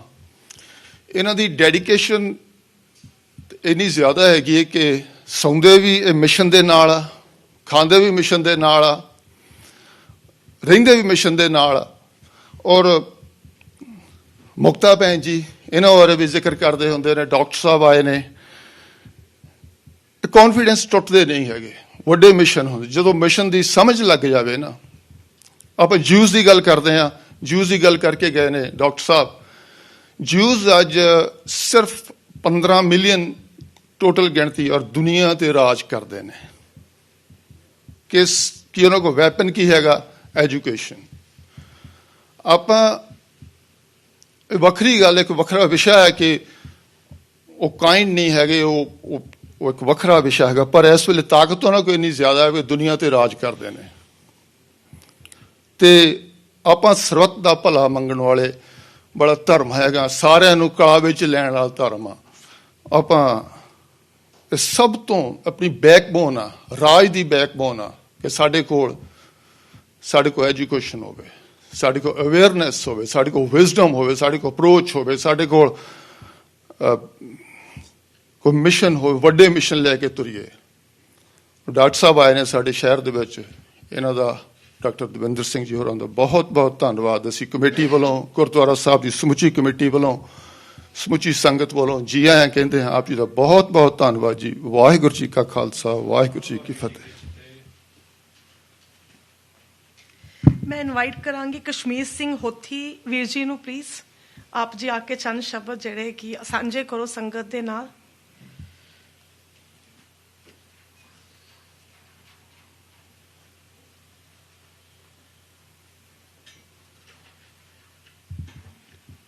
ਵਾਹਿਗੁਰੂ ਜੀ ਕਾ ਖਾਲਸਾ, ਵਾਹਿਗੁਰੂ ਜੀ ਕੀ ਫਤਿਹ।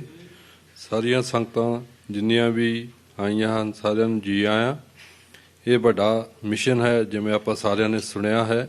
ਇਸ ਨੂੰ ਸਾਰਿਆਂ ਦੇ ਨਾਲ ਮਿਲ ਕੇ ਸਹਿਯੋਗ ਦੇ ਨਾਲ ਹੀ ਅੱਗੇ ਤੁਰਿਆ ਜਾ ਸਕਦਾ। ਜਿਵੇਂ ਡਾਕਟਰ ਸਾਹਿਬ ਨੇ ਆਪਾਂ ਨੂੰ ਸਾਰਾ ਕੁਝ ਦੱਸਿਆ, ਇੰਡੀਆ ਦੇ ਹਾਲਾਤ ਆਪਾਂ ਦੇਖੇ ਆ, ਪਿੰਡਾਂ 'ਚੋਂ ਅਸੀਂ ਆਏ ਹਾਂ ਅਤੇ ਸਾਨੂੰ ਆਪਣੇ ਪਿੰਡਾਂ ਦੇ ਹਾਲਾਤਾਂ ਬਾਰੇ ਆਮ ਭਲੀ ਭਾਤ ਜਾਣੂ ਆ। ਅਤੇ ਇਸ ਕਰਕੇ ਆਪਾਂ ਨੂੰ ਇਸ ਮਿਸ਼ਨ ਦੇ ਨਾਲ ਜੁੜ ਕੇ ਵੱਧ ਤੋਂ ਵੱਧ ਸੇਵਾ ਕਰਨੀ ਚਾਹੀਦੀ ਆ। ਅਤੇ ਇੰਡੀਆ ਦੇ ਵਿੱਚ ਵੀ ਜਿਹੜੇ ਆਪਣੇ ਪਰਿਵਾਰ ਆ ਲੋੜਵੰਦ ਨੇ, ਉਹਨਾਂ ਨੂੰ ਵੀ ਜਾਣਕਾਰੀ ਦੇਣੀ ਚਾਹੀਦੀ ਹੈ ਤਾਂ ਕਿ ਉਹ ਵੀ ਇਸ ਮਿਸ਼ਨ ਦੇ ਨਾਲ ਰਲਣ। ਉਹਨਾਂ ਨੂੰ ਜਿੰਨੀ ਹੈਲਪ ਚਾਹੀਦੀ ਆ ਇਸ ਸੰਸਥਾ ਵੱਲੋਂ ਕੀਤੀ ਜਾਵੇ। ਅਤੇ ਸਮਾਂ ਬਹੁਤ ਹੋ ਗਿਆ ਅਤੇ ਸਾਰੀਆਂ ਸੰਗਤਾਂ ਦਾ ਧੰਨਵਾਦ। ਡਾਕਟਰ ਸਾਹਿਬ ਦਵਿੰਦਰ ਸਿੰਘ ਹੁਣਾਂ ਦਾ ਧੰਨਵਾਦ। ਸਾਡੇ ਵੱਡੇ ਵੀਰ ਡਾਕਟਰ ਬਿਰਕ ਸਾਹਿਬ, ਜਿਨ੍ਹਾਂ ਦੀ ਛਤਰਛਾਇਆ ਹੇਠ ਅਸੀਂ ਸ਼ਹਿਰ ਦੇ ਵਿੱਚ ਰਹਿੰਦੇ ਹਾਂ, ਅਤੇ ਇਹਨਾਂ ਦਾ ਵੀ ਬਹੁਤ ਧੰਨਵਾਦ ਜਿਨ੍ਹਾਂ ਨੇ ਇਹ ਸਾਰਾ ਪ੍ਰੋਗਰਾਮ ਉਲੀਕਿਆ। ਵਾਹਿਗੁਰੂ ਜੀ ਕਾ ਖਾਲਸਾ, ਵਾਹਿਗੁਰੂ ਜੀ ਕੀ ਫਤਿਹ। ਮੈਂ ਸੰਗਤਾਂ ਨੂੰ ਦੱਸਣਾ ਚਾਹਾਂਗੀ ਕਸ਼ਮੀਰ ਸਿੰਘ ਹੋਥੀ ਜੀ ਜਿਹੜੇ ਕਿ ਮੁੱਖ ਸੇਵਾਦਾਰ ਨੇ ਗੁਰਦੁਆਰਾ ਸਾਹਿਬ ਦੇ, ਹਰਿੰਦਰ ਸਿੰਘ ਬੈਂਸਵੀਰ ਜੀ ਬੋਰਡ ਦੇ ਵਿੱਚ ਸੇਵਾ ਕਰ ਰਹੇ ਨੇ। ਤੇ ਸੋ ਮੈਂ ਮਾਸਟਰ ਦਲਬੀਰ ਸਿੰਘ ਜੀ ਨੂੰ ਇਨਵਾਈਟ ਕਰਨਾ ਚਾਹਾਂਗੀ। ਉਹ ਸਾਡੇ ਲਾਸਟ ਈਅਰ ਗੁਰਦੁਆਰਾ ਸਾਹਿਬ ਦੇ ਪ੍ਰੈਜ਼ੀਡੈਂਟ ਸੀ ਸੈਮੀਨਾਰ ਤੇ, ਉਦੋਂ ਵੀ ਆ ਕੇ ਗੁਰਦੁਆਰਾ ਸਾਹਿਬ ਵੱਲੋਂ ਬਹੁਤ ਸੇਵਾ ਆਪ ਜੀ ਨੇ ਵੀਰ ਜੀ ਕੀਤੀ ਸੀ। ਸੋ ਪਲੀਜ਼ ਆਪ ਜੀ ਆ ਕੇ ਆਪਣੇ ਵਿਚਾਰ ਤੁਸੀਂ ਰੱਖੋ।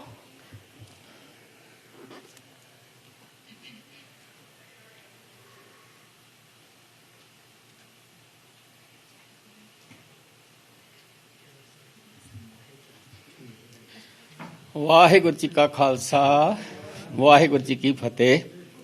ਧੰਨ ਭਾਗ ਸਾਡੇ ਇੰਨੇ ਸਿਆਣੇ ਸਕਾਲਰ ਸਾਡੇ ਕੋਲ ਪਹੁੰਚੇ ਆ ਜੀ।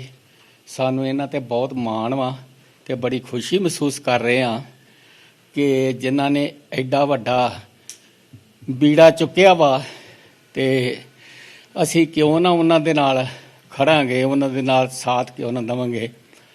ਮੇਰਾ ਬੜੂ ਸਾਹਿਬ ਅਕੈਡਮੀ ਦੇ ਨਾਲ ਕਾਫੀ ਦੇਰ ਪਹਿਲਾਂ ਵਾਹ ਪਿਆ ਸੀ। ਮੇਰੀ ਬੱਚੀ ਉੱਥੇ ਪੜ੍ਹਦੀ ਰਹੀ ਆ ਤੇ ਅਸੀਂ ਕਾਫੀ ਉੱਥੇ ਜਾਣ ਆਉਣ ਸੀ, ਜਦੋਂ ਕਿ ਕੱਲੀ ਉਦੋਂ ਬੜੂ ਸਾਹਿਬ ਸੀ ਅਕੈਡਮੀ ਚੱਲ ਰਹੀ ਸੀ। ਬਾਕੀ ਪੰਜਾਬ ਵਿੱਚ ਤਾਂ ਬਾਅਦ ਵਿੱਚ ਬੜੀਆਂ, ਤੇ ਉਦੋਂ ਅਸੀਂ ਜਾਂਦੇ ਹੁੰਦੇ ਸੀ। ਠੀਕ ਗੱਲ ਵੀ ਬਹੁਤ ਟਾਈਮ ਲੱਗਦਾ ਸੀ ਜਾਂਦਿਆਂ ਨੂੰ ਉੱਥੇ। ਜੇ ਸਵੇਰੇ ਤੁਰਦੇ ਸੀ ਚੰਡੀਗੜ੍ਹ ਪਹੁੰਚਦੇ ਸੀ, ਬੱਸ ਲੈ ਕੇ ਰਾਹ 'ਚ ਸੋਲਨ ਗੁਰਦੁਆਰਾ ਸਾਹਿਬ ਠਹਿਰਦੇ ਸੀ। ਸਾਰਾ ਸੀਨ ਉਹ ਅੱਜ ਕੱਲ੍ਹ ਦਿਮਾਗ 'ਚੋਂ ਸਾਰਾ ਘੁੰਮ ਰਿਹਾ ਵੀ ਕਿਸ ਤਰ੍ਹਾਂ ਅਸੀਂ ਉੱਥੇ ਪਹੁੰਚਦੇ ਸੀ ਤੇ ਫਿਰ ਉੱਥੇ ਕਿਸ ਤਰ੍ਹਾਂ ਬੱਚਿਆਂ ਨੂੰ ਦੇਖਦੇ ਸੀ। ਬੜੀ ਖੁਸ਼ੀ ਹੁੰਦੀ ਸੀ, ਭਾਵੇਂ ਇੰਨੀ ਤਕਲੀਫ ਝੱਲ ਕੇ ਹੀ ਉੱਥੇ ਜਾਂਦੇ ਸੀ। ਪਰ ਬੱਚਿਆਂ ਦੀ ਐਜੂਕੇਸ਼ਨ ਜਾਂ ਬੱਚਿਆਂ ਦੇ ਵਿੱਚ ਜਿਹੜੇ ਗੁਣ ਉਦੋਂ ਤੋਂ ਪੈ ਗਏ, ਜਿਹੜੇ ਬੱਚਿਆਂ ਨੂੰ ਪੰਜਾਂ ਚੌਵਾਂ ਨਾਲ ਮੇਰਾ ਵਾਹ ਪਿਆ। ਮੇਰਾ ਇੱਕ ਫਰੈਂਡ ਸੀ ਤੁਗਲਵਾਲੇ ਦਾ, ਉਹਦੀ ਲੜਕੀ ਮੈਨੂੰ ਫਿਰ ਪੂਰੀ ਤਰ੍ਹਾਂ ਯਾਦ ਰਹੀ ਵੀ ਕਿਸ ਤਰ੍ਹਾਂ ਉਹ ਆਪਣੀ ਲਾਈਫ ਦੇ ਵਿੱਚ ਸਕਸੈਸ ਹੋਈ ਆ।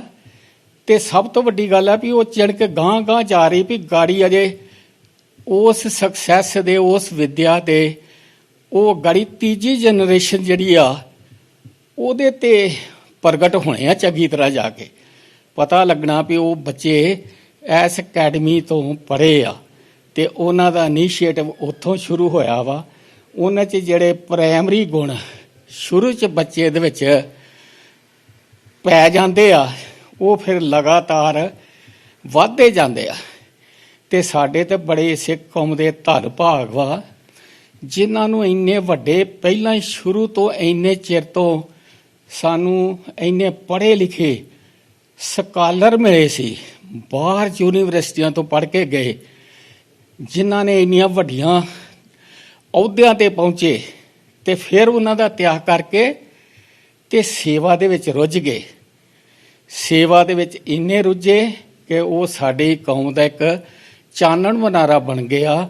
ਸਾਡੀ ਸਾਰੇ ਸਿੱਖ ਪੰਥ ਵਾਸਤੇ ਉਹ ਇੱਕ ਕਿਸਮ ਦਾ ਬੜਾ ਵੱਡਾ ਅਗਵਾਈ ਸਾਨੂੰ ਮਿਲਦੀ ਆ।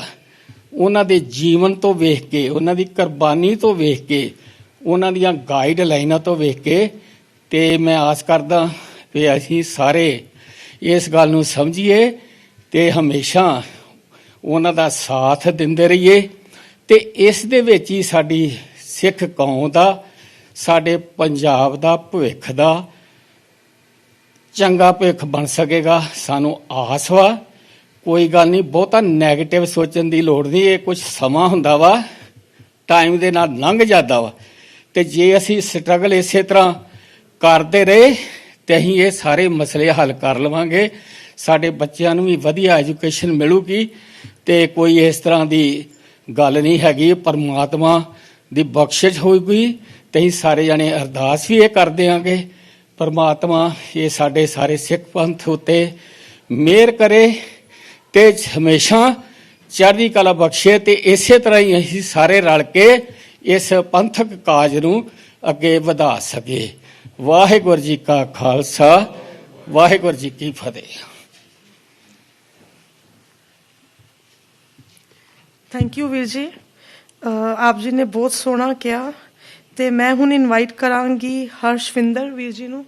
ਪਲੀਜ਼ ਵੀਰ ਜੀ, ਤੁਸੀਂ 2 ਮਿੰਟ ਵਾਸਤੇ ਆ ਕੇ ਆਪਣੇ ਵਿਚਾਰ ਸਾਂਝੇ ਕਰੋ। ਉਸ ਤੋਂ ਬਾਅਦ ਬਲਜੀਤ ਸਿੰਘ ਦਿਓਲ ਜੀ ਅੰਕਲ, ਸੋ ਆਪ ਜੀ ਆ ਕੇ ਉਸ ਤੋਂ ਬਾਅਦ ਫਿਰ ਆਪਾਂ ਆ ਜਾਓ। ਸਾਧ ਸੰਗਤ ਨੂੰ ਵਾਹਿਗੁਰੂ ਜੀ ਕਾ ਖਾਲਸਾ, ਵਾਹਿਗੁਰੂ ਜੀ ਕੀ ਫਤਿਹ। ਹਾਂਜੀ, ਸਾਰੇ ਬੁਲਾਰਿਆਂ ਨੇ ਬੜਾ ਚੰਗਾ ਕਹਿ ਦਿੱਤਾ ਆਲਰੇਡੀ, ਇਸ ਕਰਕੇ ਕੋਈ ਨਵਾਂ ਮੇਰੇ ਕੋਲ ਕਹਿਣ ਨੂੰ ਨਹੀਂ ਹੈ। ਮੈਂ ਸਿਰਫ ਇਹੀ ਕਹਾਂਗਾ ਕਿ ਨਾ ਅਸੀਂ ਇੱਥੇ IT ਦੇ ਵਿੱਚ ਹੈਗੇ ਹਾਂ ਪਿਛਲੇ 20 ਸਾਲਾਂ ਤੋਂ ਜ਼ਿਆਦਾ ਤੋਂ। ਮੈਂ, ਮੇਰੀ ਵਾਈਫ, ਅਸੀਂ ਦੋਨੋਂ IT 'ਚ ਹੈਗੇ ਹਾਂ। ਇੱਕ ਬੜਾ ਦੇਖ ਕੇ ਲੱਗਦਾ ਹੈ ਕਿ IT ਸੈਕਟਰ ਦੇ ਵਿੱਚ ਪੜ੍ਹੇ ਲਿਖਿਆਂ ਦੇ ਵਿੱਚ ਆਪਣੇ ਜਿਹੜੇ ਪੰਜਾਬੀ ਸਰਦਾਰ ਜਿਹੜੇ ਨੇ ਕਾਫੀ ਘੱਟ ਦੇਖਣ ਨੂੰ ਮਿਲਦੇ ਨੇ। ਖਾਸ ਕਰਕੇ ਸਾਬਤ ਸੂਰਤ ਦਸਤਾਰ ਵਾਲੇ ਜਿਹੜੇ ਬੱਚੇ ਨੇ ਉਹ ਦੇਖਣ ਨੂੰ ਘੱਟ ਮਿਲਦੇ ਨੇ। ਤੇ ਇਸ ਕਰਕੇ ਇੱਕ ਬੜੀ ਇਨਕਰੇਜਮੈਂਟ ਮਿਲਦੀ ਹੈ ਕਿ ਜਦੋਂ ਅਕਾਲ ਅਕੈਡਮੀ ਜਿਹੜਾ ਇਹ ਕੰਮ ਸ਼ੁਰੂ ਕੀਤਾ ਹੈ ਕਿ ਬੱਚਿਆਂ ਨੂੰ ਸ਼ੁਰੂ ਤੋਂ ਹੀ ਇੱਕ ਵਧੀਆ ਐਜੂਕੇਸ਼ਨ ਦੇ ਕੇ ਅੱਗੇ ਉਹਨੂੰ ਲਿਆਂਦਾ ਜਾਵੇ। ਸਿਰਫ ਵਰਲਡਲੀ ਐਜੂਕੇਸ਼ਨ ਹੀ, ਨਾਲ ਦੀ ਨਾਲ ਜਿਹੜੀ ਧਾਰਮਿਕ ਐਜੂਕੇਸ਼ਨ ਉਹ ਵੀ ਦੇ ਕੇ ਜਿਹੜਾ ਉਹਨਾਂ ਦਾ ਬੇਸ ਜਿਹੜਾ ਵਧੀਆ ਬਣਾ ਕੇ ਅੱਗੇ ਕੀਤਾ ਜਾਵੇ, ਤਾਂ ਕਿ ਬੱਚੇ ਨਾ ਸਿਰਫ ਸੰਸਾਰ ਦੇ ਵਿੱਚ ਅੱਗੇ ਵੱਧ ਸਕਣ, ਬਲਕਿ ਗੁਰਸਿੱਖੀ ਰੂਪ ਦੇ ਵਿੱਚ ਅੱਗੇ ਜਾ ਕੇ ਆਪਣਾ ਸਾਡਾ ਭਾਈਚਾਰੇ ਦਾ ਮਾਣ ਵਧਾ ਸਕਣ। ਤੇ ਇਸ ਕਰਕੇ ਮਤਲਬ ਬੜਾ ਇੱਕ ਵਧੀਆ ਉਪਰਾਲਾ ਜਿਹੜਾ ਚੱਲ ਰਿਹਾ ਹੈ, ਗਰਾਊਂਡ ਲੈਵਲ ਤੇ ਚੱਲ ਰਿਹਾ ਹੈ। ਉਹਦੇ ਵਾਸਤੇ ਡਾਕਟਰ ਸਾਹਿਬ ਨੇ ਬੜਾ ਸੋਹਣਾ ਇੱਥੇ ਇਹਦੇ ਬਾਰੇ ਗੱਲਬਾਤ ਕੀਤੀ ਹੈ, ਬੱਚਿਆਂ ਨੇ ਬੜੀ ਸੋਹਣੀ ਪ੍ਰੈਜੈਂਟੇਸ਼ਨ ਦਿੱਤੀ ਹੈ। ਤੇ ਮਤਲਬ ਇਹੀ ਕਹਿਣਾ ਚਾਹਾਂਗੇ ਤੇ ਸਾਨੂੰ ਸਾਰਿਆਂ ਨੂੰ ਇਹਨਾਂ ਨੂੰ ਸਪੋਰਟ ਕਰਨਾ ਚਾਹੀਦਾ ਜੀ। ਵਾਹਿਗੁਰੂ ਜੀ ਕਾ ਖਾਲਸਾ, ਵਾਹਿਗੁਰੂ ਜੀ ਕੀ ਫਤਿਹ। ਬਲਜੀਤ ਸਿੰਘ ਦਿਓਲ ਅੰਕਲ ਜੀ, ਤੁਸੀਂ ਪਲੀਜ਼ ਆ ਜਾਓ ਤੇ ਫਤਿਹ ਸਾਂਝ ਕਰ ਲਓ ਆਪ ਜੀ ਵੀ ਸੰਗਤ ਦੇ ਨਾਲ।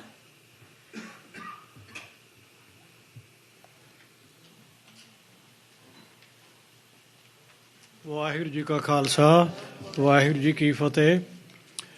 ਤਕਰੀਬਨ ਪਿਛਲੇ 30 ਸਾਲ ਤੋਂ ਦਾਸ ਸ਼ਿਕਾਗੋ ਸੀਗਾ ਤੇ ਉੱਥੇ ਅਕਾਲ ਅਕੈਡਮੀ ਦੇ ਤਕਰੀਬਨ 1-ਅੱਧਾ ਸਾਲ ਛੱਡ ਕੇ ਹਮੇਸ਼ਾ ਕੋਈ ਨਾ ਕੋਈ ਜਥਾ ਆਉਂਦਾ ਸੀਗਾ ਤੇ ਕੀਰਤਨ ਕਰਦਾ ਸੀਗਾ।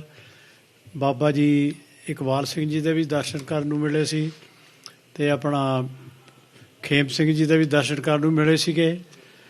ਤੇ ਸਭ ਤੋਂ ਵੱਡੀ ਜਿਹੜੀ ਕੰਟਰੀਬਿਊਸ਼ਨ ਮੈਂ ਸਮਝਦਾ ਕਿ ਬੱਚਿਆਂ ਨੂੰ ਗੁਰਸਿੱਖੀ ਹਾਇਰ ਲੈਵਲ ਦੀ ਐਜੂਕੇਸ਼ਨ ਦੇਣ ਲਈ, ਤੇ ਉਸ ਤੋਂ ਇਲਾਵਾ ਮੈਂ ਸੰਗਤ ਨੂੰ ਪਹਿਲਾਂ ਵੀ ਮੈਂ ਸਾਂਝੀ ਕਰ ਚੁੱਕਿਆ ਕਿ ਗੁਰੂ ਸਾਹਿਬ ਨੇ 22 ਵਾਰਾਂ ਗੁਰਬਾਣੀ 'ਚ ਦਰਜ ਕੀਤੀਆਂ ਨੇ ਤੇ ਖਾਲਸਾ ਪੰਥ ਘੱਟੋ ਘੱਟ ਆਸਾ ਦੀ ਵਾਰ ਨੂੰ ਅਡੋਪਟ ਕੀਤਾ ਜਿਹੜਾ ਹਰ ਗੁਰਦੁਆਰੇ ਸਾਹਿਬ ਹੁੰਦਾ ਹੈ, ਪਰ ਉਹ ਹਮੇਸ਼ਾ ਵਾਜਿਆਂ ਨਾਲ ਕਰਦੇ ਨੇ। ਪਰ ਜਿਹੜੀ ਵਾਰ ਹੈ ਉਹ ਤਕਰੀਬਨ ਢਾਡੀਆਂ ਦੀ ਵਾਰਾਂ ਵਾਂਗੂ ਉਹਨਾਂ ਇੰਸਟਰੂਮੈਂਟ ਨਾਲ ਹੁੰਦੀ ਹੈ। ਤੇ ਅਕਾਲ ਅਕੈਡਮੀ ਦੇ ਬੱਚਿਆਂ ਨੇ ਬੜੀ ਸੋਹਣੀ ਤਿਆਰੀ ਕਰਕੇ ਆਸਾ ਦੀ ਵਾਰ ਸੰਗੀਤ ਦੇ ਅਸੂਲਾਂ ਮੁਤਾਬਕ ਕੀਤੀ ਹੈ। ਤੇ ਅਸੀਂ ਉਮੀਦ ਕਰਦੇ ਹਾਂ ਕਿ ਜਿਹੜੇ ਅਕਾਲ ਅਕੈਡਮੀ ਦੇ ਬੱਚੇ ਨੇ ਉਹ ਸੰਗੀਤ ਦੇ ਲਿਹਾਜ਼ 'ਤੇ ਗੁਰਬਾਣੀ ਨੂੰ ਦੇ ਕੀਰਤਨ ਨੂੰ ਹੋਰ ਥੋੜ੍ਹਾ ਚੜ੍ਹਦੀ ਕਲਾ 'ਚ ਲੈ ਕੇ ਜਾਣਗੇ। ਇਸ ਤੋਂ ਇਲਾਵਾ ਇਹ ਵੀ ਆਸ ਕੀਤੀ ਜਾਂਦੀ ਹੈ ਕਿ ਅਕਾਲ ਅਕੈਡਮੀ ਵੱਲੋਂ ਅਮਰੀਕਾ ਦੇ ਵਿੱਚ ਖਾਸ ਕਰਕੇ ਇੱਕ ਪ੍ਰੋਗਰਾਮ ਹੋ ਜਾਵੇ, ਕਦੇ ਇਹਨਾਂ ਦੀ ਟੀਮ ਆਵੇ, ਇੱਥੇ ਕੈਂਪ ਲੱਗੇ ਅਤੇ ਇਹਨਾਂ ਦੇ ਜਿਹੜੇ ਪ੍ਰਚਾਰਕ ਨੇ ਉਹ ਇੱਥੇ ਦੇ ਬੱਚਿਆਂ ਨੂੰ ਥੋੜ੍ਹਾ ਕੀਰਤਨ ਦੀ ਸਿੱਖਿਆ ਦੇਣ। ਇਸ ਤੋਂ ਇਲਾਵਾ ਇੱਕ ਮੈਂ ਹੋਰ ਐਕਸਪੈਕਟ ਕਰਦਾ, ਮੈਂ ਬੇਨਤੀ ਕਰਦਾ ਕਿ ਅਸੀਂ ਗਲੋਬਲ ਲੈਵਲ 'ਤੇ ਵੀ ਸੋਚ ਰਹੇ ਹਾਂ ਕਿ ਪੂਰੇ ਦੁਨੀਆ 'ਚ ਸਿੱਖੀ ਦਾ ਪ੍ਰਚਾਰ ਹੋਵੇ, ਸਿੱਖੀ ਸਕੂਲਾਂ ਦਾ, ਕਿਉਂਕਿ ਅੱਜ ਕੱਲ੍ਹ ਸਾਊਥ ਇੰਡੀਆ 'ਚ ਬਹੁਤ ਵੱਡੀ ਜਾਗਰਤੀ ਆ ਰਹੀ ਹੈ। ਉਹ ਸਾਰੇ ਸਿੱਖ ਬਣਨ ਨੂੰ ਤਿਆਰ ਨੇ, ਪਰ ਉਹਨਾਂ ਦੀ ਲੈਂਗੁਏਜ ਦੀ ਬੈਰੀਅਰ ਹੈ, ਉਹ ਤਾਮਿਲ ਬੋਲਦੇ ਨੇ, ਇੰਗਲਿਸ਼ ਆਉਂਦੀ ਹੈ। ਸੋ ਮੈਂ ਉਮੀਦ ਕਰਦਾ ਕਿ ਕੋਈ ਇੱਦਾਂ ਦਾ ਅਸੀਂ ਆਪਾਂ ਪ੍ਰੋਜੈਕਟ ਡਿਵੈਲਪ ਕਰੀਏ ਕਿ Punjabi to English, English to Tamil ਅਤੇ ਮਲਿਆਲਮ ਜਿਹੜੀਆਂ ਹੋਰ ਭਾਸ਼ਾਵਾਂ ਨੇ ਉਹਨਾਂ 'ਚ ਇਹ ਆਲਰੇਡੀ ਥੋੜ੍ਹਾ ਬਹੁਤਾ ਸ਼ੁਰੂ ਹੋ ਚੁੱਕਿਆ ਹੈ ਅਤੇ ਸਾਨੂੰ ਸਿਰਫ ਉਹਨਾਂ ਦੀ ਹੈਲਪ ਕਰਨ ਦੀ ਲੋੜ ਹੈ। ਅਤੇ ਜਿੱਥੇ ਤੱਕ ਮੇਰਾ ਖਿਆਲ ਹੈ ਧਰਮ ਪ੍ਰਚਾਰ ਦੇ ਲਿਹਾਜ਼ ਨਾਲ ਅਕਾਲ ਅਕੈਡਮੀ ਦਾ ਬਹੁਤ ਵੱਡਾ ਰੋਲ ਹੈ, ਕਿਉਂਕਿ ਇਹ ਬੜੀ ਐਸਟੈਬਲਿਸ਼ਡ ਹਾਂਜੀ ਇਨਫਰਾਸਟਰਕਚਰ ਬਣਿਆ ਹੋਇਆ ਹੈ ਔਰ ਇਹਨਾਂ ਤੋਂ ਹੀ ਸਾਨੂੰ ਉਮੀਦ ਹੈ। ਬਾਕੀ ਜਿਹੜੇ ਸਾਡੇ ਜਿੰਨੇ ਵੀ ਸਕੂਲ ਹੈਗੇ ਅਮਰੀਕਾ ਦੇ ਗੁਰਦੁਆਰੇ ਸਾਹਿਬਾਂ ਦੇ, ਉਹ ਆਪਣੀ ਤਰਫੋਂ ਸਾਰਾ ਕੁਛ ਕਰਦੇ ਨੇ, ਪਰ ਉਹਦੇ ਲਈ ਵੀ ਜਿਹੜਾ ਹੈਗਾ ਇੱਕ ਆਊਟਲਾਈਨ ਜਾਂ ਸਿਲੇਬਸ ਹੈਗਾ, ਉਹਦੀ ਗਾਈਡੈਂਸ ਸਾਨੂੰ ਅਕਾਲ ਅਕੈਡਮੀ ਤੋਂ ਜ਼ਿਆਦਾ ਮਿਲ ਸਕਦੀ ਹੈ। ਸੋ ਮੈਂ ਬੇਨਤੀ ਕਰਾਂਗਾ ਕਿ ਜਿੰਨੇ ਵੀ ਆਪਣੇ ਗੁਰਦੁਆਰੇ ਸਾਹਿਬ ਨੇ ਅਕਾਲ ਅਕੈਡਮੀ ਤੋਂ, ਜਿਵੇਂ ਫਸਟ ਗ੍ਰੇਡ ਦੇ ਬੱਚੇ ਨੇ ਜਾਂ ਸੈਕੰਡ ਗ੍ਰੇਡ ਦੇ ਬੱਚੇ ਨੇ, ਜੋ ਸਿੱਖਿਆ ਹੈ ਉਸ ਗ੍ਰੇਡ ਦੇ ਬੱਚਿਆਂ ਨੂੰ ਦਿੰਦੇ ਨੇ, ਪੰਜਾਬੀ ਸਿਖਾਉਂਦੇ ਨੇ, ਗੁਰਬਾਣੀ ਦੇ ਅਸੂਲ ਸਿਖਾਉਂਦੇ ਨੇ, ਉਸੇ ਲੈਵਲ 'ਤੇ ਅਸੀਂ ਆਪਾਂ ਇੱਥੇ ਕਰੀਏ ਅਤੇ ਇਹਦੇ ਨਾਲ ਜਿੱਥੋਂ ਮੇਰੀ ਉਮੀਦ ਹੈ ਕਿ ਬਹੁਤ ਵੱਡੀ ਤਰੱਕੀ ਹੋ ਸਕਦੀ ਹੈ। ਸੋ ਇੰਨੀਆਂ ਕੁ ਬੇਨਤੀਆਂ ਪ੍ਰਵਾਨ ਕਰਨੀਆਂ। ਵਾਹਿਗੁਰੂ ਜੀ ਕਾ ਖਾਲਸਾ, ਵਾਹਿਗੁਰੂ ਜੀ ਕੀ ਫਤਿਹ। ਸਾਧ ਸੰਗਤ ਜੀ, ਮੈਂ ਫਿਰ ਜਸਟ ਟੀਵੀ ਦੇਖ ਰਹੇ ਵਿਊਅਰਸ ਨੂੰ ਤੇ ਸਾਰੀਆਂ ਸੰਗਤਾਂ ਨੂੰ ਦੱਸਣਾ ਚਾਹਾਂਗੀ ਕਿ ਦਸੰਬਰ 15 ਤੋਂ ਲੈ ਕੇ ਜਨਵਰੀ 2 ਤੱਕ 2 ਵੀਕਸ ਦਾ ਪੰਜਾਬੀ ਲਰਨਿੰਗ ਦਾ ਕੋਰਸ ਬੜੂ ਸਾਹਿਬ ਤੋਂ ਆਨਲਾਈਨ ਕਲਾਸਿਸ ਹੋਣਗੀਆਂ।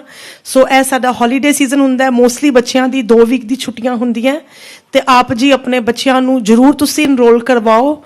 ਬਾਕੀ ਆਪ ਜੀ ਆਪਣਾ ਦਸਵੰਧ ਦੇ ਕੇ ਆਪਾਂ ਸਾਰੇ ਗੁਰੂ ਘਰ ਦੀ ਖੁਸ਼ੀਆਂ ਲਈਏ। ਇਹਨਾਂ ਬੱਚਿਆਂ ਨੂੰ ਸਕਾਲਰਸ਼ਿਪ ਦੇ ਕੇ $500 1 ਸਾਲ ਦਾ ਇੱਕ ਬੱਚੇ ਦਾ ਖਰਚਾ ਹੈ। $5000 ਜਿਹੜਾ ਹੈਗਾ ਵੇ ਲਾਈਫ ਟਾਈਮ ਇੰਡੋਮੈਂਟ ਫੰਡ ਹੈ, ਉਹਦੇ ਤੇ ਆਲਵੇਜ਼ ਇੱਕ ਬੱਚਾ ਉਸ ਇੰਟਰਸਟ ਤੇ ਪੜੀ ਜਾਏਗਾ। ਸੋ $50 ਦੇ ਕੇ ਸੋ ਜੋ ਵੀ ਆਪ ਜੀ ਦਾ ਤਿਲ ਫੁੱਲ ਹਿੱਸਾ ਆਪ ਜੀ ਇਸ ਦਸਵੰਤ ਦੇ ਵਿੱਚ ਜ਼ਰੂਰ ਪਾਈਏ। ਬਾਬਾ ਇਕਬਾਲ ਸਿੰਘ ਜੀ ਕਹਿੰਦੇ ਹੁੰਦੇ ਸੀਗੇ ਕਿ ਇਹ ਕੰਮ ਦੇ ਵਿੱਚ ਇੰਨੀ ਸੱਚਾਈ ਹੈਗੀ ਏ ਤੇ ਇਹ ਕੰਮ ਵਧੇਗਾ, ਕਿਉਂਕਿ ਇਹਦੇ ਵਿੱਚ ਧੋਖਾ ਨਹੀਂ ਹੈਗਾ। ਸੋ ਇਹ ਕੰਮ ਵਾਕਈ ਬੜਾ ਵੱਧ ਰਿਹਾ। ਇੱਕ ਸਕੂਲ ਤੋਂ 129 ਸਕੂਲ ਬਣੇ ਨੇ। ਇੱਕ ਬਾਬਾ ਜੀ ਸਾਡੇ ਰਾਜਗੀਲ ਅੰਕਲ ਨੂੰ ਕਹਿੰਦੇ ਹੁੰਦੇ ਸੀ, ਰਾਜ ਸਿਆਂ, ਅਗਰ ਇਹ ਅਕਾਲ ਅਕੈਡਮੀਆਂ ਤੂੰ ਚਲਾ ਰਿਹਾ ਹੁੰਦਾ ਜ਼ਰੂਰ ਡੁੱਬਣੀਆਂ ਸੀ, ਅਗਰ ਇਹ ਅਕਾਲ ਅਕੈਡਮੀਆਂ ਮੈਂ ਚਲਾ ਰਿਹਾ ਹੁੰਦਾ ਜ਼ਰੂਰ ਡੁੱਬਣੀਆਂ ਸੀ।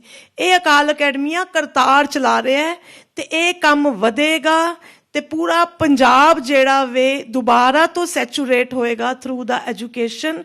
ਸੋ ਸਾਰੇ ਇੱਥੋਂ ਬਹਿ ਕੇ ਆਪਾਂ ਰਲ ਮਿਲ ਕੇ ਕਹੀਏ, ਬੱਚੇ ਪੜ੍ਹਾਓ, ਪੰਜਾਬ ਬਚਾਓ। ਤੇ ਅਸ਼ਮਿਤਾ ਜੀ, ਮੈਂ ਤੁਹਾਨੂੰ ਵੀ ਰਿਕੁਐਸਟ ਕਰਦੀ ਹਾਂ, ਪਲੀਜ਼ ਤੁਸੀਂ ਜਿਹੜਾ ਸਾਡਾ ਪੰਜਾਬੀ ਮੈਰਾਥਨ ਸ਼ੁਰੂ ਹੋ ਰਿਹਾ ਹੈ, ਸੋ ਡਾਕਟਰ ਵੀਰ ਦੇ ਟ੍ਰਿਪ ਦੇ ਵਿੱਚ ਹੀ ਕਲਾਸਿਸ ਨਾਲ ਸ਼ੁਰੂ ਹੋ ਜਾਣਗੀਆਂ। ਆਪਾਂ ਇਹਦੋਂ ਜੇ ਪ੍ਰੋਮੋ ਬਣਾ ਕੇ ਚਲਾ ਸਕੀਏ ਤੇ ਮੈਂ ਤੁਹਾਡੇ ਨਾਲ ਡਿਟੇਲਸ ਸ਼ੇਅਰ ਕਰ ਦਾਂਗੀ ਤੇ ਬਹੁਤ ਅੱਛਾ ਹੋ ਜਾਏਗਾ। ਸੋ ਜ਼ਿਆਦਾ ਤੋਂ ਜ਼ਿਆਦਾ ਬੱਚੇ ਪੰਜਾਬੀ ਸਿੱਖਣ ਇੱਥੋਂ ਬੈਠ ਕੇ। ਤੇ ਮੈਂ ਹੁਣ ਡਾਕਟਰ ਸਰਬਜੀਤ ਸਿੰਘ ਵਿਰਕ ਵੀਰ ਜੀ ਨੂੰ ਬੁਲਾਉਣਾ ਚਾਹਾਂਗੀ, ਜਿਹੜੇ ਕਿ ਇਸ ਪੂਰੇ ਪ੍ਰੋਗਰਾਮ ਦੇ ਹੋਸਟ ਨੇ। ਸਿਐਟਲ ਦੇ ਵਿੱਚ ਸਾਡਾ ਬਹੁਤ ਵੱਡਾ ਥੰਬ, ਸਾਡੀ ਬੈਕਬੋਨ। ਹੋਰ ਅਸੀਂ ਅੱਜ ਵੀਡੀਓ ਲਗਾਇਆ ਤੇ ਵੀਰ ਜੀ ਇੰਨੇ ਇਮੋਸ਼ਨਲ ਭਾਵੁਕ ਹੋ ਗਏ ਕਿ ਇਹੋ ਜਿਹਾ ਦਰਦ ਅਸੀਂ ਸਾਰੇ ਰੱਖੀਏ। ਤੇ ਪਲੀਜ਼ ਡਾਕਟਰ ਵੀਰ ਜੀ ਆਪ ਜੀ ਆਓ ਤੇ ਆਪਣੇ ਕਲੋਜ਼ਿੰਗ ਜੋ ਸ਼ਬਦ ਨੇ ਆਪ ਜੀ ਦੱਸੋ। ਉਸ ਤੋਂ ਬਾਅਦ ਲੰਗਰ ਤਿਆਰ ਹੈ, ਸਾਰੇ ਉੱਪਰ ਰਲ ਮਿਲ ਕੇ ਛਕਾਂਗੇ। ਵਾਹਿਗੁਰੂ ਜੀ ਕਾ ਖਾਲਸਾ, ਵਾਹਿਗੁਰੂ ਜੀ ਕੀ ਫਤਿਹ। Thank you so much Ashmita ਜੀ ਦਾ, ਸੁੱਖਾ ਜੀ ਦਾ, ਜਸਟ ਟੀਵੀ ਦੀ ਟੀਮ ਦਾ, ਸਾਡੀ ਫੈਮਿਲੀ ਦਾ। ਵਾਹਿਗੁਰੂ ਜੀ ਕਾ ਖਾਲਸਾ, ਵਾਹਿਗੁਰੂ ਜੀ ਕੀ ਫਤਿਹ। ਵਾਹਿਗੁਰੂ ਜੀ ਕਾ ਖਾਲਸਾ, ਵਾਹਿਗੁਰੂ ਜੀ ਕੀ ਫਤਿਹ। ਸਾਧ ਸੰਗਤ ਜੀਓ, ਬਹੁਤ ਸਾਰਿਆਂ ਦਾ ਬਹੁਤ ਬਹੁਤ ਧੰਨਵਾਦ। ਇੱਕ ਬਹੁਤ ਸੋਹਣਾ ਪ੍ਰੋਗਰਾਮ ਹੋਇਆ। ਆਪਾਂ ਸਾਰੇ ਪਰਿਵਾਰ ਵਾਂਗ ਬੈਠੇ ਹਾਂ। ਖਾਸ ਕਰਕੇ ਸਭ ਤੋਂ ਪਹਿਲਾਂ 10ਵੇਂ ਪਾਤਸ਼ਾਹ ਮਹਾਰਾਜ ਸਾਹਿਬ ਜੀ ਦਾ ਜਿਨ੍ਹਾਂ ਨੇ ਪੰਥ ਸਾਜਿਆ। ਉਸ ਤੋਂ ਬਾਅਦ 10ਵੇਂ ਪਾਤਸ਼ਾਹ ਮਹਾਰਾਜ ਸਾਹਿਬ ਜੀ ਦੇ ਭਗਤ ਸੰਤ ਅਦਰ ਸਿੰਘ ਜੀ ਮਹਾਰਾਜ। ਉਹਦੇ ਤੋਂ ਬਾਅਦ ਸੰਤ ਤੇਜਾ ਸਿੰਘ ਜੀ ਜਿਨ੍ਹਾਂ ਨੇ ਅੱਗੇ ਤੋਰਿਆ। ਉਸ ਤੋਂ ਬਾਅਦ ਬਾਬਾ ਇਕਬਾਲ ਸਿੰਘ ਜੀ, ਡਾਕਟਰ ਖੇਮ ਸਿੰਘ ਜੀ ਗਿੱਲ ਜਿਨ੍ਹਾਂ ਨੇ ਕਰੜੀਆਂ ਘਾਲਣਾ ਘਾਲ ਕੇ ਇਹ ਸੰਸਥਾ ਸਾਬਤ ਕੀਤੀ। ਉਹਦੇ ਤੋਂ ਬਾਅਦ ਡਾਕਟਰ ਦਵਿੰਦਰ ਸਿੰਘ ਜੀ ਜਿਨ੍ਹਾਂ ਨੇ ਬਾਬਾ ਇਕਬਾਲ ਸਿੰਘ ਜੀ ਦਾ, ਡਾਕਟਰ ਦਵਿੰਦਰ ਸਿੰਘ ਜੀ ਦੇ ਪੂਰਨੇ ਜਿਹੜੇ ਤੇ ਪਾ ਕੇ ਗਏ, ਉਹਨਾਂ ਦੇ ਬਿਲਕੁਲ ਐਨ ਬਿਨ ਚੱਲਣ ਦੀ ਕੋਸ਼ਿਸ਼ ਕੀਤੀ ਤੇ ਚੱਲ ਰਹੇ ਨੇ। ਤੇ ਆਪਣ ਬੜੀ ਮਾਣ ਵਾਲੀ ਗੱਲ ਹੈ ਕਿ ਆਪਾਂ ਸਾਰੀ ਸੰਗਤਾਂ ਦੇ ਵਿੱਚ ਹੋਰ ਜ਼ਿਆਦਾ ਉਤਸ਼ਾਹ ਹੋਣ ਬਾਬਾ ਜੀ ਹੋਰਾਂ ਦੇ ਜਾਣ ਤੋਂ ਬਾਅਦ, ਕਿਉਂਕਿ ਪਹਿਲਾਂ ਇਹ ਸੀ ਕਿ ਬਾਬਾ ਜੀ ਤੋਂ ਬਾਅਦ ਕੌਣ, ਤੇ ਹੁਣ ਆਪਾਂ ਨੂੰ ਪਤਾ ਹੈ ਕਿ ਬਾਬਾ ਜੀ ਤੋਂ ਬਾਅਦ ਬਹੁਤ ਸੁਚੱਜੇ ਹੱਥਾਂ ਦੇ ਵਿੱਚ ਇਹ ਸੰਸਥਾ, ਤੇ ਇਹ ਸੰਸਥਾ ਇੱਕ ਪੰਥਕ ਸੰਸਥਾ ਜਿਹਦੇ ਵਿੱਚ ਕੋਈ ਬਾਅਦ 'ਚ ਰੌਲਾ ਨਹੀਂ ਪਿਆ, ਰਾਦਰ ਹੋਰ ਸੰਗਤਾਂ ਵਿੱਚ ਉਤਸ਼ਾਹ ਵਧਿਆ। ਜਿਹੜੇ ਸੇਵਾਦਾਰ ਆ ਉੱਥੋਂ ਦੇ ਲੋਕਲ ਵੀ, ਉਹਨਾਂ ਦੇ ਵਿੱਚ ਵੀ ਬਹੁਤ ਜ਼ਿਆਦਾ ਪਿਆਰ, ਤੇ ਇਸ ਕਰਕੇ ਆਪਾਂ ਇਹ ਸਾਰੇ ਨਿਸ਼ਚਿੰਤ ਹੋ ਗਏ ਤੇ ਆਪਾਂ ਰਿਜ਼ਲਟ ਦੇਖ ਰਹੇ ਕਿ ਬਹੁਤ ਜ਼ਿਆਦਾ ਸੰਗਤ ਆਪਣੇ ਸਾਰਿਆਂ 'ਚ ਬਹੁਤ ਉਤਸ਼ਾਹ ਹੈ। ਪਹਿਲੀ ਵਾਰੀ ਆਪਣੇ ਇੰਨੇ ਬੁਲਾਰੇ ਬੋਲੇ ਤੇ ਸਾਰਿਆਂ ਨੇ ਪਰਿਵਾਰ ਵਾਂਗ ਸਾਰਿਆਂ ਨੇ ਆਪਣੀ ਜ਼ਿੰਮੇਵਾਰੀ ਸਮਝ ਕੇ ਕਿ ਆਪਾਂ ਸੇਵਾ ਕਰਨੀ। ਬਹੁਤ ਬਹੁਤ ਸੋਹਣੇ ਸੋਹਣੇ ਸ਼ਬਦ ਬੋਲੇ ਕਿ ਆਪਾਂ ਡਾਕਟਰ ਸਾਹਿਬ ਦਾ ਕੌਨਫੀਡੈਂਸ ਜਿਹੜਾ ਉਹ ਟੁੱਟ ਨਹੀਂ ਦੇਣਾ। ਤੇ ਫਿਰ ਆਪਣੇ ਜਸ ਪੰਜਾਬੀ ਟੀਵੀ ਜਿਹੜੇ ਕਿ ਹੁਣ ਤੋਂ ਸ਼ੁਰੂ ਤੋਂ ਲੈ ਕੇ ਹੁਣ ਤੱਕ ਸੇਵਾ ਕਰਦੇ, ਬਹੁਤ ਉਤਸ਼ਾਹ ਨਾਲ ਸੇਵਾ ਕਰਦੇ। ਸ਼ਵੇਤਾ ਜੀ ਤੇ ਸੁਖਾਵੀਰ ਜੀ ਦੋਵੇਂ ਜਣੇ ਬਹੁਤ ਸੋਹਣੀ ਸੇਵਾ ਨਿਭਾਈ ਉਹਨਾਂ ਨੇ। ਫਿਰ ਅੱਜ ਫਿਰ ਪਹਿਲਾਂ ਵਾਂਗ। ਤੇ ਫਿਰ ਆਪਣੇ ਸਰਦਾਰ ਆਪਣੇ ਜਸਵਿੰਦਰ ਸਿੰਘ ਜੀ ਜਿਹੜੇ ਕਿ ਇਨਕਲਾਬ ਟੀਵੀ ਦੇ ਨੂੰ ਚਲਾ ਰਹੇ ਨੇ, ਬੜੀ ਸੇਵਾ ਭਾਵਨਾ ਨਾਲ ਸੇਵਾ ਕਰਦੇ। ਬਹੁਤ ਹਰ ਪ੍ਰੋਗਰਾਮ ਦੇ ਵਿੱਚ ਅੱਜ ਨਵਾਂ ਕੁਛ ਇਕੁਇਪਮੈਂਟ ਖਰੀਦ ਕੇ ਲੈ ਕੇ ਸਿਰਫ ਇਸੇ ਪ੍ਰੋਗਰਾਮ ਵਾਸਤੇ, ਵਾਈਫਾਈ ਚਲਾਉਣ ਵਾਸਤੇ ਤੇ ਹੋਰ। ਬਾਕੀ ਆਪਣੇ ਰੇਡੀਓ ਪੰਜਾਬ ਦੇ ਆਏ ਨੇ ਸੀ ਵੀਰ ਜੀ, ਉਹ ਰਿਕਾਰਡ ਕਰਦੇ, ਬਹੁਤ ਬਹੁਤ ਧੰਨਵਾਦ ਆਪ ਜੀ ਦਾ। ਬਾਹਰੋਂ ਆਏ ਮੁਕਤਾ ਭੈਣ ਜੀ, ਆਪਣੇ ਸਿਮਰਨ ਭੈਣ ਜੀ, ਜਸਪਾਲ ਵੀਰ ਜੀ ਕੈਲੀਫੋਰਨੀਆ ਤੋਂ ਆਏ, ਆਪਣੇ ਮੁਕਤਾ ਭੈਣ ਜੀ ਤੇ ਸਿਮਰਨ ਭੈਣ ਜੀ ਤੇ ਮਨਰਾਜ ਸਿੰਘ ਬੇਟਾ ਜੀ ਇਹ ਡੈਲਸ ਤੋਂ ਆਏ। ਬਹੁਤ ਬਹੁਤ ਧੰਨਵਾਦ, ਬੜੀ ਮਿਹਨਤ ਕੀਤੀ ਸਾਰਿਆਂ ਨੇ। ਤੇ ਸਿਆਟਲ ਦੀ ਕੇ ਆਪਣੇ ਜਿਹੜੇ ਰੈਸਟੋਰੈਂਟ ਦੇ ਸਰਦਾਰ ਸਤਿੰਦਰ ਸਿੰਘ ਜੀ ਵਿਰਕ, ਜਿਹਨੂੰ ਆਪਾਂ ਸੈਮ ਵਿਰਕ ਕਹਿੰਦੇ, ਉਹਨਾਂ ਦੇ ਛੋਟੇ ਭਰਾ ਗੋਗਾ ਸਿੰਘ ਜੀ ਵਿਰਕ, ਤੇ ਉਹਨਾਂ ਦੇ ਕਜ਼ਨ ਜਿਹੜੇ ਸਰਦਾਰ ਪੰਕਜ ਸਿੰਘ ਜੀ, ਜਿਹੜੇ ਕਿ ਇਹਨਾਂ ਨੇ ਅਰੇਂਜਮੈਂਟ ਕੀਤਾ ਕਿ ਸਰਦਾਰ ਸਤਿੰਦਰ ਸਿੰਘ ਜੀ ਇਸ ਵੇਲੇ ਇੱਥੇ ਨਹੀਂ ਗਏ ਤੇ ਗੋਗਾ ਜੀ ਵੀ ਬਿਜ਼ੀ ਸੀ। ਇਹ ਸਾਰਾ ਅਰੇਂਜਮੈਂਟ ਉਹਨਾਂ ਨੇ ਕੀਤਾ। ਬਹੁਤ ਸੋਹਣਾ ਖਾਣਾ ਆਪ ਜੀ ਨੇ, ਚਾਹ ਪਾਣੀ ਹੁਣ ਤੱਕ ਬਹੁਤ ਸੋਹਣਾ ਸੀ, ਖਾਣਾ ਵੀ ਆਪ ਜੀ ਨੇ ਖਾ ਕੇ ਜਾਣਾ। ਬਹੁਤ ਸੋਹਣਾ ਖਾਣਾ ਵੀ ਉਹਨੂੰ ਪ੍ਰੇਮ ਨਾਲ ਲਾਇਆ, ਪ੍ਰੇਮ ਨਾਲ, ਕਦੇ ਚਾਰਜ ਨਹੀਂ ਕਰਦੇ। ਹਾਲ ਪਹਿਲਾਂ ਉਹ ਵੱਡੇ ਹਾਲ 'ਚ ਕਰਦੇ ਹੁੰਦੇ ਸੀ, ਛੋਟਾ ਹਾਲ ਉਹਨਾਂ ਨੇ ਕਿਹਾ ਵੀ ਕਹਿੰਦੇ ਕੰਪੈਕਟ ਹੈ, ਬੜਾ ਸੋਹਣਾ ਲੱਗਦਾ, ਕੋਜ਼ੀ ਲੱਗਦਾ। ਇਹ ਸਹੀ ਗੱਲ ਹੈ, ਵੱਡੇ ਹਾਲ ਨਾਲ ਇੱਥੇ ਸੋਹਣਾ ਪ੍ਰੋਗਰਾਮ ਲੱਗਦਾ। ਤੇ ਆਪਣੇ ਜਿਹੜੇ ਸਿਆਟਲ ਦੀ ਸਾਧ ਸੰਗਤ ਦੇ ਵਿੱਚੋਂ ਹੁਣ ਜਿਵੇਂ ਆਪ ਜੀ ਨੇ ਮੇਰਾ ਨਾਂ ਲੈਂਦੇ ਰਹੇ, ਦੇਖੋ ਕਈ ਕਹਿੰਦੇ ਹੁੰਦੇ ਜੀ ਕਿ ਜਿਹੜੇ ਹੁੰਦੇ ਨਾ ਜੀ ਚੌਕੀਦਾਰ, ਉਹਦਾ ਹੁੰਦਾ ਵੀ ਹੁਕਾ ਦੇ ਦੇਣਾ ਤੇ ਕੰਮ ਤਾਂ ਸਰਦਾਰਾਂ ਨੇ ਕਰਨਾ ਹੁੰਦਾ। ਆਪ ਜੀ ਜਿਹੜੇ ਨਹੀਂ, ਸੱਚੀ ਗੱਲ ਹੈ ਜੀ। ਤੇ ਆਪ ਜੀ ਜਿਹੜੇ ਸਰਦਾਰ ਬੈਠੇ ਹੋ, ਵੱਡੀ ਵੱਡੀਆਂ ਸੇਵਾਵਾਂ ਕਰਨ ਵਾਲੇ, ਵੱਡੇ ਵੱਡੇ ਕੁਆਲੀਫਾਈਡ, ਕਿੰਨੇ ਮਾਈਕਰੋਸਾਫਟ ਦੇ ਲੱਗਦੇ ਕੁਆਲੀਫਾਈਡ ਬੰਦੇ। ਤੇ ਆਪਣੇ ਜਿਹੜੇ ਮੈਂ ਹੁਣ ਨਾਂ ਇੱਕ ਦਾ ਨਾਂ ਲੈ ਕੇ ਦੂਸਰੇ ਨੂੰ ਛੋਟਾ ਨਹੀਂ ਕਰਨਾ ਚਾਹੁੰਦਾ, ਇਸ ਕਰਕੇ ਮੈਂ ਕਿਸੇ ਦਾ ਨਾਂ ਤਾਂ ਬਹੁਤ ਲਾਉਣ ਨੂੰ ਜੀ ਕਰਦਾ ਮੇਰਾ, ਪਰ ਮੈਂ ਲੈਣੀ ਨਹੀਂ, ਕਿਉਂਕਿ ਬਾਕੀ ਸਾਰਿਆਂ ਨੂੰ ਆਪਣੇ ਨਾਂ ਦੀ ਇੰਪੋਰਟੈਂਸ ਨਹੀਂ ਘਟਾਉਣੀ ਚਾਹੁੰਦੇ।